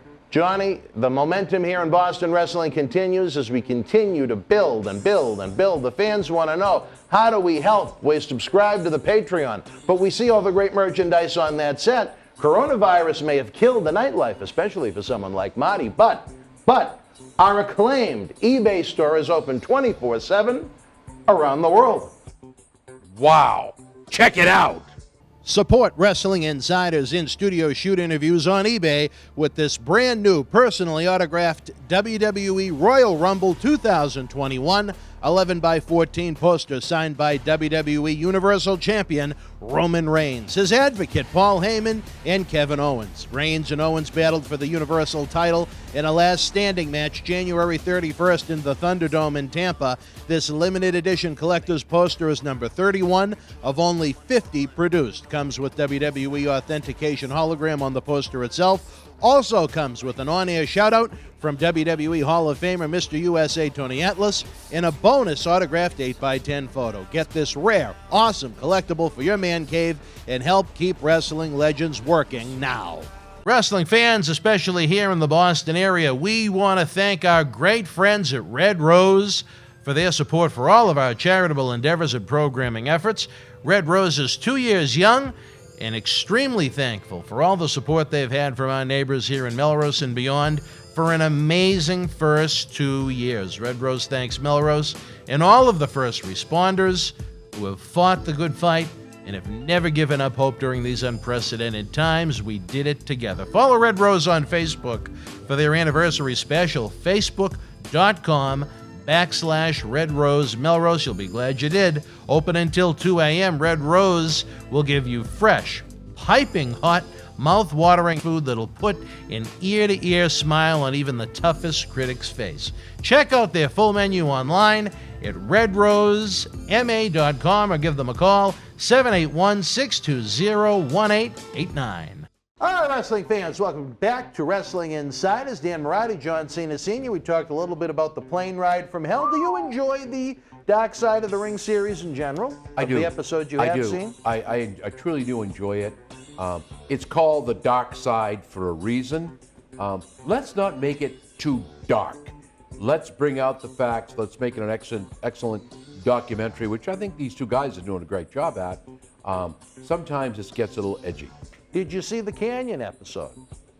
I did not. With our friend Sinister Minister James Mitchell. I know you find him a little creepy. I have not seen it. Well, that's a very sad episode. Jim touched upon Canyon's issues in one of the Wrestling Insider episodes that are available in the archives that fans can enjoy from down at Wrestle House Week in Tampa when Jim joined us. He was very good friends with Canyon. That is one worth going out of your way to see. Committed suicide. Too. He did, yeah. Yes, he did. Yeah. Unfortunate. Very unfortunate. So I think, if you get a chance, maybe that's another one from this current season that you may enjoy. I'll watch that. I'm really looking forward to the one on Luna Vachon, as I got to know her a little bit through the Cauliflower Alley Club and her bipolar issues that she had, or maybe it was even schizophrenia. I don't remember. Alondra Blaze teased it in the trailer for the second part of the third season about Luna's issues. But I know how she literally beat the hell out of a vice president, Oscar, in a hotel elevator over in Europe because Oscar was taking too long trying to remember what floor he was on. Luna jumped on him like almost an attack dog and kicked the shit out of Oscar over in Europe. So that's a big man to beat up. That's a big. Well, thank God, as Oscar said, thank God Earthquake was on the elevator because Earthquake pulled her off of him. Well, you know what? I'm only going to say this. Yeah. I love Oscar, but sometimes we can blow up the balloon too big. Well, now that was a couple of big balloons on that elevator. You know what? If Luna Vachon wanted to destroy Oscar, trust me, I did 2 shows with that woman. She would have ripped him apart. Well, you got to remember, Earthquake was about 6'7", 400 pounds. You don't think he could get Luna off of him? I do indeed, but if she truly attacked Oscar and was pounding the living shit out of him, let me tell you something. He'd have been bloody and beat up pretty bad. Well, you'll have to tune in to, or I guess check out this past Monday's Monday Night Mission when Oscar tells the story of how it went down from his recollection. From his perspective. From his perspective, There you yes, go. from his perspective. We can't get the other perspective. Well, unfortunately, no. I would have loved to have had Luna. She is passed. Would have loved to have had Luna. The whole Vachon family, one of the very, I don't think I'd use the term underrated families in wrestling, but maybe at this point forgotten where so many of them have passed. I know Paul the Butcher Vachon is still alive, but he's elderly up in, I believe he lives in the great state of Vermont. Yes, he does. Hopefully he is in good health, good spirits, however things may be for him right now. But Mad Dog Vachon, certainly the wild child of that family, wound up losing his leg. And Luna, obviously with her runs in WWF and WCW, very well remembered as well. But the Vachon, Vivian Vachon, was one of the mainstream female stars that passed away in a car crash in the early 90s. So one of the legendary families in this business, the Vachons. I look forward to that episode, not to publicize Dark Side of the Ring too much. We have so much of our own going on here in the world of Boston wrestling. You might be able to compete. You think so? With Dark Side of the Ring? Really? Well, we'll call us the underbelly. I don't know. The what? The underbelly of the ring. The light side of the ring. How about Ringside Revelations? Well, does this show have some revelations or what? We had the Iron Sheik reveal that he wanted to humble Brian Blair and that he used to do it on a regular basis as a form of punishment in Iran. We had the revelation that Marty Jannetty killed someone and rolled them in a river. That's not true. Well, that's what he said. But he recanted that. For a reason. Yes. We had the Tony Atlas revelations of what he watched down in Georgia. Don't go there. Well, I'm not trying to be cruel. I'm just talking about some of the... That's good. We've had revelations. Nothing bad. Kamala's revelation that he wished he never got into the industry, which I thought was sad. I worked Kamala a couple of times. I mean, I personally didn't work him. I managed a wrestler. And at the end, obviously, the bad guy gets beat up. Yeah. What a great human being. That's all I can say. Well, it's a sad day to lose people like him. We have had revelations on this show. You definitely have some revelations. Revelations. That's a great way to put it. Kind of like a septic tank sometimes. You can really stir up the shit. All you can do is ask questions, Johnny. You're not responsible for the answers. Oh, you know what I mean? Moving right along. Well, I guess we disagree on that one then. What about AEW, Johnny? Fantastic things are happening in that company. It's almost as if they've, I don't want to say reinvented themselves the past 2 months, but maybe given a fresh coat of paint. A lot of the talent that, I don't want to call them garbage talent, but a lot of guys that maybe weren't ready for prime time, you're seeing a lot less of. And a lot of great, high-quality Major League bodies being brought in. First Andrade. Then you saw now Malachi, the former Aleister Black in WWE. He's really scary. You saw the seldom used Ruby Riott in WWE. Yep. Getting a fresh coat of paint in AEW is Ruby Soho. Yep. Daniel Bryan, a man that was part of the main event of WrestleMania this year. Baby Marathi was going nuts live at Raymond James Stadium. Now he is, you talk about flipping the script, he's Bryan Danielson in AEW, going by his real name as opposed to his WWE given name. And the fans are thrilled to see him on their television screen again after a break from WWE. Adam Cole, baby, fresh from WWE NXT, is on the AEW screen, joining his buddies on television and off, the Young Bucks and Kenny Omega. And then probably the coup de grace of them all, the biggest signee, CM Punk, setting record business for merchandise for them. So it is a very exciting time for AEW. I think in a lot of those cases, WWE helped them by allowing a lot of those talents to become available that were under contract to them. But it's made for a much more watchable, enjoyable show on Wednesday night for Dynamite. AEW Rampage, I sometimes have a tough time catching. You know, I do like to go to my Red Sox games on Friday nights when they were at home at Fenway. Plus, we're getting ready for John Cena Sr.'s fabulous Friday nights. But not only do you have what we just mentioned, but a lot of talent that is still out there available now that will be available in the future. Again, right around Halloween, the end of the month, ends the no-compete clause of Bray Wyatt. So there could be even more to look forward to in the world of AEW. I hope they snag him. I really do. Yeah, what would you like to see them do with him? He can't be Bray Wyatt. He can't be The Fiend. What would you like to see them do with if they were to bring him in? I am sure that they could create an Undertaker-like character with him. I would even see him partner up with Malachi, the dark side of the ring, if you want to put it that way. I think there's so much potential there to utilize him correctly. I'm sure one fan I was reading made a comment about CM Punk. Fox must have said to Vince McMahon, why the hell didn't you sign him? And you know what? I would definitely say that would be a real good question because Khan didn't like it, too much money.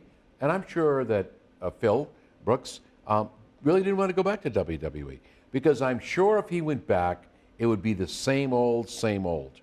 And, you know, and you can see it. I'll sign you. Now here's your money. Sit in your ass at home and do nothing. Revenge is horrible. Revenge is horrible. Well, I'll say this, Johnny. CM Punk said he didn't even give WWE a chance to counter the offer that was made by AEW. So he either must have been very comfortable with AEW or he just wanted nothing to do with WWE. Well, CM Punk has made himself very clear several times because having had a chance to know him a little bit, he's very, very intelligent individual. And when he says it's not about the money, he's all about the business, enjoying it, being happy, being proud of what he does. And this time he proved it. It wasn't about the money. Who knows? They made it offer him $1. WWE is going to prepare. No, I'm being facetious. No, I know. But WWE is going to offer him $10. I don't want it. I'm not going back. It's, you know, many people hear me say this all the time. I do a lot of weddings. And they'll go, wow, that's your fee? It's not about the money. It isn't about the money. It's about meeting solid couples, putting them together, hopefully for life, and enjoying what I do. Not about the money. And I think that's where it stands with CM Punk.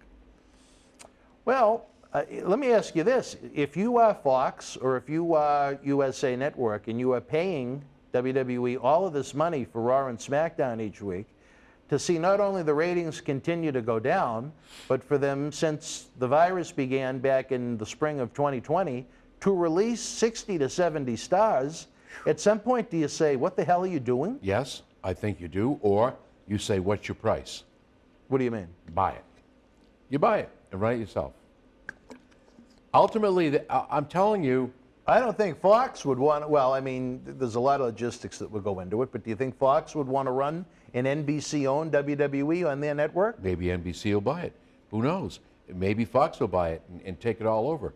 I'm just looking at it from a businessman's standpoint. And to me, there's too many no-nos happening here. And I'm surprised I'd be Braun furious Strowman, if I were those two networks. Braun Strowman didn't go to AEW. I don't think he's a good fit. I think he's too big. I think he's too big. He's a giant. That's what I mean. Yeah, you get Paul right there. So. And this is a man that's only going to work a couple of times a year to begin with. So, I mean, I think Big Show in moderation is a really good thing. A couple times a year. I think Big Show weekly is way too much. Yep. But I think the rumors abound. Braun Strowman seems to almost make sense for Impact Wrestling. If AEW doesn't want him, if WWE doesn't want to bring him back, if AEW is willing to open the checkbook and Braun can do Japan and do maybe some big indies and big autograph signings, maybe it's not WWE money at the end of the year, but it could still be a very healthy living. AEW or Impact? Impact. If I didn't say that, that's what I meant. Oh, did I? Okay, Impact. Impact. I would concur and agree on that. And you notice, I kind of follow this stuff pretty closely. Impact Wrestling's viewership rose. Yeah, I mean, again, they are the company that cannot be killed. I mean, you know, we don't get it on TV, or at least I don't get AXS where I live. But from the pay-per-views that I've seen, from the names I've seen on their roster, I mean, they have a lot of quality bodies on there. They have some young indie guys on the rise. They have some young veterans. They have some grizzled veterans, so to speak. It's, you know, I think D'Lo Brown, as the head of talent relations, has done a good job. Great guy. We had 2 full days with D'Lo in Vegas. You're going to love it. What a great guy. You're going to love the interviews, Johnny. You're going to get down with the Brown. I don't have Patreon. I won't. Well, you don't have to be on patreon.com/Boston Wrestling to get the early full screen access to it. You can be like everybody else and enjoy it Wednesday nights at 10 p.m. after AEW Dynamite on YouTube. I'm at my other place in the islands. I don't. You don't have the internet? No. Just have Majo. No, not even her. No Majo. No more Majo. Well, no more? No more. There was a split. No. You said no more. Wait a minute. What? We're done. Whoa. What happened? She chose you over me. No, not me. Yeah, she did. There's only one French individual I deal with on a daily basis, and it's not her. Oh, there was never any Majo in me. Did she ever move an '86 Boston Celtics picture on you? Who? Majo. I don't even know. I don't even know this woman. All right, wrestling fans, we're going to take a brief timeout. We'll be back to wrap up the show. Stand by. Tickets are on sale now for our 20th anniversary Back to the 80s and 90s WrestleFest Birthday Bash, Saturday, November the 13th at Memorial Hall in Melrose, Massachusetts. Wrestling fans around the corner, around the world, I'm Dan Marotti. And I'm John Cena Sr. Johnny, the momentum here in Boston Wrestling continues as we continue to build and build and build. The fans want to know, how do we help? We subscribe to the Patreon. But we see all the great merchandise on that set. Coronavirus may have killed the nightlife, especially for someone like Marty, but our acclaimed eBay store is open 24/7 around the world. Wow. Check it out. At Night of Champions 2020, Tribal Chief Roman Reigns successfully defended the WWE Universal Championship against his cousin, Jey Uso, in a must-see battle. Here is your chance to own a piece of Roman Reigns moments before battle on this beautiful limited edition autographed 11x14 poster direct from friends at WWE. It's number 19 of only 50 made. Includes WWE authentication hologram on the poster itself, suitable for framing and matting. You'll also receive a bonus Legends autographed 8x10 photo in an on-air shout-out on Wrestling Insiders as our thanks for helping keep Wrestling Legends working. Get this ultra-rare Roman Reigns autograph poster now. Cheer. Why, hello. I would ask what was on your mind, but I already know. You want to know what has got my beard looking oh so majestic. And I'll tell you, it's sexy as hell beard care. coconut oil, vitamin E oil, almond oil, both sweet and bitter, shea butter. It's all natural. Yes, JTG has actually come out with a high quality product. So support your boy by going to sahbeardcare.com and take one step closer to becoming sexy as hell. Cheer. Ooh, cheer. You know? All right, wrestling fans, welcome back. We had some fun on this show. Again, we've had so much content we've been producing with great Cauliflower Alley Club reunion footage and MWF Extra news and notes. And my gosh, there isn't going to be much sleep for this man between now and April 16th. You? Yeah. Why? Because I'm glued to this building 7 days a week. I took shaving cream and I wrote SOS on the window, and the cleaning women cleaned it. No one. Same old shit, huh? Well, that's not what I meant. Oh, but, all right. I'm just different story for a different time, Johnny. I'm just trying to. Yeah. Please. But things are looking up. AEW's certainly presenting a very watchable program right now. I would say, really, Impact has had a slight bump, as you noted, but really the only promotion in the country with big momentum behind it right now is AEW. You don't see any kind of momentum from Raw or SmackDown. Whatever momentum NXT had, it's been gone for several months, to be kind, if not longer than that. Ring of Honor is kind of DOA. New Japan in the United States, I don't know if there's ever really going to be that big of a market for it, where so many of the talents don't speak English. I think it's harder for them to follow it, where they can't follow the promos and things like that. One man's opinion. That's why they have managers. Well, you need a lot of managers, but it's an interesting time, Johnny, but none more interesting than, I'm telling you, and folks, there should be a documentary made about what's been going on behind the scenes about Saturday night, November the 13th, from the historic Memorial Hall in Melrose, Massachusetts. Wow. Let me tell you, if you guys could be a fly on the wall, day to day, minute to minute sometimes, it feels like. But we are going to celebrate 2 decades of Boston Wrestling, MWF. We're going back to the 90s, November the 13th at Memorial Hall, downtown Melrose, 2 blocks that way, if you've ever been to this fine studio before. The VIP packages are flying, Johnny. The general admission tickets are going at bostonwrestling.com. Get your tickets now. Support regional independent wrestling. You're going to have the time of your life. Beyond the white, hot in-ring action, you're going to have the Autograph and Photo Fan Fest, where you can meet and greet these superstars and legends. You're going to have a VIP exclusive Q&A session where you can talk to the legends and ask them the questions that are on your mind, like I question John Cena Sr. and all the other superstars we have here on a weekly basis. It is interactive and engaging at a level that is very different than attending a WWE event at the TD Garden or any other regional type wrestling show that I know of. So I know the fans are going to have the time of their lives. I know the Fabo Pop is going to be available. I know the Fabo Hot Sauce is going to be available. I know Fabo is going to be there, but he's not available because the lovely lady he is going to be with would not like that. Moniz. Yes, she would not like that. She'll have her son Tommy. We'd have maybe a female match in the ring if that happened. A Spitfire from Brooklyn. Whoa. And you know who's going to come out on the losing end of that one. In addition to that, it's going to be the kickoff to our Paul Bearer Holiday Headlocks Toy Drive. We're going to have a big merchandise raffle. We're going to have some silent auctions. There's going to be merchandise galore. There's just so many parts to this event.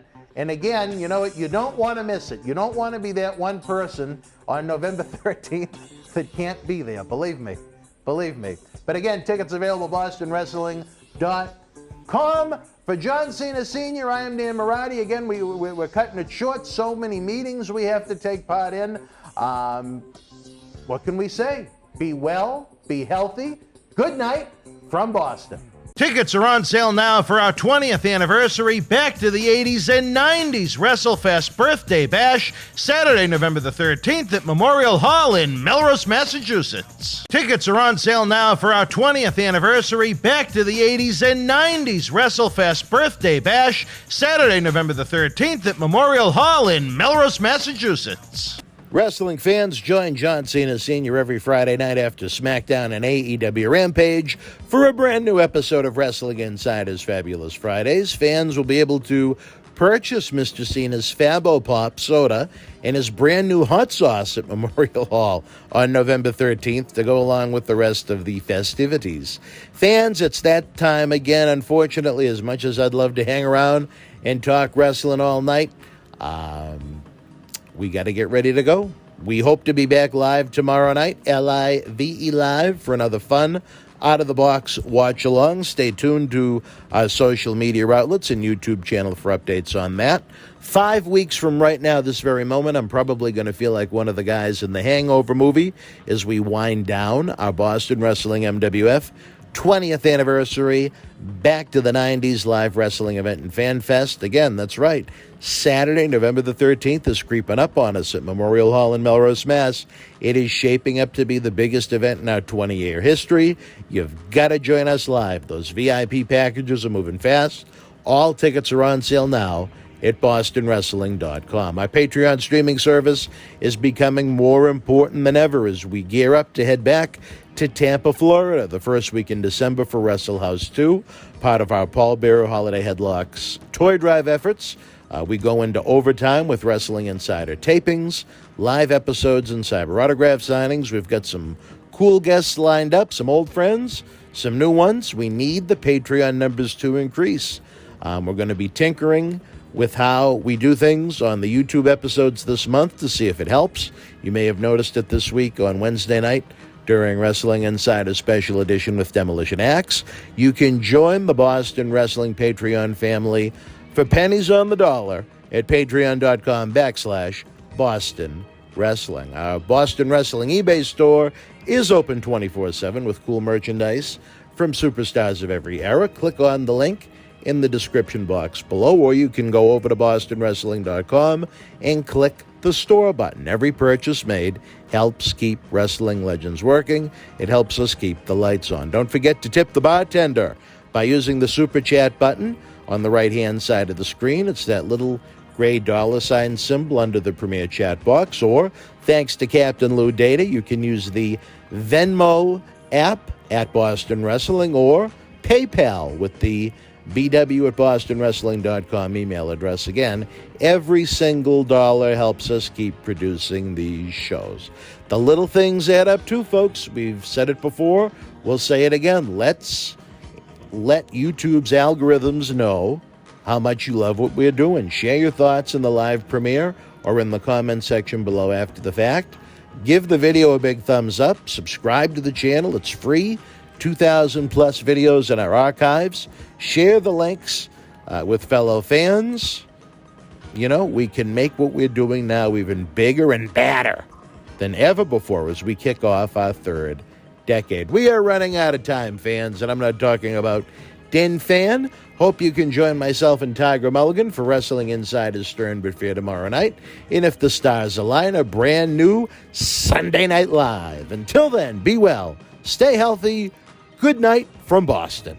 Thank you for joining us. Please give the video a big thumbs up, leave us a comment, and subscribe to the channel to enjoy more great content. Don't forget, you can help keep Wrestling Legends working. Check out our eBay store and join the Boston Wrestling family at patreon.com/Boston Wrestling so we can produce more in-depth shoot interviews.